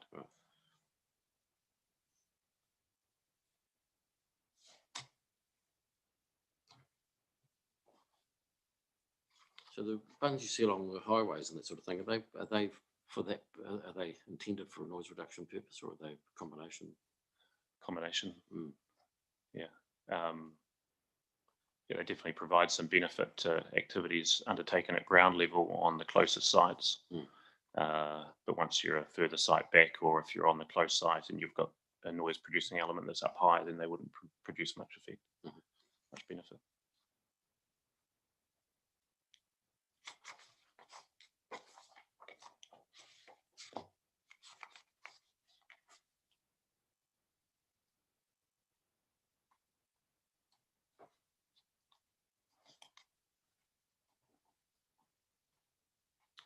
Mr. Middleton raised that issue in terms of construction noise, that would just be controlled by construction noise standards, would it? Yeah, I did have a hunt through the plan. I wasn't sure if I could spot a specific reference to it, but as a general course of practice, major construction in New Zealand would most appropriately reference NZS 6803.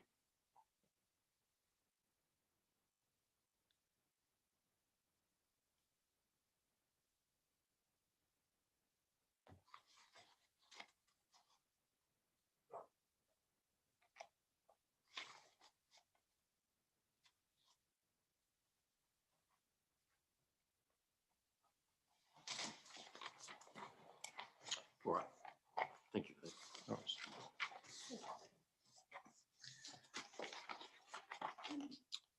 Mr. Farrelly.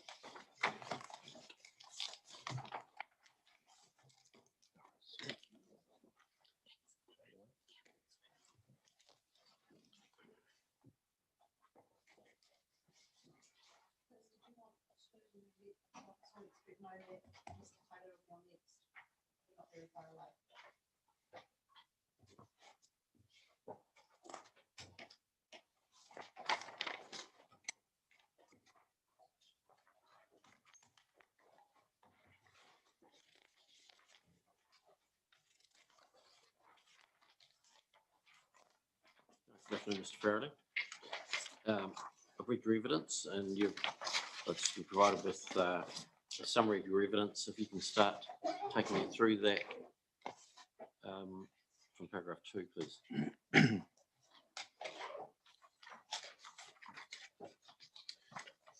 Plan Change 80 supports greenhouse gas emissions reductions primarily as it will enable the mode shift of a substantial number of South Island freight movements from road to rail. Freight that's transported by rail emits just 20% of the equivalent freight transported by truck. The rezoning proposal supports the New Zealand government's target of reducing emissions from freight by 35% by 2035, as it can enable significantly improved efficiency of freight movement throughout the Canterbury and South Island region. Development of the site will result in a significant increase in employment opportunities within Rolleston. This is likely to reduce the average commuting distance for employed residents of Rolleston, as the site is far closer to the centre of Rolleston than alternative locations of employment within Christchurch City. The site is expected to have good accessibility via active modes of travel, especially if suitable pedestrian and cycling access is provisioned for in the redevelopment of the Duns Road crossing State Highway 1 intersection.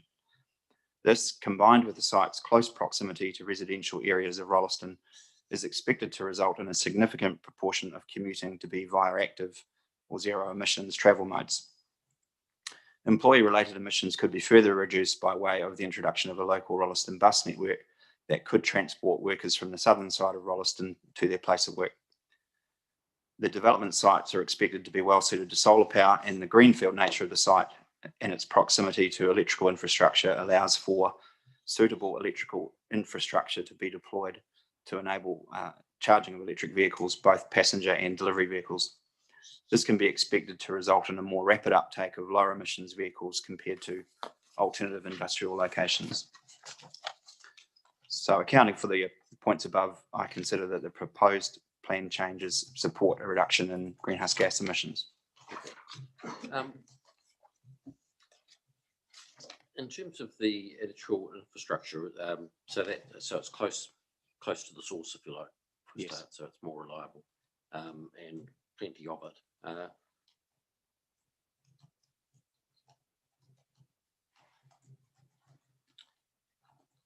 they sort of the key drivers to its uptake in your view? Well, yeah, there's a couple of things. So there's a new grid exit point being developed at Norwood, just south of Rolleston, which accounts for the growth of this part of the region. So that ensures there's more electrical capacity to be provided. Mm-hmm. And when you're developing a new industrial site, you don't have limitations of existing electrical constraints. So some of the work that we do at Lumen in regards to decarbonisation of industrial processing plants, one of the biggest constraints to that is the lack of available electrical capacity and the need to go and well, potentially build in new power lines. Very, very expensive and difficult to do. Whereas if you're starting from scratch, you can ensure that there's enough capacity provided for right from day one. Okay.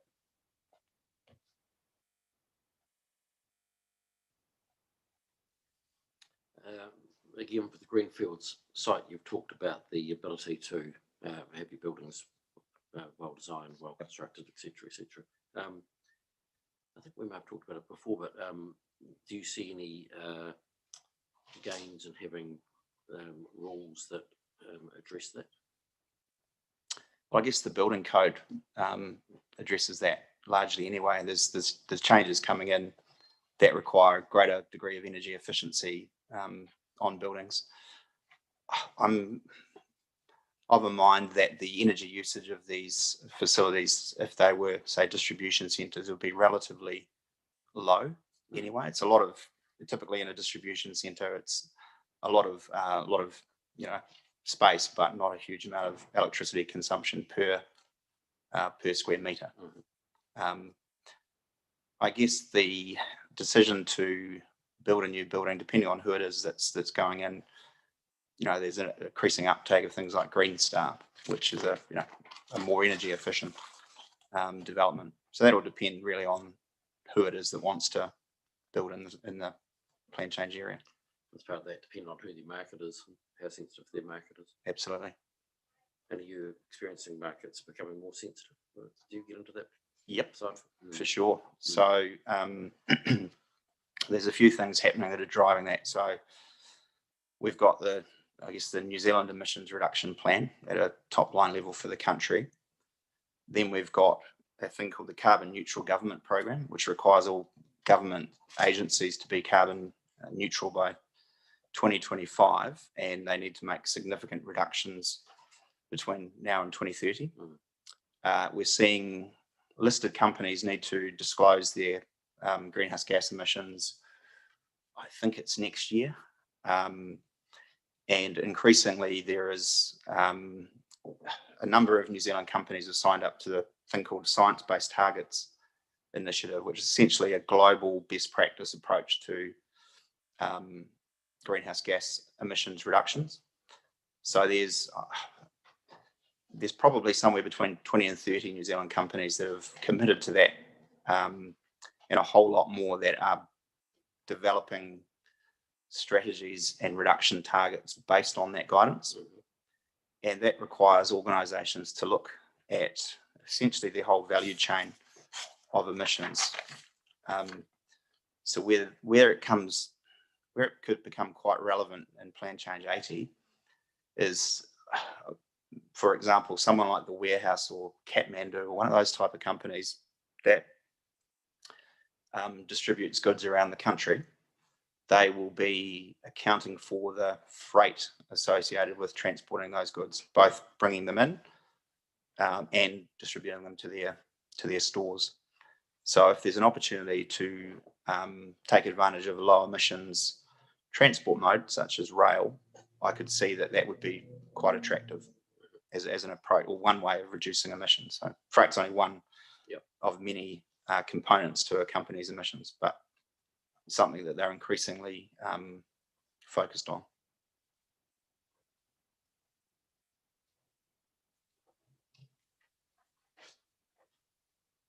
I guess the other thing, just going back to the government departments and other major companies, is they're increasingly looking at their suppliers' emissions as well. So you're sort of getting a trickle down effect. So the biggest companies are looking to reduce their emissions, including the emissions associated with services or goods that they procure. So they are in turn putting, pressure is maybe not the right word, but they're encouraging their suppliers to reduce emissions as well. So it's working its way down the business hierarchy.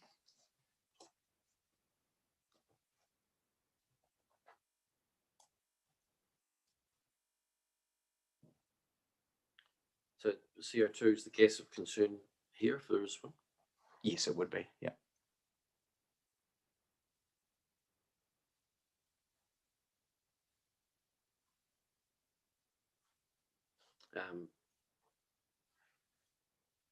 given the range of activities,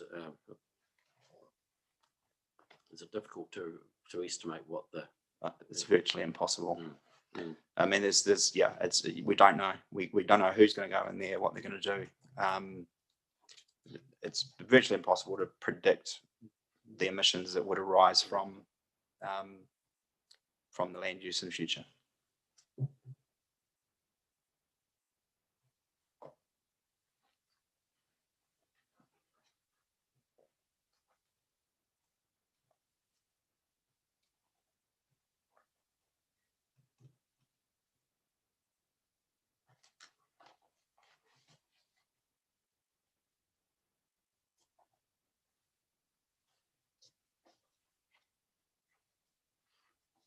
Right, and there's potentially a reduction, I don't know whether it's measurable or not, but a reduction in commuter traffic. I think so. I mean, you know, the other plan changes well, I've been involved in one of the major objections from Christchurch City and ECAN has been the commuting associations associated with Selwyn residents being required to travel into Christchurch for work. So it's logical that if there's more employment opportunities in Rolleston, then the average commute distance will reduce. There'll be some demolition when this is constructed as well, because there are buildings on the site. Have you been on the site? I haven't been. I've driven past a couple of times. I haven't been down any of the driveways, so I only really, and some of the infrastructure reports as well. Relatively low level of building on the existing site, so I wouldn't envisage much of an impact there. And from an emissions point of view, it depends on what the materials are. So, for instance, concrete and steel don't actually release emissions. They are inert, so they don't break down. Whereas timber would deteriorate over time and eventually release methane back into the atmosphere. But as I say, there's really not a lot of demolition that would occur in the scale, in regards to the scale of the development area. So there's a concern for greenhouse gas emission in terms of concrete and those sorts of things. That's not a fact that the demolition is going to release those. It's just that they've already but the production of it's already incurred them. They're then encapsulated, and then whatever's replacing it needs to work. The concern with the likes of concrete is the emissions associated with the production of the cement in particular that goes into it. There's a lot of work going in globally into trying to reduce emissions associated with steel production and cement production. Relatively high at this point in time, but it will reduce significantly over the next 5 to 10 years, I would expect. Okay.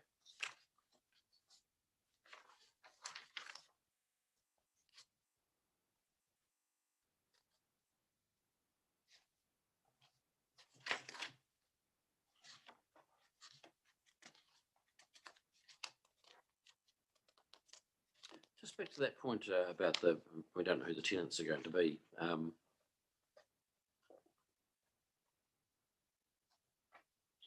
There's no sort of general industrial, a generic industrial site. Not really, no. No. I think it's logical based on all the other presenters I've heard today that the access to the rail network is the key.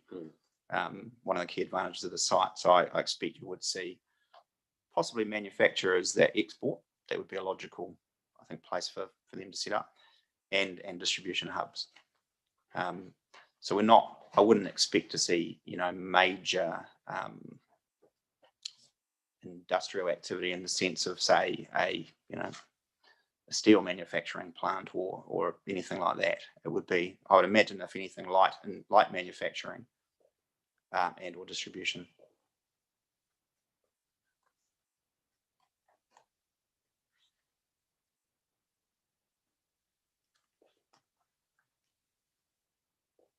And I guess some of the the planning rules, noise levels, etc., would dictate to an extent the type of activity that could occur as well.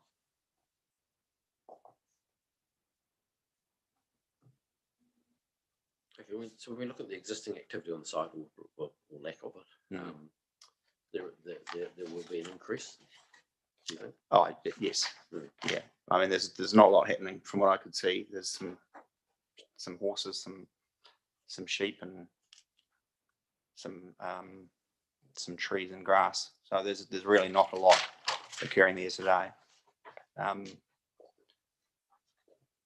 mean, really, the only way you could change the land use and reduce emissions would be to plant a whole bunch of pine trees there, which I don't think is an appropriate use of that land.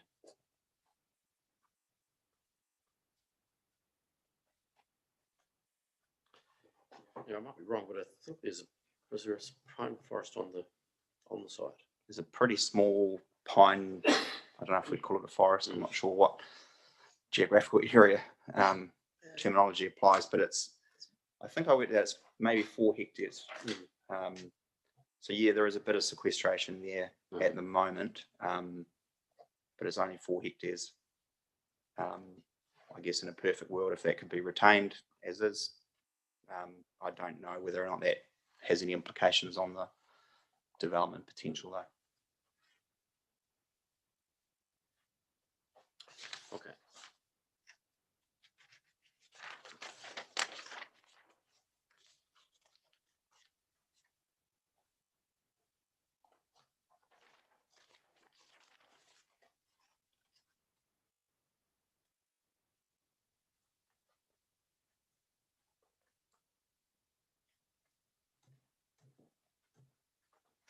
All right. Thank you very much for your help. Thank you. I note that the submitter who was wanting to move 240 is here, so I'm not unhappy if we want to contemplate submission now. Would you like us to move or the submitter? Would you like to, come up? You happy at the bench on the side here?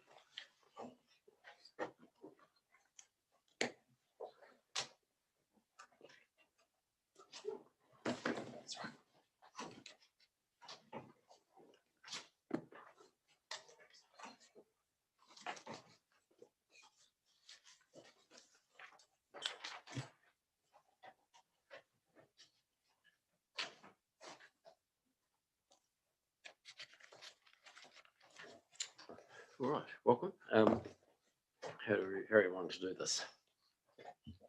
Good afternoon, Commissioner. So Morris Dale, planner for Boffinma School, representing Arapotama, Department of Corrections, and with me is Andrea Miller, manager resource management, land management, Department of Corrections. I think Ms. Miller has a short statement to read, and I likewise have a short statement to read, and then happy to answer any questions that you have. Yeah, very good. Any preferences to order? I'm easy. Okay, I'll go first.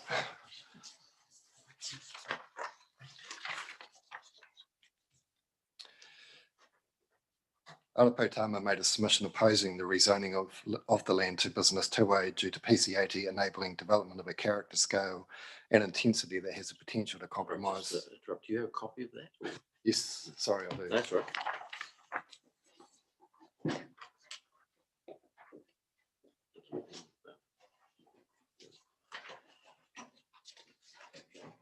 So you're making notes. All right. Thank you. 1.1, Arapotama made a submission opposing the rezoning of the land due to PC80 enabling development of a character scale and intensity that has the potential to compromise the effective operation of Rolleston Prison and the wellbeing of its residents. Rolleston Prison provides custodial prison facilities and services which deliver important social and cultural benefits not found elsewhere in the Selwyn district. This is recognised by the prison being captured under the definition of strategic infrastructure under the Canterbury Regional Policy Statement. Given its benefits and status as strategic infrastructure, I consider it is important that the effective operation of the prison and the services it provides are not compromised by other surrounding activities. As notified, I consider PC80 would have enabled the development of intensive heavy industrial activity immediately opposite the prison that has the potential to compromise the effective operation of the prison and the well-being of its residents. In particular, such activities could lead to the generation of significant levels of noise, air emissions, and adverse nuisance effects that would not be conducive to maintaining both an appropriate level of amenity and environmental effects at the interface with the prison or the health and well-being of people living within it. The applicant has engaged constructively with Arapotama to address the issues raised in its submission. As a result, the applicant has volunteered the following changes to the PC80 provisions as outlined in the evidence of Maseaton. Firstly, making heavy industries within 500 metres of Rolleston Prison a discretionary activity. Secondly, making any landfill, commercial composting, tyre storage, shredding, or hazardous substance bulk storage distribution within 500 metres a non-complying activity. Making any business operating between the hours of 10 p.m. and 7 a.m. within 150 metres of the prison a restricted discretionary activity, with that discretion restricted to effects on the prison and its residents. And finally, making the establishment of any direct vehicle access crossing from Walker's Road into the PC80 land north of the primary road intersection into the site a restricted discretionary activity. I review the detailed changes to the provisions proposed by Ms. Seaton and consider them to be appropriate, subject to some minor amendments to the rules and assessment matters, and the addition of a new objective and policy to section B2 of the district plan as set out in my evidence. The addition of the proposed new objective and policy would form the basis for the assessment of any resource consent application that contravene the rules and ensure that activities do not constrain the operation, maintenance, upgrading and expansion of the prison. Subject to these amendments, I consider the changes volunteered by the applicant are satisfactory to address the concerns raised by Arapotama's submission and will ensure the continued effective operation of the prison and the well-being of its residents are less likely to be compromised by unconstrained heavy industrial activity. In this regard, I note the noise evidence on Mr. Luthwaite for the applicant treats Rolleston Prison as a noise-sensitive activity and considers the proposed additional interface restrictions would assist in reducing the potential for noise to be intrusive and cause nuisance to those prisoners unable to otherwise leave their cells. I consider the changes will ensure PC80 as it relates to Rolleston Prison gives effect or is not inconsistent with the policy direction of the relevant planning documents, is appropriate to achieve the purpose of the RMA and is efficient and effective in terms of section 32. In particular, the changes will better ensure development does not adversely affect strategic infrastructure and conflicts between incompatible activities are avoided or mitigated, consistent with Objective 621 and Policy 636 of the Canterbury Regional Policy Statement. Right, thank you. Thank you. So the designation that is in place at the moment, that's pretty wide designation. Are there conditions? No conditions. At all? No. Okay. And you're seeking a rezoning. Is that to replace the designation, or would you? It's to replace the underlying rural zone. Oh, okay. So yeah, to become a special purpose correction zone. Yes. And you're seeking that. You saw that in submission through the proposed plan. Yes.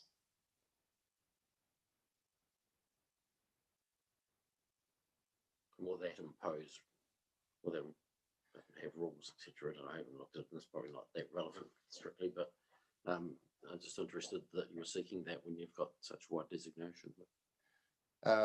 It's essentially to allow a greater range of judicial activities that are not currently enabled by the purpose of the current designation. Okay. Yeah.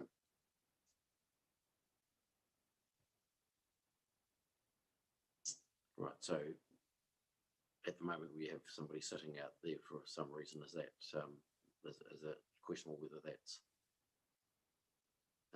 when you talk about judicial functions? Is that questionable whether that's within the designation? Is that sort of thing? It's questionable. Questionable, yeah. Yeah, I mean, it's a custodial facility Yeah. in terms of the Corrections Act. And so custodial corrections activities are enabled by the designation. It's more those sort of non-custodial activities, things like community correction sites, which are community probation type activities, or those sort of more outside the wire rehabilitative activities that are more it's more questionable as to whether they're captured by that designation. So it's just an abundance of prudence or precaution. Correct. Okay. All right.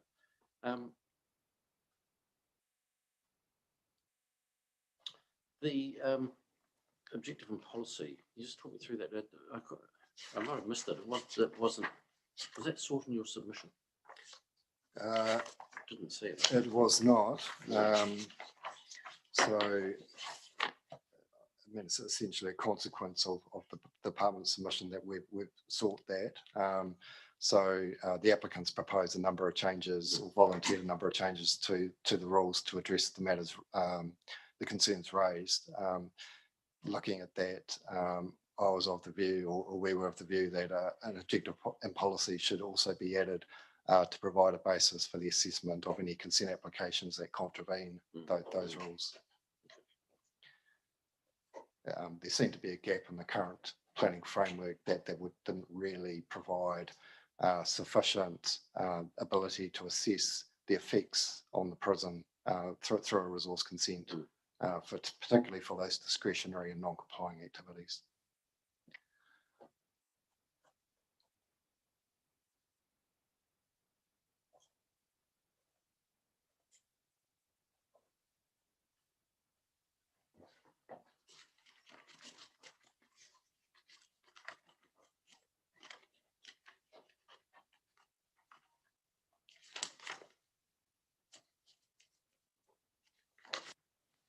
Okay, the changes you proposed to the rules, they're just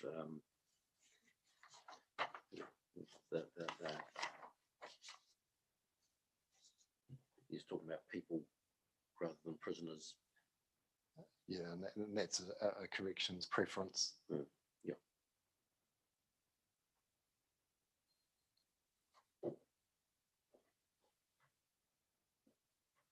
So you're not looking at opening up for accommodation purposes.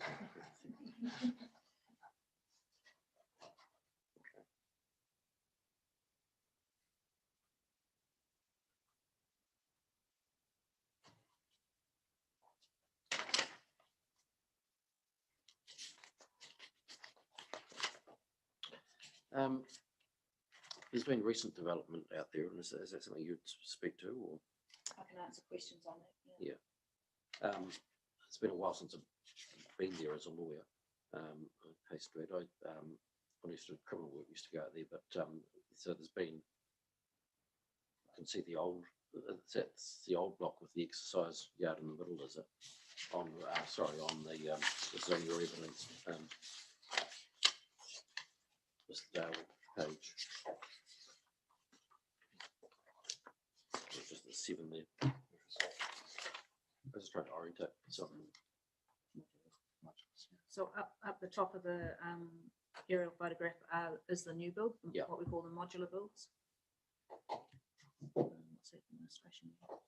That's accommodation. Yeah. And below it is an older accommodation unit as well. And they all have exercise yards within each. Yeah. That facility area. Okay, so where's the old maximum security block? Is there around there? Yeah, I'm not familiar with there being a max or a former maximum security block. Okay. All right. So that's helpful. You're closer than I. For some reason, I thought you were more distant from Walker Road, but you're right. It abuts it. Do you have so you have people on site who aren't strictly detained? They're there for some sort of halfway house, if you like, for the transitioning out. Not currently there, No. but we do on some of our other prison sites. So I suppose it's this building and the flexibility to flex the portfolio as as work is undertaken in the justice sector more widely, and to be able to pivot in the direction that some of those justice sector decisions will take us if it happens. And you raised the concerns in relation to the boundary treatment. They've all been addressed, and they were concerns to do with security and contraband goods getting in, place to hide, and all of those sorts of general. Yeah, which is a constant challenge for prisons. We particularly now with drones. Gone are the days where you just have throwovers, so often people drone in contraband. But yes, in talking to prison security and the prison director, we're comfortable with where we've landed on that in discussions with the proponent. Okay.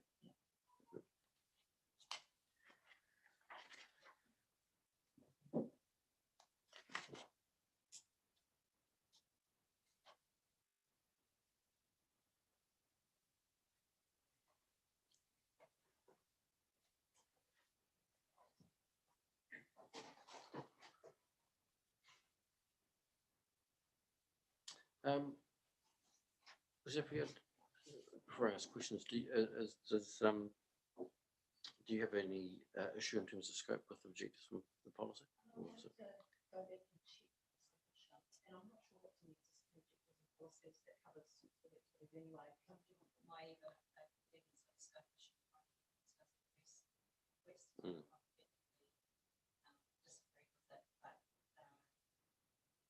various reasons. But what I have suggested is an alternative, which is changing one of the explanations and reasons to one of the existing policies, which I do think offers some support for the rules. So we can do that relatively easily without getting too wound up about consistency of drafting, for example, and I'd set that out in my evidence. What I wondered was, while we've got somebody here, do you mind if we give the similar what is being proposed, then you can have a discussion here while they're here, rather, because otherwise this evidence isn't going to get presented till tomorrow, so you're not going to get an opportunity to have a look at it. Are you happy with that? I mean, you don't necessarily need to make any commitment in terms of it, but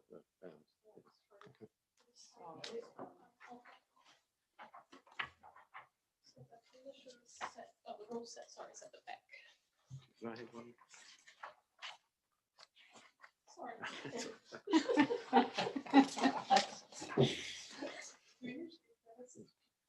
Thank you. So if you go back to attachment 1, which is on page 6.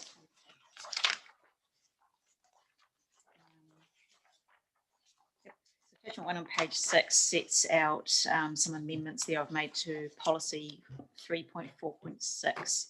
And further back in my summary of evidence, I outline that I think that's probably the key policy that does provide support to the new rules we've provided, and specifically clause B of that policy, which states that to provide a business 2A zone which can cater for business activities, but which have sufficient provisions to safeguard people's health and well-being and avoid pollution of natural resources or potential reverse sensitivity effects. There's also another objective and a policy which sort of fit in that general part of the plan, which make clear that business 2A zone activities need to have some consideration of what's going on around them.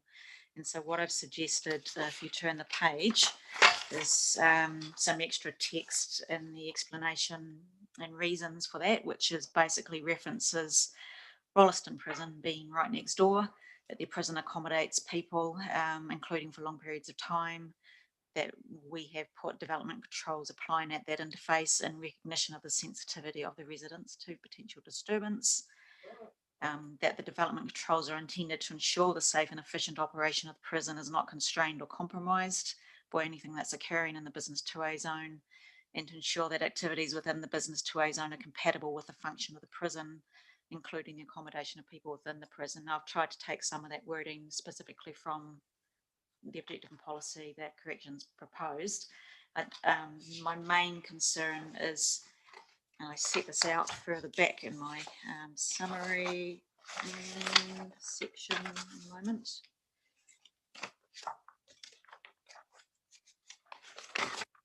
pages. Right. You.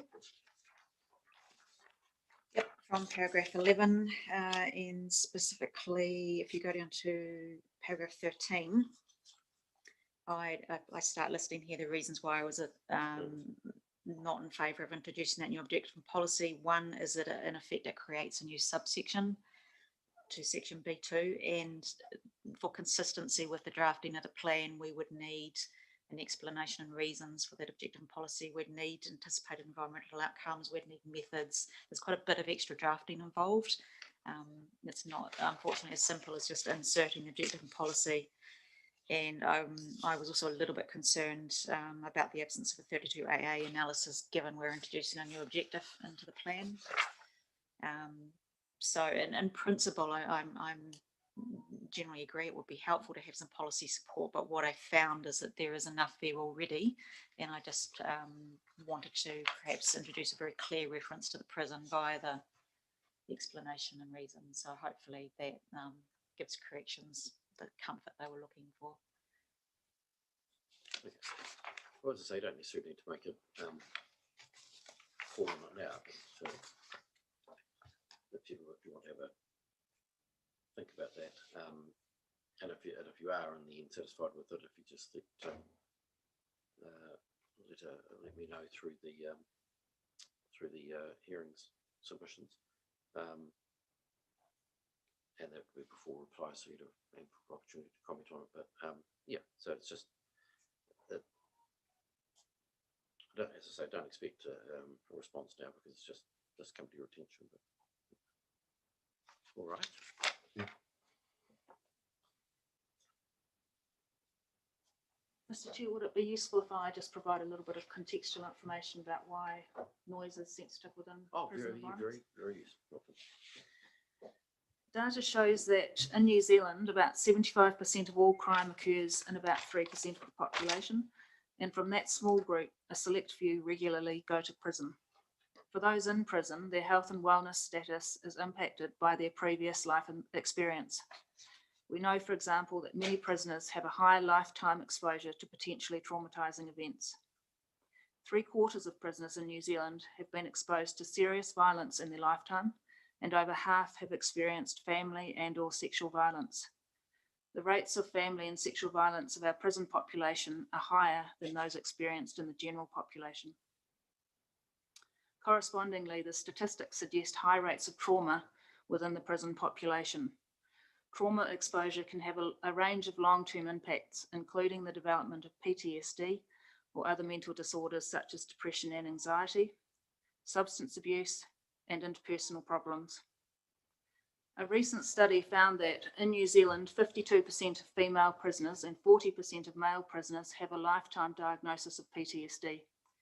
The effects of trauma can have adverse impacts on offenders' behaviour in prison, which can lead to self-harm, defiance, extreme emotional reactions, and difficulty engaging positively with staff.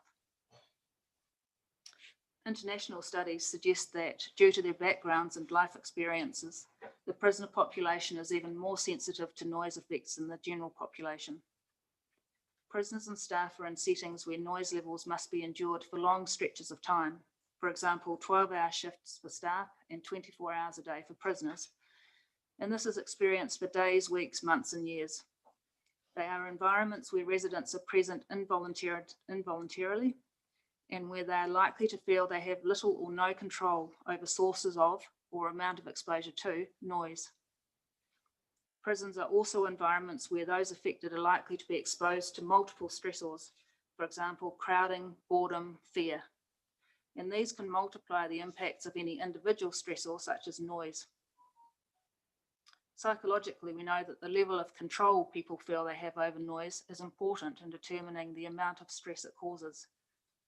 The level of stress noise causes may in part be determined by the degree to which people feel they can escape the immediate situation or otherwise avoid noise levels. In prison environments, these opportunities are very limited. Additional studies have found that exposure to intermittent, uncontrollable, and unpredictable noise over long periods of time at sound levels considerably lower than those often experienced in prisons have a range of negative impacts that can impact on the welfare of prisoners, the smooth management and operation of prisons, and the well-being of those who work in them. Alongside the changes in mood, motivation, and behaviour of prisoners, all of which can affect levels of tension, stress, and health, the ability to operate educational and rehabilitation programs can be impacted. As a result, prisons are places where we need to be especially careful about noise effects because of the severe consequences from any situation that results in increases in stress, frustration, and anxiety. Any activity with the potential to worsen the mood, increase argumentativeness, and levels of hostility and aggression between prisoners or staff is of concern to corrections. Thank you. Can that be made available? Absolutely. Yeah, very good. All right, well, that's provided some helpful background to the concern, so I appreciate that.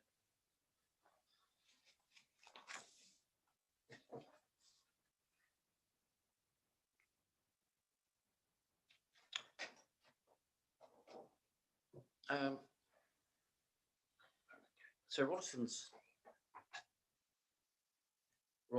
I was thinking of the other one, wasn't I, when I was thinking of the maxi block? That was Christchurch Meads. Yeah. Rolleston's what, is it medium security or what? Medium and low. Medium and low. Yeah. Okay.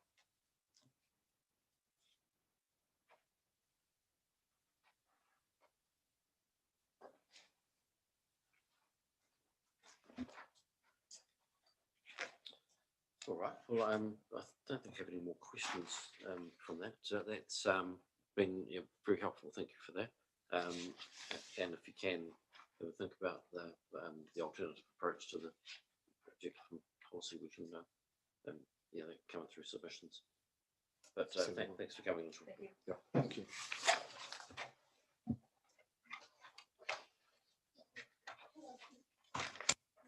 Oh, thank you very much.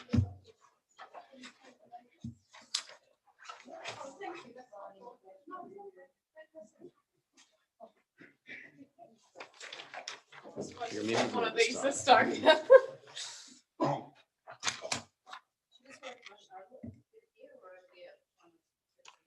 I'm happy either way. If they're there, that's fine. We won't be long, I don't think. No,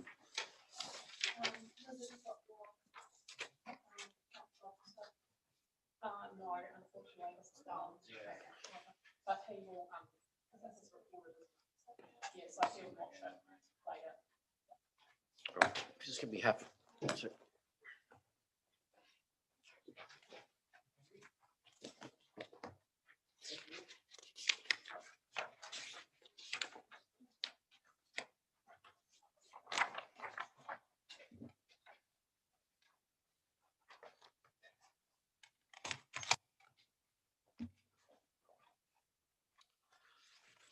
Right. Mr. Taylor, thank you. I see you've provided a summary and you just start at paragraph 2. Thank you. Sure. So my summary evidence, paragraph 2. I have read the section 42A report, officer's report, and Dr. Burrell's report and reread my underlying memos. I have reviewed the ODP for Plan Change 80 and agree that the ODP and management approach for identified aquatic habitats is appropriate and aligns with the purposes of the RMA. I summarise the aquatic habitat values in proposed Plan Change 80 area. These are composed of 1 irrigation race with perennial flow, which will be retained as surface flow with a 10-metre development setback, and 2 habitats of ephemeral wetland status associated with old soak holes, which will be subject to further ecological assessments at the subdivision stage. These more detailed assessments are required to evaluate their quality and determine their future treatment and management. 3 other damp areas were assessed as not having wetland status.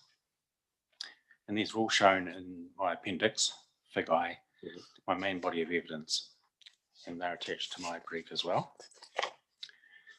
And paragraph 4, there is agreement with this approach between me as the applicant's ecologist and the applicant's ODP. This approach is also agreed to by the SDC consultant ecologist, Dr. Burrell, and the council's panel Liz White, as outlined in the section 42A report. Okay, thank you. I really only had a couple of questions of clarification. Sure. And they, with reference to your appendix 1.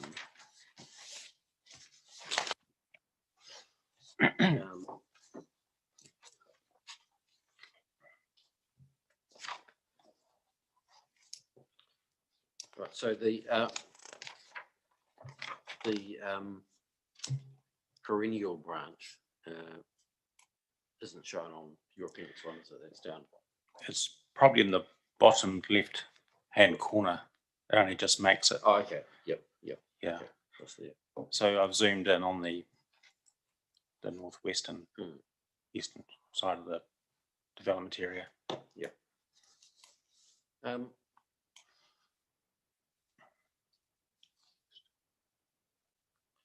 The branch arms, if you like, that go, the one between area 1 and area 2, for example, and the other one that goes into area 5. So they're shown on this, but they're ephemeral. They're still there. Just don't have water all the time. Yes, they're still there. The irrigation race is maintained by the Selwyn District Council, of course, so the flows can vary. But they certainly seem to be flowing most of the time. Okay, so into these areas, and then so you've got a soak-haul area. The area 2 would be a soak-haul area. Yeah, okay. And area 5 is also what would have been a soak-haul area. So areas 2, 3, and 4, which sit basically in the middle, are the areas which we consider non-wetlands, which are really just areas of damp grass, really. And they tend to fail the latest MFE specifications for wetlands. In terms of the vegetation, well, but also hydric soils. So the latest MFE regulations have been very useful for ecologists because it allows us to be more prescriptive in our definitions, and I guess that starts flowing through now with the approach we take is quite standardized, which so there's less to and fro, between the applicant and consent officers and things. Makes it more clearer. Those 2 branch arms aren't shown on the ODP. Should they be? And from an ecologist's point of view. Oh, not really. I can't see the path pattern as being relevant in terms of development. They join together and they go back up onto Railway Road, and then eventually they connect up to the Waimak intake. Yeah, I was talking about the one that goes from area 1 to area 2 on your appendix 1, and the one up by area 5. So they from time to time have water in them. Yeah, they tend to dry out. And the area 2, which is an old soak-hole, it tends to disappear entirely. Okay. But just in area 1, just by the road there, there's it sort of ponds a little bit, and it's just enough to change the ecology, which can be distinguished. And that's the site that's identified for further investigation along with the area. I'm not suggesting that the values are high at all, but it does pass the test. Yeah. And area 5 is the other one that's identified as a. Area 5 is a little unusual because it's actually behind a house in a residential area, so it's been sort of modified and taken on some ornamental values. Right. It's almost completely devoid of vegetation entirely. But the landowner said he has seen an eel sort of in that area, so it's probably worth some investigation. Again, we don't think the standards are high, but it's something that we can revisit when we do the more detailed planning. Okay. What else might be of interest in those areas, if anything, from an ecological perspective? Well, if I can zip back to the raceway, Yeah. Raceways can hold value for spawning trout. Mhm. We've done quite a bit of ecological work on raceways in the area. And when that happens, you get downstream movement of fry into areas downstream. Now, we're aware that the raceway goes under the motorway and parts of the raceway are naturalised through the subdivision of Rolleston. Yeah. So enhancements we can make on that area will have literally flow down ecological value for the Rolleston Township. Equally, if it's piped, then the effects are not just related to this area, but also further downstream because you're losing reproductive recruitment. Right. And that would apply to fish, but also apply to aquatic invertebrates as well, which is why I recommended that it be retained. It's quite a big area. Yeah. I'd estimate about 600 square meters of aquatic habitat.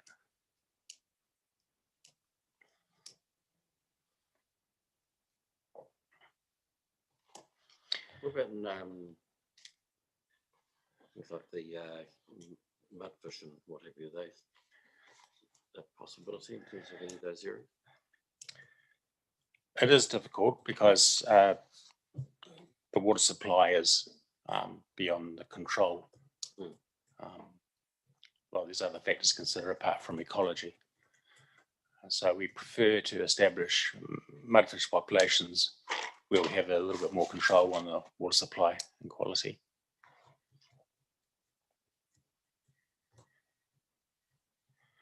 Mudfish are also sensitive to predation from brown trout. So we know there's trout in the Paparoa raceways and they have a habit of cleaning up mudfish fairly rapidly, along with eels and things.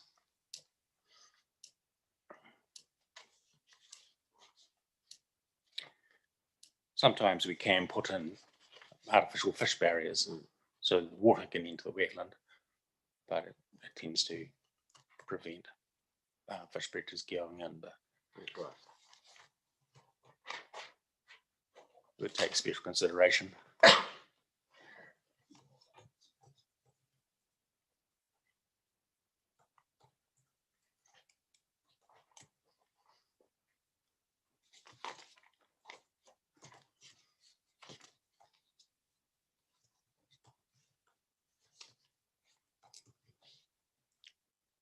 The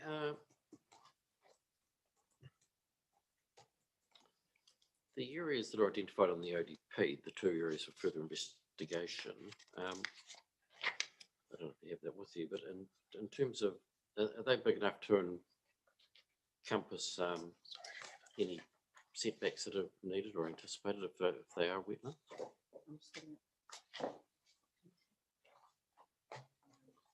So I didn't bring my ODP. It's all right. I regard the ODP as more of a schematic, to be honest, Commissioner. More than anything else, I didn't regard them as being in scale, but they just capture the principal waterways and habitats which I consider important. Okay. But I'm assured that the setback rules will be applied.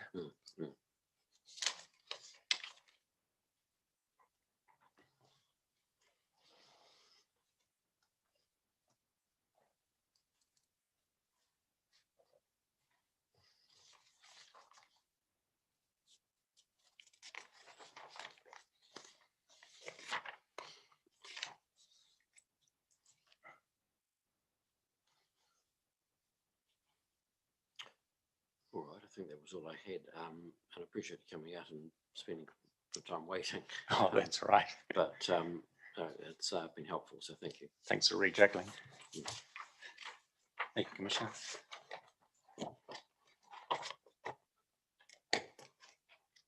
I won't need Dr. Burrow. No.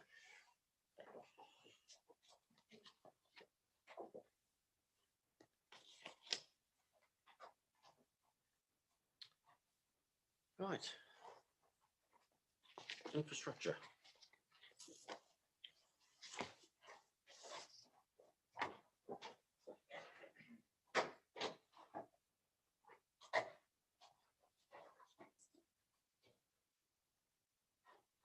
Very good.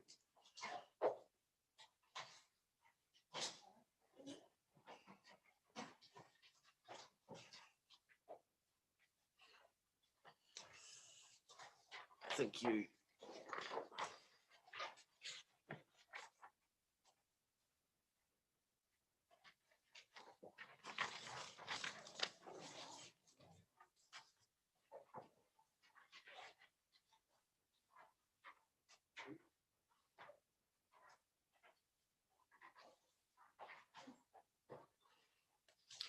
Yeah, welcome, Mr. McLeod. I've received your summary, so if you want to start reading that at paragraph 2. Thank you. Okay. In my view, from an infrastructure and servicing perspective, it will be practical to develop the site in accordance with the proposed plan change. Water supply to the site can be provided by extending the Selwyn District Council potable water supply conveyance network from Jones Road and along Two Chain Road, although upsizing of water mains in I-Zone Drive will be required to ensure adequate network supply for firefighting. The majority of businesses expected to be established within the plan change area are freight logistics or light industry with relatively low water use. Based on a consumptive use of 50 to 250 litres per worker per day, the estimated daily water demand ranges from 100 to 500 cubic metres per day, or 36,000 to 182,000 cubic metres per year. In his evidence, Mr. Victor Metmo outlined how this volume can be transferred from existing groundwater consents the applicant has control over in the Plan Change 69 area. High water use or wet industries may need to develop their own on-site water supply to meet water demand with separate consent required, or agree to specific conditions in order to take processed water from the council reticulated network. Any high water use industries can be considered on a case-by-case basis if required. Wastewater discharge from the site can be connected by extending the Selwyn District Council gravity network in Jones Road further along Two Chain Road and providing low pressure sewer or a lift station within the plan change area to discharge into the gravity network. High water use or wet industries may need to agree to specific conditions in order to discharge to the council reticulated network. Primary stormwater can be managed on site and discharged directly to ground via soak pits or drainage trenches, as is common practice in the Rolleston area. A site-specific resource consent for stormwater discharge will be required from Environment Canterbury to authorise the discharge of operational phase stormwater from the site before any subdivision consent can be approved. The branch section of the Paparoa stockwater race that crosses the site can be left in place or piped under internal roads as required without affecting the operation of the water race. Other races that currently terminate within the plan change site can be closed or terminated further upstream. Existing electricity and fibre broadband networks neighbouring the site can be extended to service the proposed plan change area. Potential effects resulting from earthworks construction can be appropriately managed through subdivision consent conditions and the Canterbury Air Regional Plan, Rule 7.32. Overall, I'm of the view that there are viable means of providing the infrastructure required to support Plan Change 80.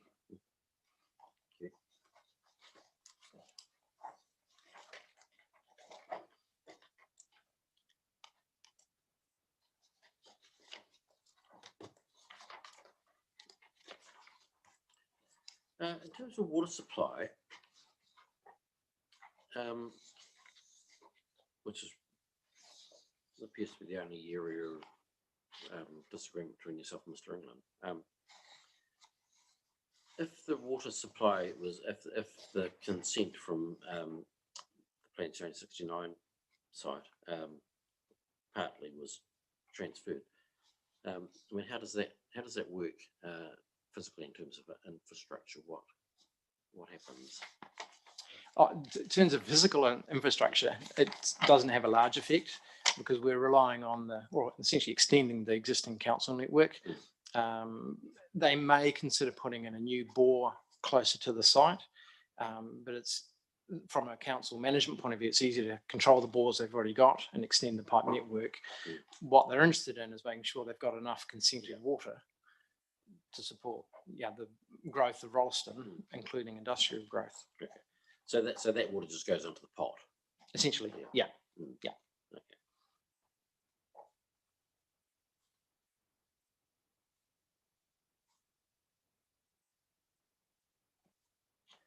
Yeah. I might be thinking, but I was missing the obvious. But in terms of the take part of it, I mean, how does that occur? So is the take transferred? Yes. And the yeah, take taking- location is transferred? Yes. Okay. So that would just be, that could be transferred, and Mr. Ringland can probably help, but that'd be transferred to somewhere where it can feed directly into the Rolleston. Yes, I don't know what the physical, where it's physically taken from. No. Yeah, well, there's a couple of bores within the I zone area. Yeah, and essentially the consent gets added to the pot of consents that the council has for taking groundwater in the area. Okay. Right. So that's obviously a critical issue.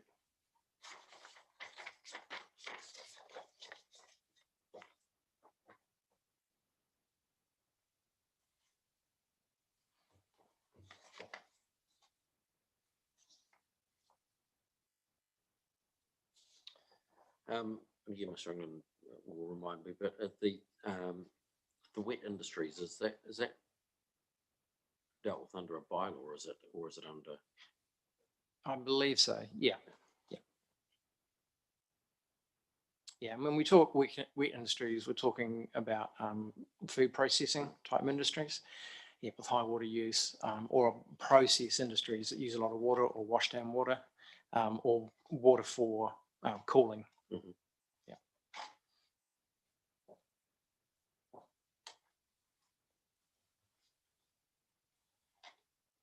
And that's largely consumptive use, obviously. That's yeah.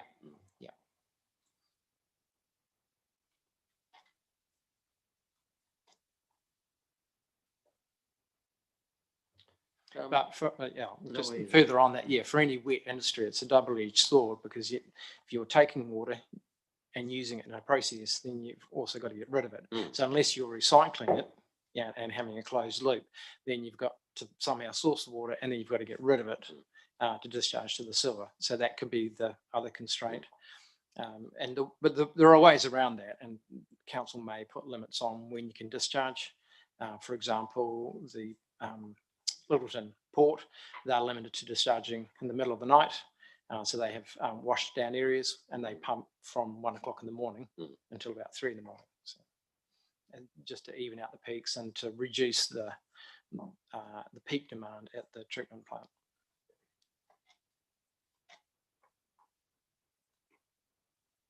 So the wastewater, that would be dealt with under the trade waste. Correct. Bylaw. Yeah.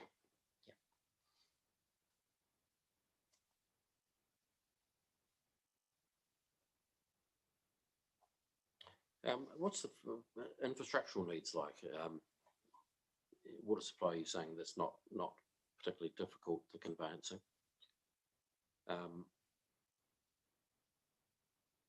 Getting it to the pines, the wastewater. Wastewater, there's a gravity main in Walker's Road, which we could connect to, but it's limited in terms of capacity because it receives wastewater from West Melton.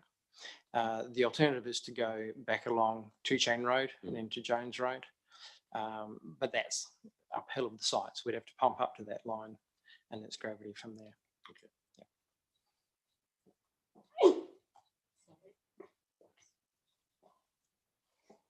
The West Melton line, I can't recall whether it was you I was discussing that with or somebody else, but that has more capacity than was originally expected or anticipated, because it wasn't absorbing groundwater, or wasn't you I was talking to about that? No, No, I'm not familiar with that. Right. Okay. But in terms of the physical infrastructure, there's no real difficulties in getting that in place. It's putting pipes in the ground. Yeah, straightforward. And it's not as a cost to the ratepayer, it's a cost to. It'd be a cost to the developer. It's part of the development. Mm. Yeah. Yeah, and then any ongoing running costs for private pump stations, that would be for the landowner. Yep, unless there was a central pump station going in, but again, that would be covered by rates. Okay. A stormwater discharge, that's to ground. Yeah.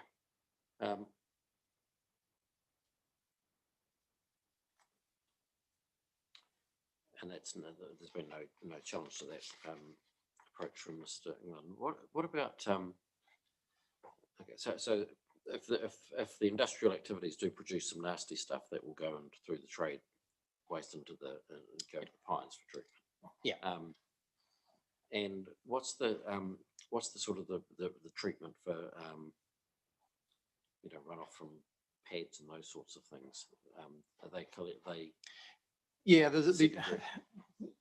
probably within individual sites, there'll be on-site treatment and then discharged into soak pits, and then internal roads, if they become part of the council road network, then be a similar thing. They would collect their wastewater, put it through a treatment device, and it can be either a proprietary device which filters out the gross pollutants, or a wetland system or a swale, before discharging into the ground.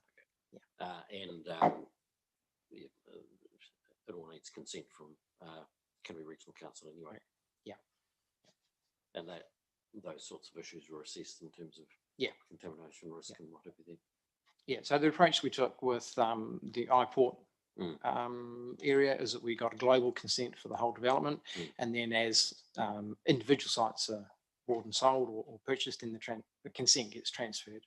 And within the consent, it's written in a way that there's different options, and they can actually choose from a list of methods for treating the stormwater before it goes into the ground. Okay, all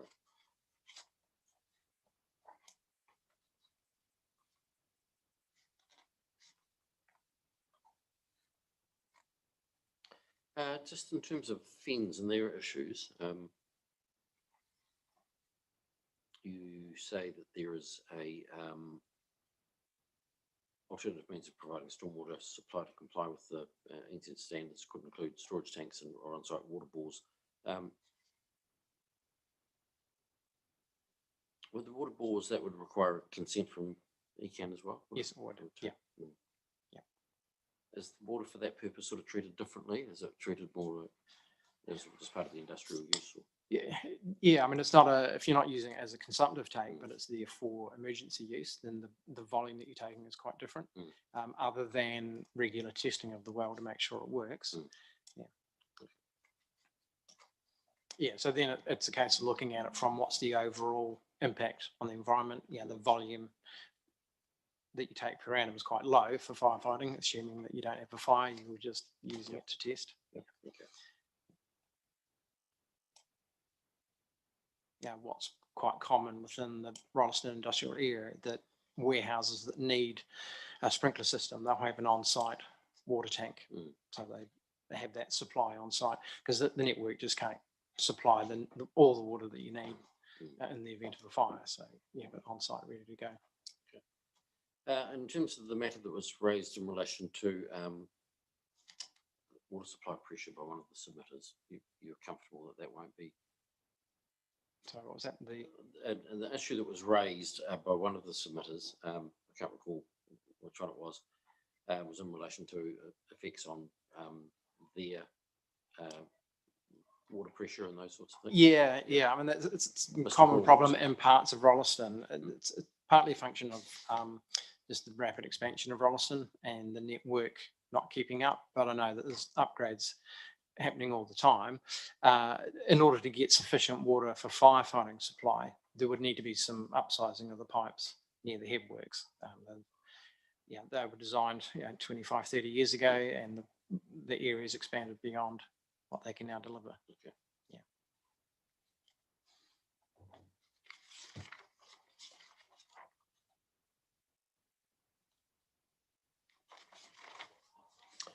All right, that was all I had. So thank you very much for that.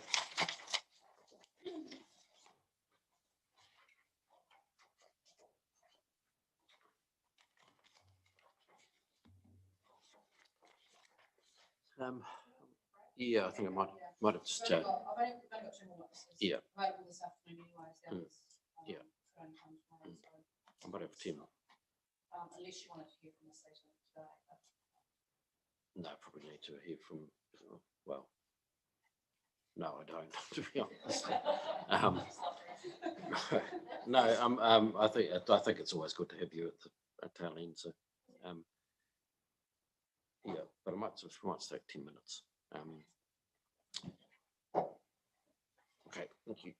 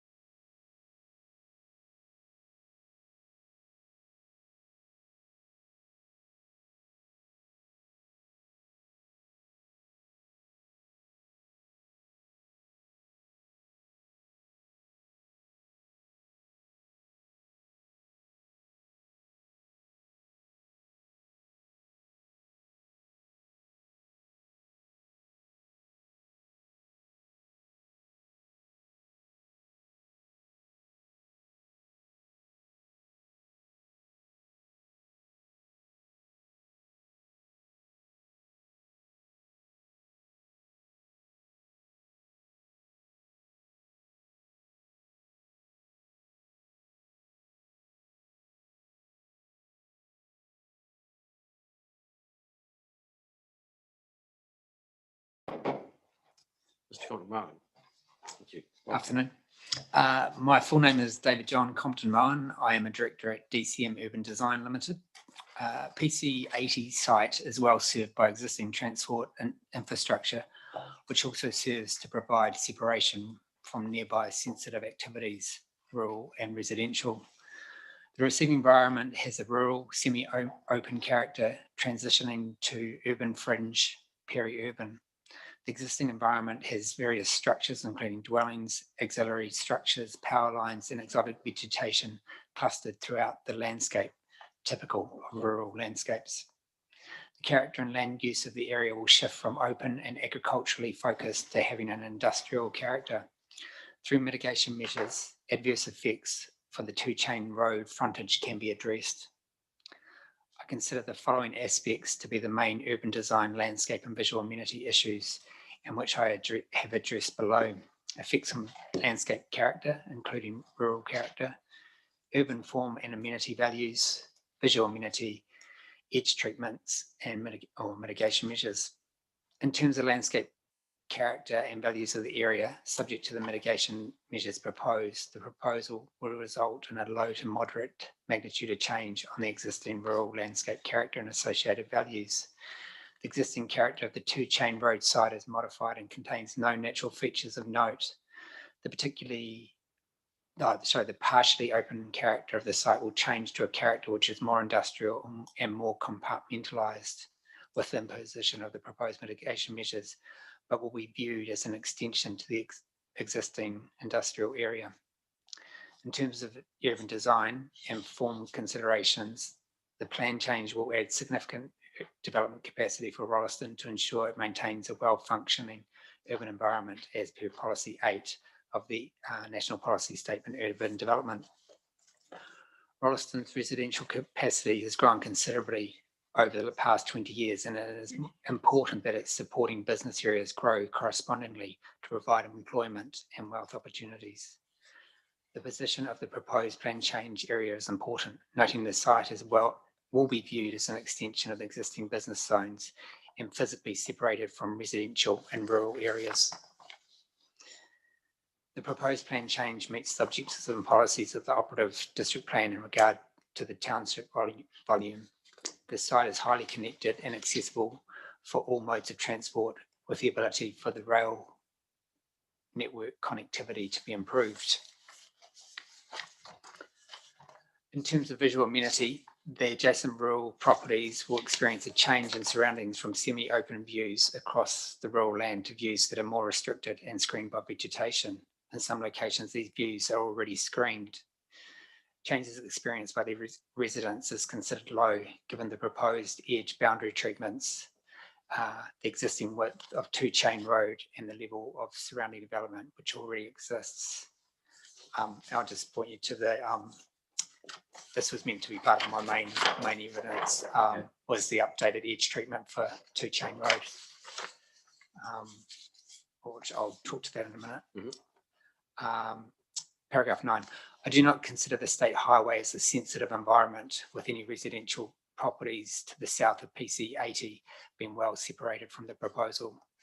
I've reviewed that again actually, and there's along that entire length, there's only 3 residential properties that actually front onto Main South Road. Every other property faces to the south, or has access from the residential part of the township. I'd say that's likely to change too once the state highway is upgraded through that section as well. It'd be unlikely that they'd maintain that, having direct access. I just wanted to point out really that there's a lot of vegetation on that side and fencing, and those dwellings are orientated away from the state highway and the railway. And they will do that for amenity purposes, really, rather than looking out on a busy state highway. Their preference would be to look south or have an internal view. Paragraph 10, I consider the proposed boundary treatments along each edge are sufficient to address amenity concerns from submitters. This includes limiting access points on two-chain road to 3, the retention of existing planting, installation of a 2.5 metre high bund and additional landscape planting all along Two Chain Road. During the refinement of the landscape treatment proposed along Two Chain Road, we have confirmed with Tree Tech that the space provided is sufficient for maintenance purposes. On other boundaries, the existing landscape provisions for the business 2A zone are considered sufficient. In summary, I consider that PC80 is an appropriate change to the existing land use, which is considered to be a natural extension to the existing industrial areas in Rolleston.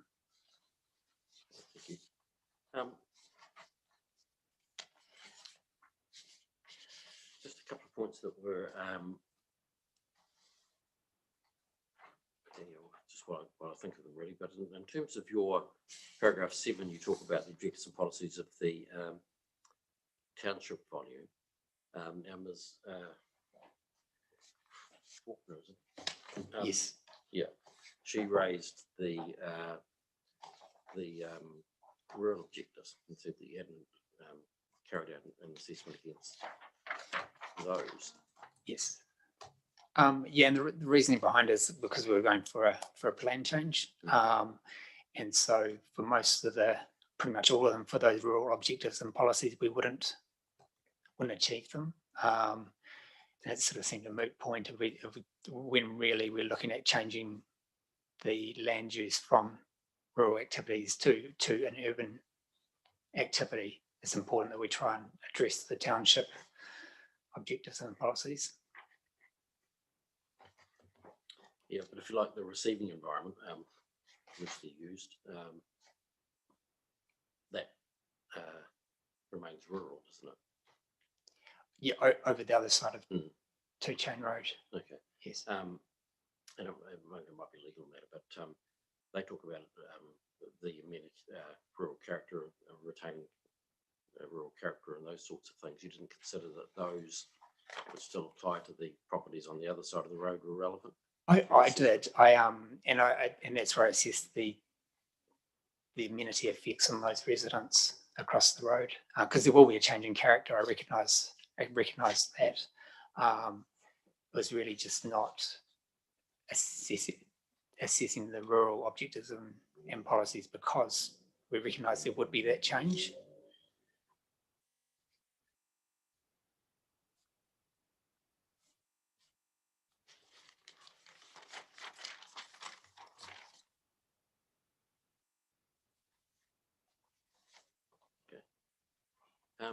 The other thing I just wanted to talk to you about was the permitted baseline in comparison with what could happen in the rural zone. Can you just talk me through that?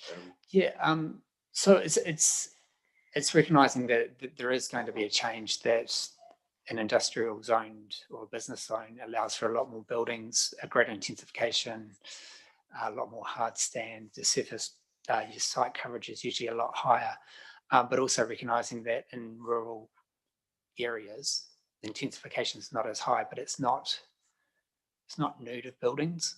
Buildings do occur in rural areas. You usually do have some storage yards. There are activities which can occur as of right in a rural area that's not just an open paddock. And I think that was the aspect that I was trying to get across. It's only a component of my assessment, so it's not something that I've weighed heavily on, because I think we have adequately addressed adverse effects through our proposed mitigation measures. But it's something that I do, it forms part of my decision making or my assessment, sorry. Is it, you've used the term permitted baseline, but from what we're discussing, you're not putting it forward as what we understand to be a permitted baseline. Yeah, no, not at all. Saying that there could, the rural environment can have buildings, etc., but much different in terms of site coverage provisions and those sorts of things. Yeah, exactly. So, it's really just trying to say that your rural zone isn't just an open paddock, that activities do occur there, rather than saying that a lot of buildings is the permitted baseline, which it's not.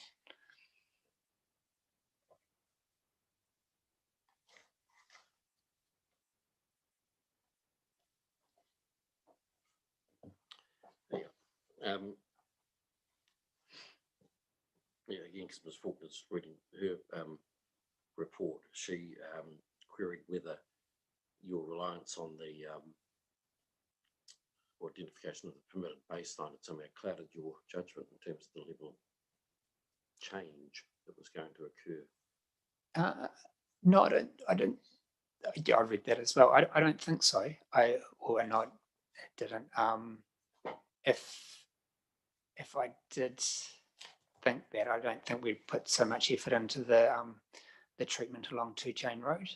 I think we've looked at that edge treatment in particular because that's where we've recognised there are adverse effects, and that we do need to treat that edge differently to other edges, and give it basically a special role in the zone.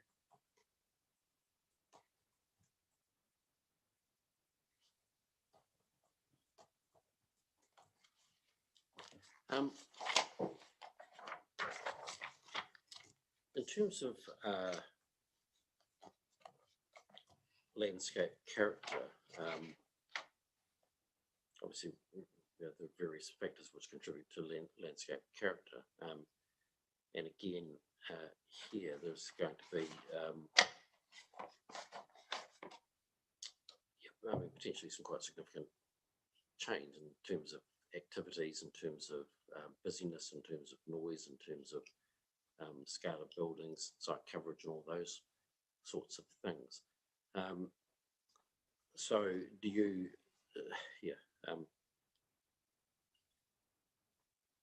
in terms of the effects of that, you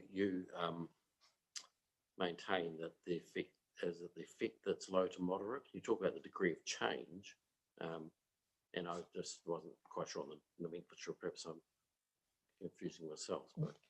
But yeah, no, I in terms of the effects, I think with the application of the landscape treatment, I think we can get them to less than minor. So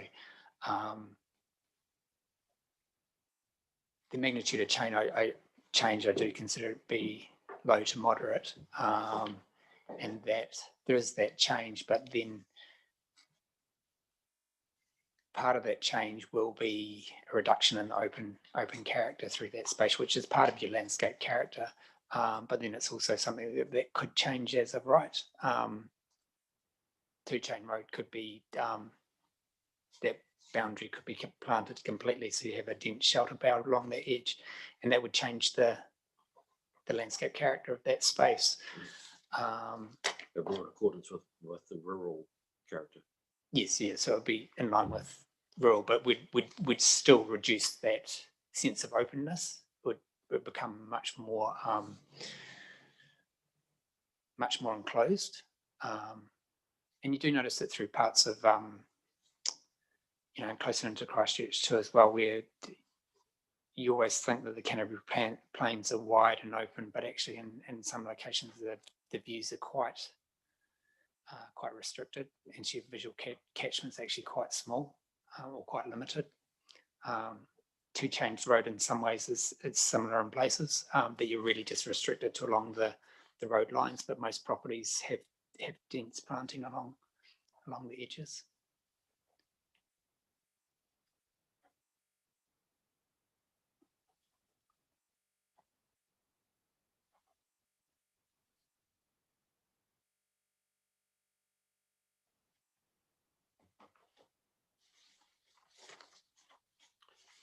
Okay, do you want to talk me through the typical section? So from the original application, we've added a 2.5 metre high landscape bund.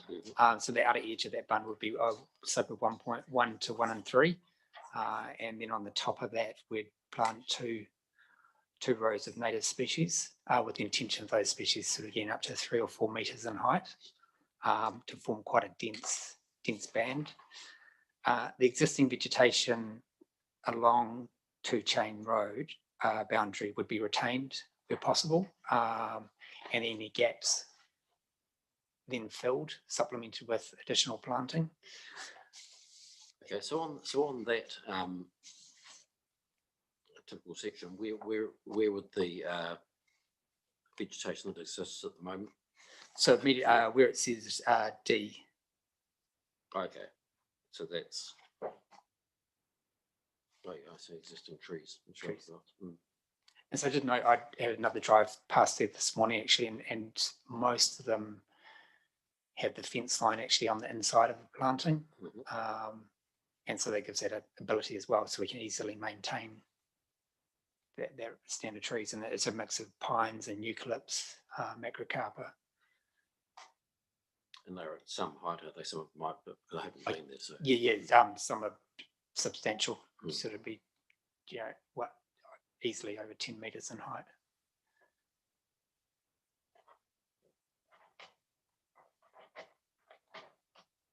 Otherwise, there are some gaps, but they'd be easy to fill. Okay.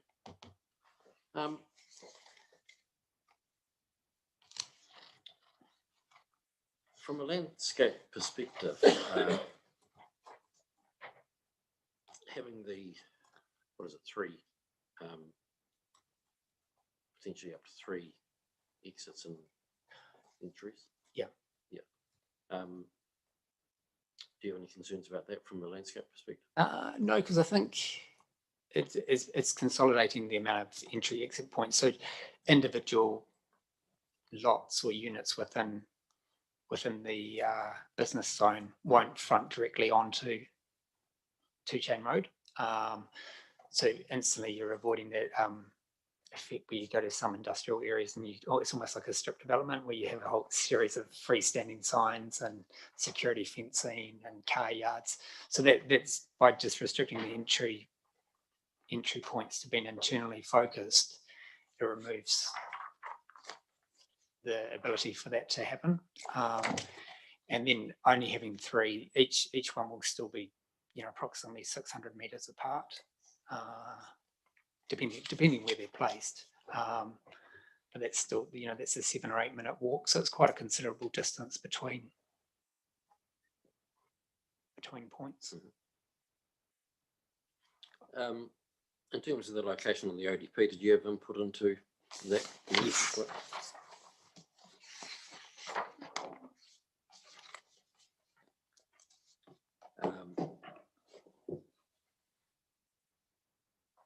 So yeah, I'm sure I'm making sure I'm asking the proper questions. Is it 2 vehicle entrances on? Is it 2 vehicle entrances or 3 on Two Chain Road? 2 primary and potentially a 3rd secondary. Okay, so the secondary one is the one that's marked, but that's the one nearest to Walker's Road. No, the secondary is unmarked. Hasn't been marked. Okay.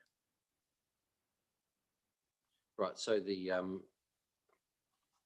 what's marked there to make it look like 3? Just pedestrian greenways into the site, so they'd have a pedestrian cycle path as well.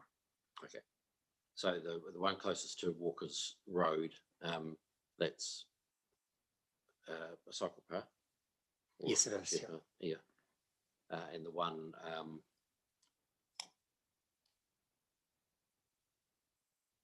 towards the east, not the main entrance, but the one beside it, that's marked as a cycle path too. Yes. Yeah. Okay. And I guess the exact placement of those entry exit points will be developed as at the next stage once they get into subdivision and look at that detail in terms of the type of lot size that they want to achieve. So what can you do if you have those if you had the number of entries along that road, what can you do to address the obvious gap, if you like, that's there? What can be done to address that? There, in terms of just restricting view, even view lines, replacement of planting, I guess, and looking at that at the road design as well, and maybe the planting comes around the edges as well, just to stop those views in through the side.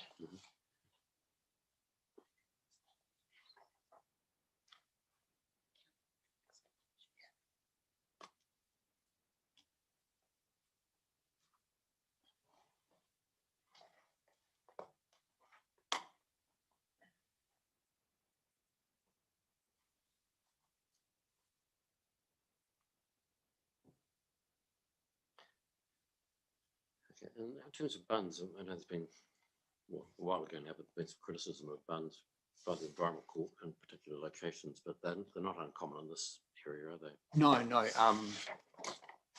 they're actually increasingly quite common, along the state highway, coming out here.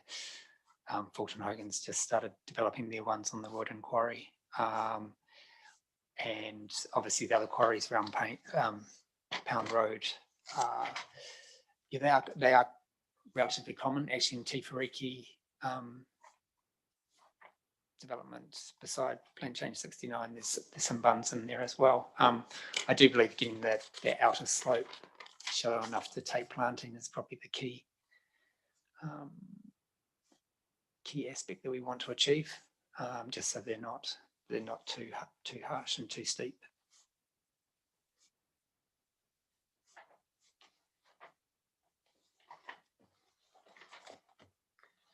Okay, again, Ms. Horton expressed a view in relation to the overall landscape effects of the entryways, and her view was quite, from a landscape perspective, was quite clear that there should be just the one, so that there is no traffic on two-chain road basically generated from this side, or no stopping, starting, and those sorts of things. Yeah. And have you considered that from a landscape perspective? Yes, I recognise that. I think two-chain road is going to change in the near future. When you look at the proposals from Waka Kotahi, and so what we have now with the recognising that it's a 40 metre wide road reserve or two chains. There's a lot of space there, but recognising that road will change in character, and that it is likely to have more traffic movement, not just because of PC 80, but in general, just because of the what they're proposing with the state highway. Okay. She made the point, I think, in her report, that there's a difference between traffic that's been, an increase in traffic that's driving straight through, and an increase in traffic that's stopping and starting, decelerating and accelerating. Yes. And that's from part of the landscape character assessment, I suppose. Partially, I don't think the difference between 1 and 3 would make much difference. We're still talking about a 600 metre roughly gap between entrances, and then there's also the ability for I don't want to get into being a traffic engineer, but some movements will come off Walkers Road, would just make more sense. So they're not everything is going to be accessed by a two-chain road. So the arrow on the Walkers Road one, which points out, that's not a direction, a traffic flow direction. No, it's just showing that it'll link through to. Okay.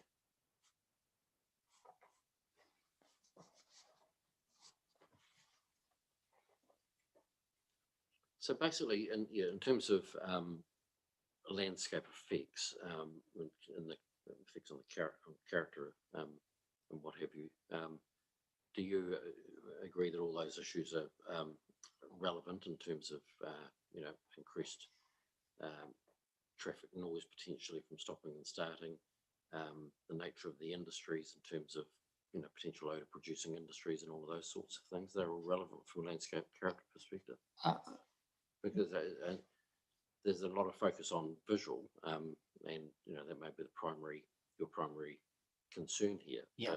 But those other sort of effects all go to, if not perhaps landscape, they go to amenity. Yeah. And It's you were sort of trying just to look at the visual aspects of it. Obviously the visibility and the fact there is more traffic moving through, if I just take noise out of the picture, but just in terms of the aspects of visually seeing more traffic, greater level of movement, and then all the changes that then tend to happen because of road upgrades or road improvements would then change the landscape character. I do take those into account, but they're usually something that we don't have control over. A lot of aspects through road design might be done for safety improvement reasons, or for safety improvement reasons, and we don't actually have the ability to. They actually physically change the character of that space, but we don't have an ability from a landscape point of view to have any effect or influence on the design. Little changes like putting in curb and channel, and then street lights come in, and aspects like that, even and roundabouts can have quite considerable changes in character that aren't related solely to the project we're working on.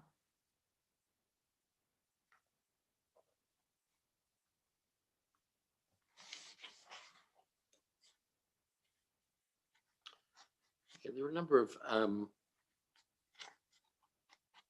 rules that have been proposed in response primarily to the Department of Corrections concerns. I don't know, have you followed those in terms of the Broadly, or the landscape related ones? Yeah. Yes. So well, in terms of the activities, for example, not having them within 500 metres of the Walker Road boundary, meat slaughtering, the cement manufacture, and all of those sorts of things, or a number of other things that are listed there.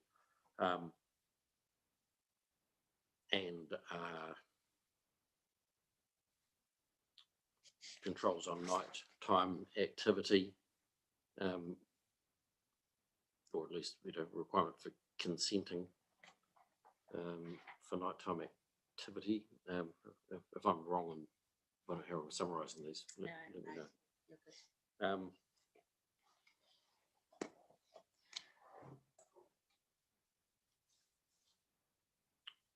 And the limits on activities such as landfills, commercial composting, tyre storage and shredding, and petrochemical and hazardous substance bulk storage or distribution. So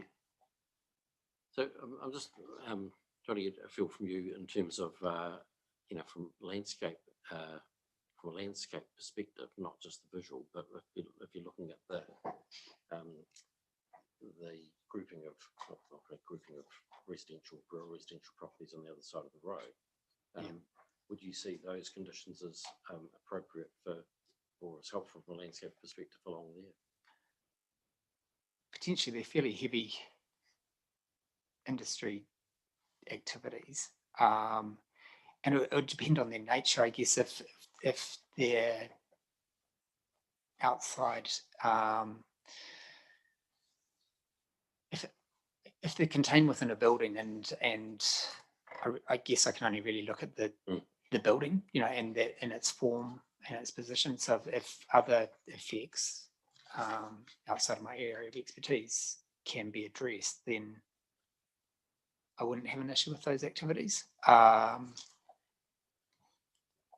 In terms of nighttime work, there would be aspects in terms of light spill out of the area would be the issues.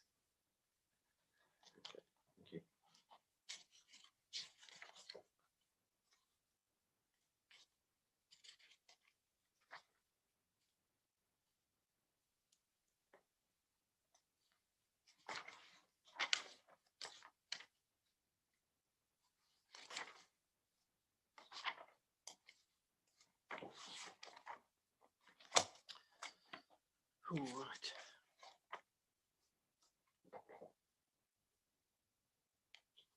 Okay, so and just again, sorry, returning to your typical section, but that I'm just so clear that the boundary of the site. So the existing planting is within the boundary of the site, is it? Yes, it is. Okay. My And then understanding. it's road reserved from there across. Yes. In some places at the moment, there is an existing fence on the inside of that that planting. I imagine just to keep stock away from it.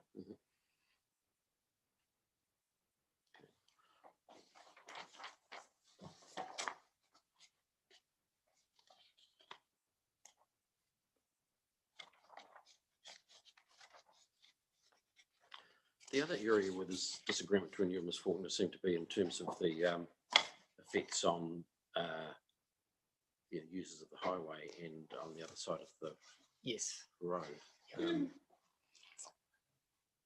I don't see there being. I do not consider the rail corridor or the state highway a sensitive environment. I don't think the properties on the opposite side of the state highway receive any adverse effects.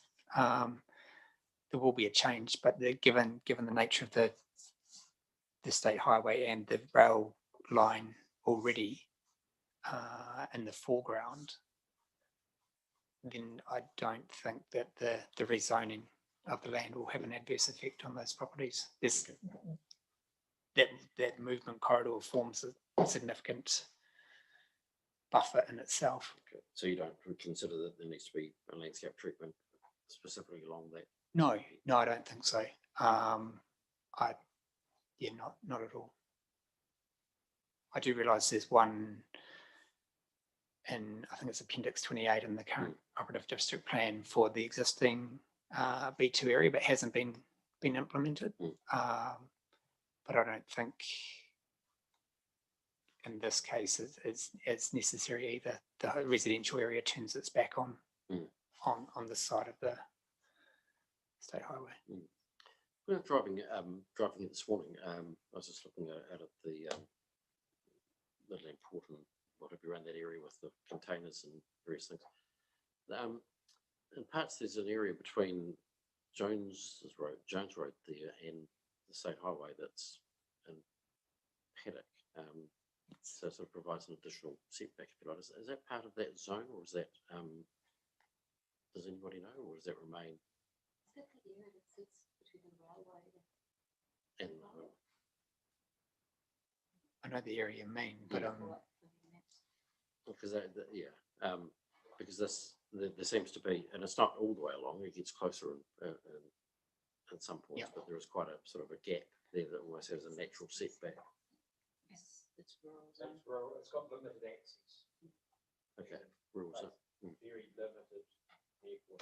Yes, that's because it's the state highway to one side and the railway to the north, so it's very limited access.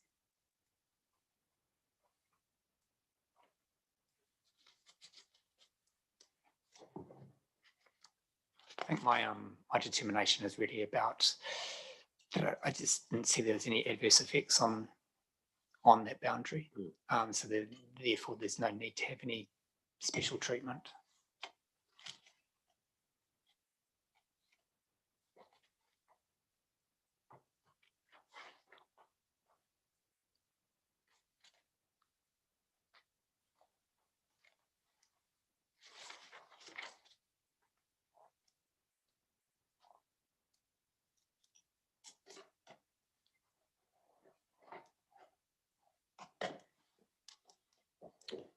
Okay, and you're in terms of the retention of trees at the far eastern boundary, you're I would say ambivalent, but you don't consider that's necessary.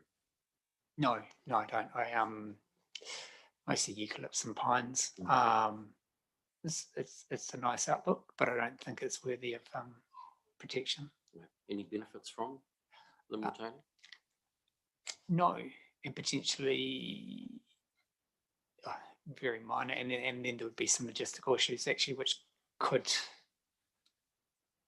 just in terms of the connection with existing business areas, actually could have a negative outcome.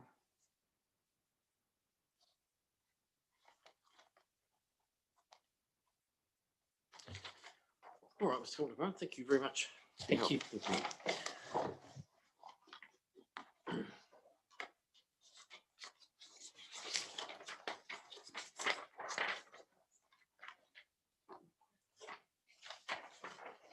you.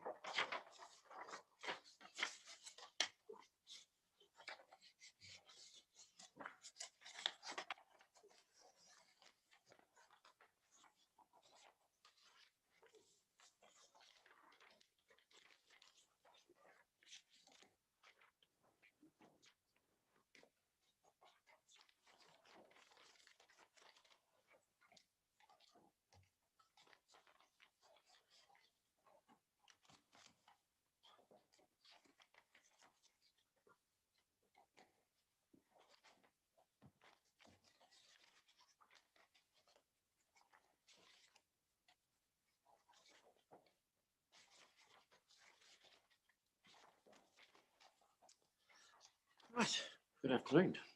How are you? Good afternoon. I'll skip over paragraph 1 because that's a bit of an intro.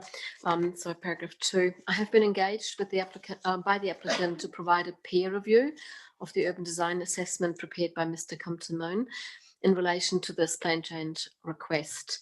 And I agree with Mr. Compton-Moon's assessment and summary that the character of the site will shift from open and agriculturally focused to having an industrial character as a result of the change in land use introduced by Plan Change 80. As a result of this, and in the context of visual amenity, the adjacent properties to the west will experience change in surroundings from semi-open views across the rural land to views that are likely to be more restricted and screened by vegetation. And to the west, I mean, that is the correctional facilities, because it's a bit skewed in terms of orientation, the land. The visual amenity for the rural properties to the north will not change substantially, as they will continue to experience a similar outlook across a rural road onto a large shelter belt.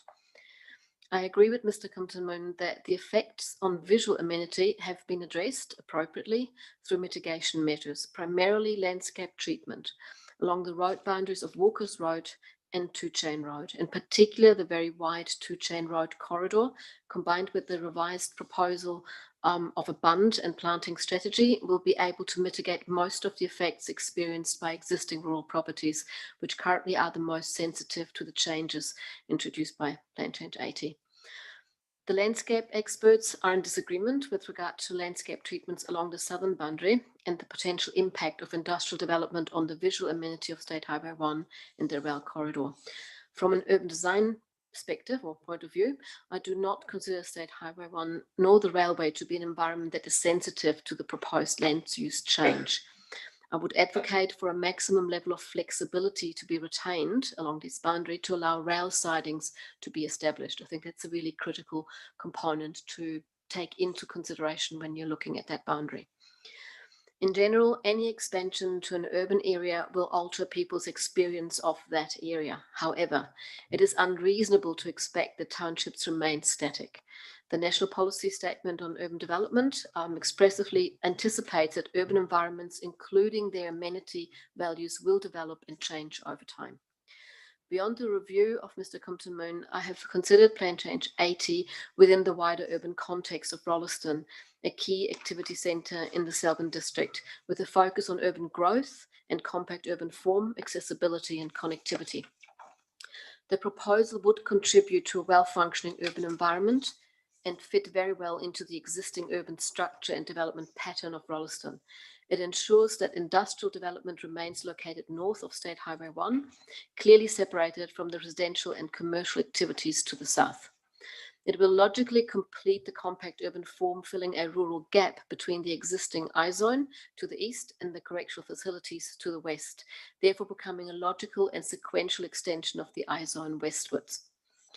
Should the eastern area of the proposed site be excluded, that's that little pocket on the eastern end, should that be excluded from the industrial rezoning due to the versatile soil overlay, this would not necessarily impact the ability of the remaining site to provide a functioning industrial zone.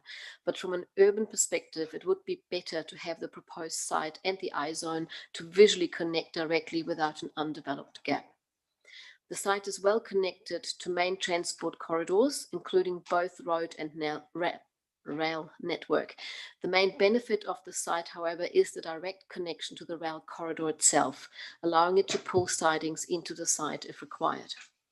The proposal is also a logical development for the site. When considering the proposed roading and associated traffic distribution changes proposed by Waka Kotahi as part of the State Highway 1 intersection upgrades and the Rolleston flyover, the proposed rerouting of traffic flows from State Highway 1 into and out of the existing I-zone via either Two-Chain Road and Walker Road or Jones Road and Whedon's Road will change the streetscape and street character of all these roads. So that is the big primary impact that is actually going to occur and makes the site such a good site for an industrial development.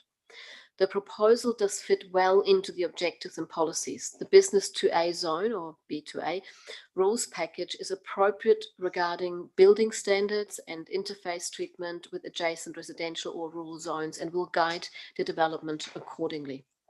Rolleston is a key regional centre in the Southern District, and growth is to be expected and directed around such centres. This is clearly in line with the directions set out by the strategies or the national policy strategies.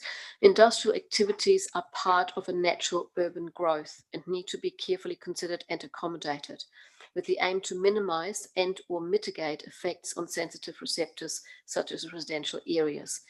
Now, I want to focus here on residential areas. We are not considering rural residentials as pure residential areas. So there's a slight difference there. Okay, so you're talking here about the other side of the home. I'm talking about any residential areas within Rolleston when an industrial complex like this is being introduced. That's where you want to minimize and mitigate effect on those primary residential areas of a township.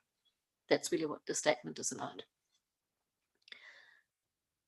Rolleston has established a clear separation of industrial activities from all other urban activities through strategically placing the I-zone north of the major transport corridor. Introducing a further industrial zone to extend the I-zone along the rail corridor is a logical continuation of the urban structure and compact form of Rolleston. I agree with the conclusion drawn by the planning officer, Ms. White, that the proposal contributes to a well-functioning urban environment as it proactively and specifically manages the use and development of industrial land adjoining the existing industrial zone boundary.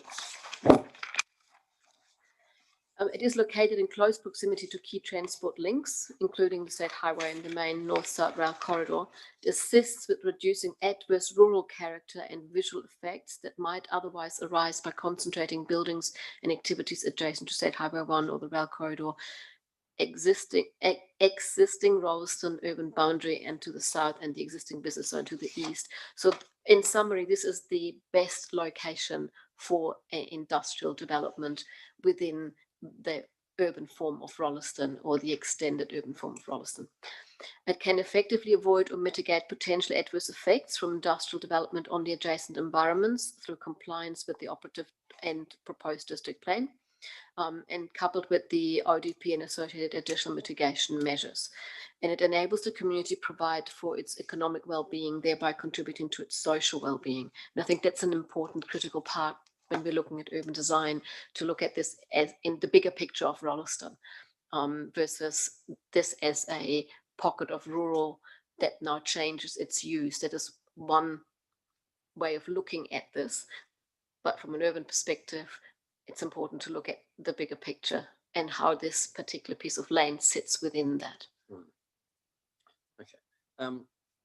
It's interesting, isn't it? Because you have that separation from the industrial from the township, which is not, I'm not suggesting it's a bad thing. But in terms of, yeah, it's almost like there's the town and then there's the industrial area. Mm-hmm. I suppose the connectivity in that will change once the flyover goes in. Yeah, it does, and it doesn't. I think there are some parts of Rolleston that are just historically the way they are, you know, how Rolleston has developed, and there has been a deliberate decision made to keep the residential, commercial, people-oriented living environments south of the state highway, and to put the areas that are of an industrial nature and have a potential conflict with denser residential environments, to keep them at the north. That was a deliberate decision. The structure plan put that in place. And this particular plan change continues that, to reinforce that decision. What we're seeing at the moment is that the connectivity between those two areas is being upgraded and improved. As Rolleston grows, and that is a common thing to occur. You know, initially we could cross that state highway. Now we can't just cross it anymore because of the traffic flows through and so forth. So that's just an ongoing process of improvement and growth. Okay. And the flyover will make it. What the flyover, yeah, the flyover will have, from an urban perspective, I'm not a traffic engineer, so I need to make it clear. So it will, in terms of connectivity, it will provide a direct route that makes it walkable, and also in particular also cyclable, depending how far you go into that industrial zone, and you know, the weather and other parts to it. But I haven't seen detailed designs how that is being facilitated, but I would expect that to be for vehicular, but also of a high amenity for cycling and pedestrian. If not, then there's an opportunity missed. So that is a critical part, but also the other entry points, because Rolleston is not just within its centre, it spreads out, so to the east and to the west. So any possible connections across along Walker's Road, people live in that part of Rolleston, could utilise that route to get to a workplace within this area, versus others may have the ability to use Whedon's you know, that access and crossover. So there are several different points that, depending on where you live and how you commute, that give you access to that area. And then it comes down to distribution within. And that's where the railway that runs north-south and runs into the east-west railway corridor creates a natural separation between the current I-zone and this particular proposal. And the two-chain road is the main connecting piece. So in terms of connectivity, what this proposal does, it builds on the existing opportunities it has to create the best connectivity possible. Until big steps are being undertaken, commuter rail and residential and you know, pedestrian overpasses over railways and all that, which is a really big picture thinking, that's when the next step of connectivity could be introduced.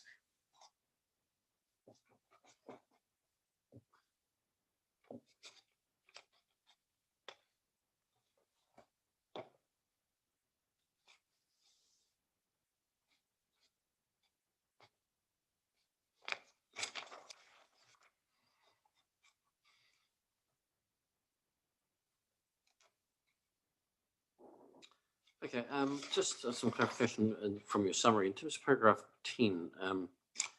I think I understand what you're saying, but logically complete the urban fine by filling the rural gap between existing I-zone and correctional facilities.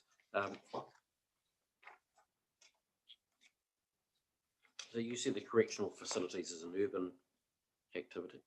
I don't see it as a rural activity, definitely not. So I don't see this particular parcel of land as being the corner of a large rural environment. It's already a smaller, it's not a small pocket because it has connection to the north, but that's also rural residential in there. So it is already a highly modified rural environment with a piece of land surrounded by the I-zone residential to the south, the correctional so it's not a really open, fully integrated, fully connected rural piece of land. It only has a connection by a two-chain road to other rural activities. Okay. When you look at it as not sure whether I'm confusing you and Mr. Compton in terms of that issue, but in terms of the reads as a natural extension of the I zone. Probably not of the I zone per se, but within the context of Rolleston, it extends the I zone into that piece of land because it's a similar activity. They both sit north of the state highway and the rail corridor. And in terms of natural growth patterns for Rolleston, that is where this would go. And I suppose when it's observed as sort of fitting in, that's from the Rolleston Township perspective, is it? No, not only from the Rolleston Township. I think it is also when you are, I mean, there's a difference when I'm living on the other side of Two Chain Road and have my property there, then my perception of where I'm living is very different to someone driving along there and looking at, I'm driving into Rolleston, past Rolleston. So I think it's really important to just have that nuanced, understanding of what a rural environment is. And in terms of the understanding of the urban form, that piece of land, as seen from the rural side to the north, you are actually looking back at an urbanized environment.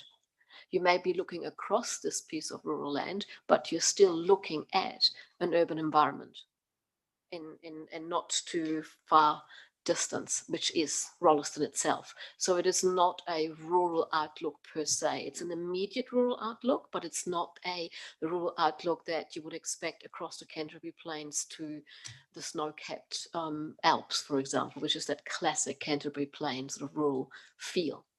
I think it's important to understand what kind of ruralness we're actually dealing with on this particular site for those particular residents on the northern side of Two Chain Road. They're looking actually across onto Rolleston. And Rolleston's visible from those properties, is it?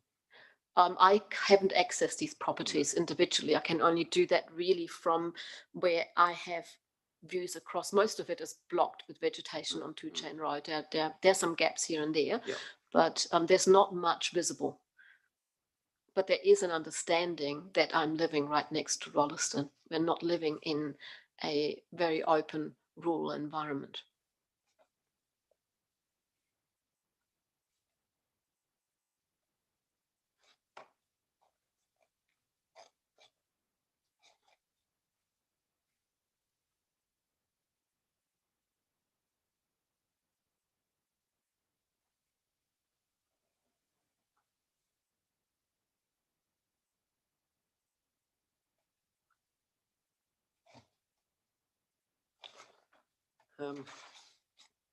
Get my discussions with Mr. Compton in terms of the permitted baseline. I got from reading your evidence, I got an impression that you didn't strictly agree with that. I don't. I mean, it's again. I agree with and I think permitted baseline is probably a slightly misleading term, because it's a tool for assessment in terms of this is what's permitted. So I think I understand Mr. Compton Moon's argument there to be that within a rural environment there is that you have a typology of buildings coming through that are akin to larger industrial structures, and I agree with that. I also agree with the fact that they, although they come in lesser density, in a far lesser density, but they're not unheard of in terms of the typology of the buildings to be coming through. The other part is also that this particular proposal retains a lot of the rural characteristics along its edge towards Two Chain Road. I can't comment on the ability of these trees to be there in perpetuity and things like that. That's a landscape matter, but I do understand that they offer significant height and a dense enough screen to really mitigate against a more intense development that has that kind of typology in there.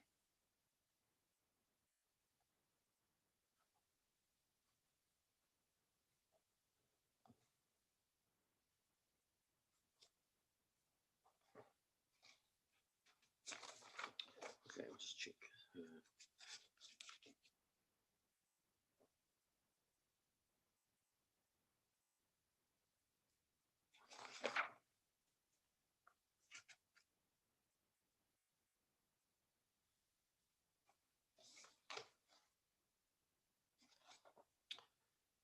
Just a couple of things, discussions I was having with Mr. Compton as well in terms of the entryways, and you addressed this in when you talk about the streetscape and the character will change as a result of the Wakatahi rerouting.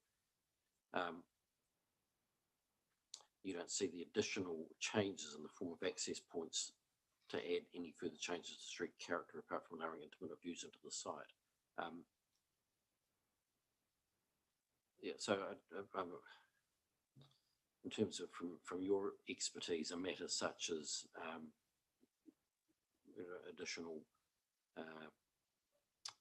noise from vehicles accelerating and So that's similar decelerating, question. those sorts of things, are they? Yeah. I think two-chain road needs to be looked at as a whole, not just from a noise perspective or a landscape perspective or a traffic perspective or how much or a visibility amenity. I think we need to actually be quite realistic about the fact that this road will change, regardless whether this plan change comes through or not. There is already a sort of chain of changes occurring, and in terms of the use of that road and traffic from State Highway 1 taken to the I zone. So I'm taking that as a starting position at this time. And then any changes to that road is ultimately a balancing act between the activity in that road, making it safe for the user, not just the car user, but pedestrian and cycling. Because if that's a cycle route and it is proposed to be able to be used that way, then there has to be some activity on that road that actually provides some surveillance for that pedestrian and cycling activity. That's quite critical. Otherwise, why do you put a cycleway in there? There has to be a destination to go to. You know, if the only destination that can be reached is 2 kilometers apart, then those are not distances that you would necessarily walk. You might cycle them, but it might feel slightly uncomfortable to cycle for 2 kilometers without any supervision over that stretch. So from that perspective, I think there needs to be a balance between interrupting landscape treatment to allow an urban sort of access points and a distance between these access points and some visibility from this development onto.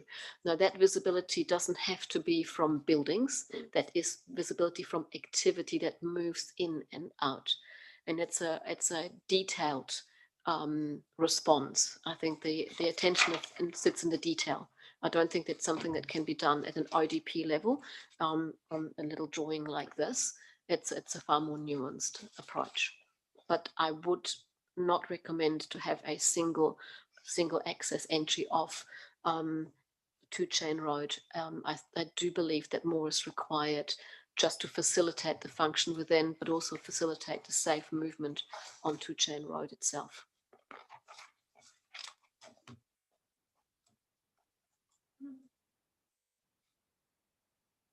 And from an urban perspective, there are ways to mitigate visual effects into these view shafts that can be addressed. Sound, not my expertise. I would have to go to an expert and inquire that.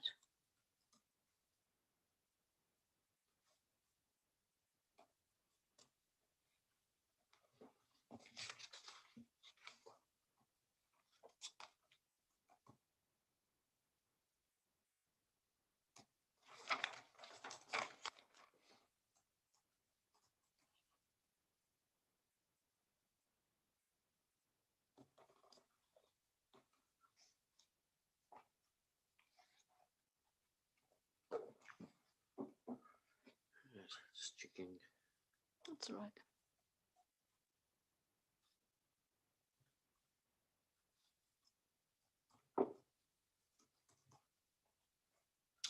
In terms of the Walkers Road, it probably matter for Mr. Compton really, but in terms of the Walkers Road boundary treatment. Mhm. You didn't have any concerns with that it's different.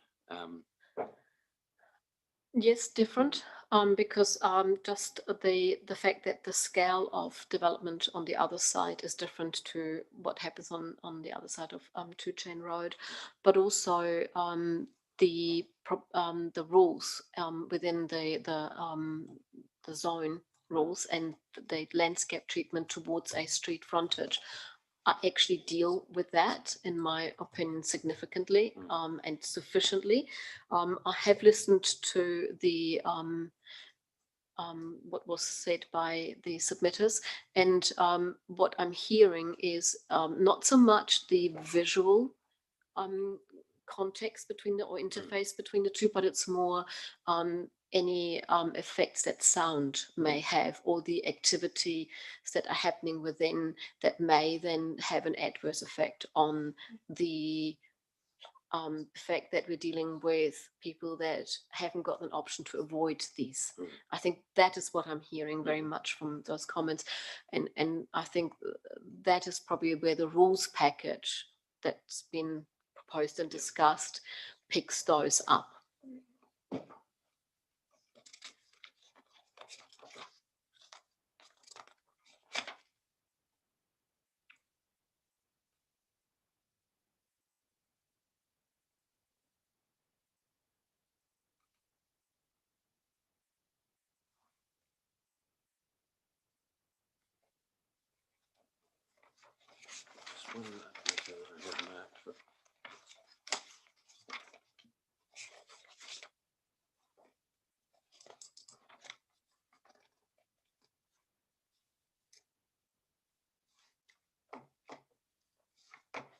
Right, that was what I have. Thank you very much for your help. Thank you. Okay, we'll wait for use of the day. I thought it may go a little bit longer than it was programmed for, but that's, yeah. And you've got Ms. Seaton's summary already, so you might want to have a look at that in advance tomorrow. Or not. Depending on what I have to do tonight. But thank you all very much for your assistance today, and we'll see you 9 o'clock in the morning.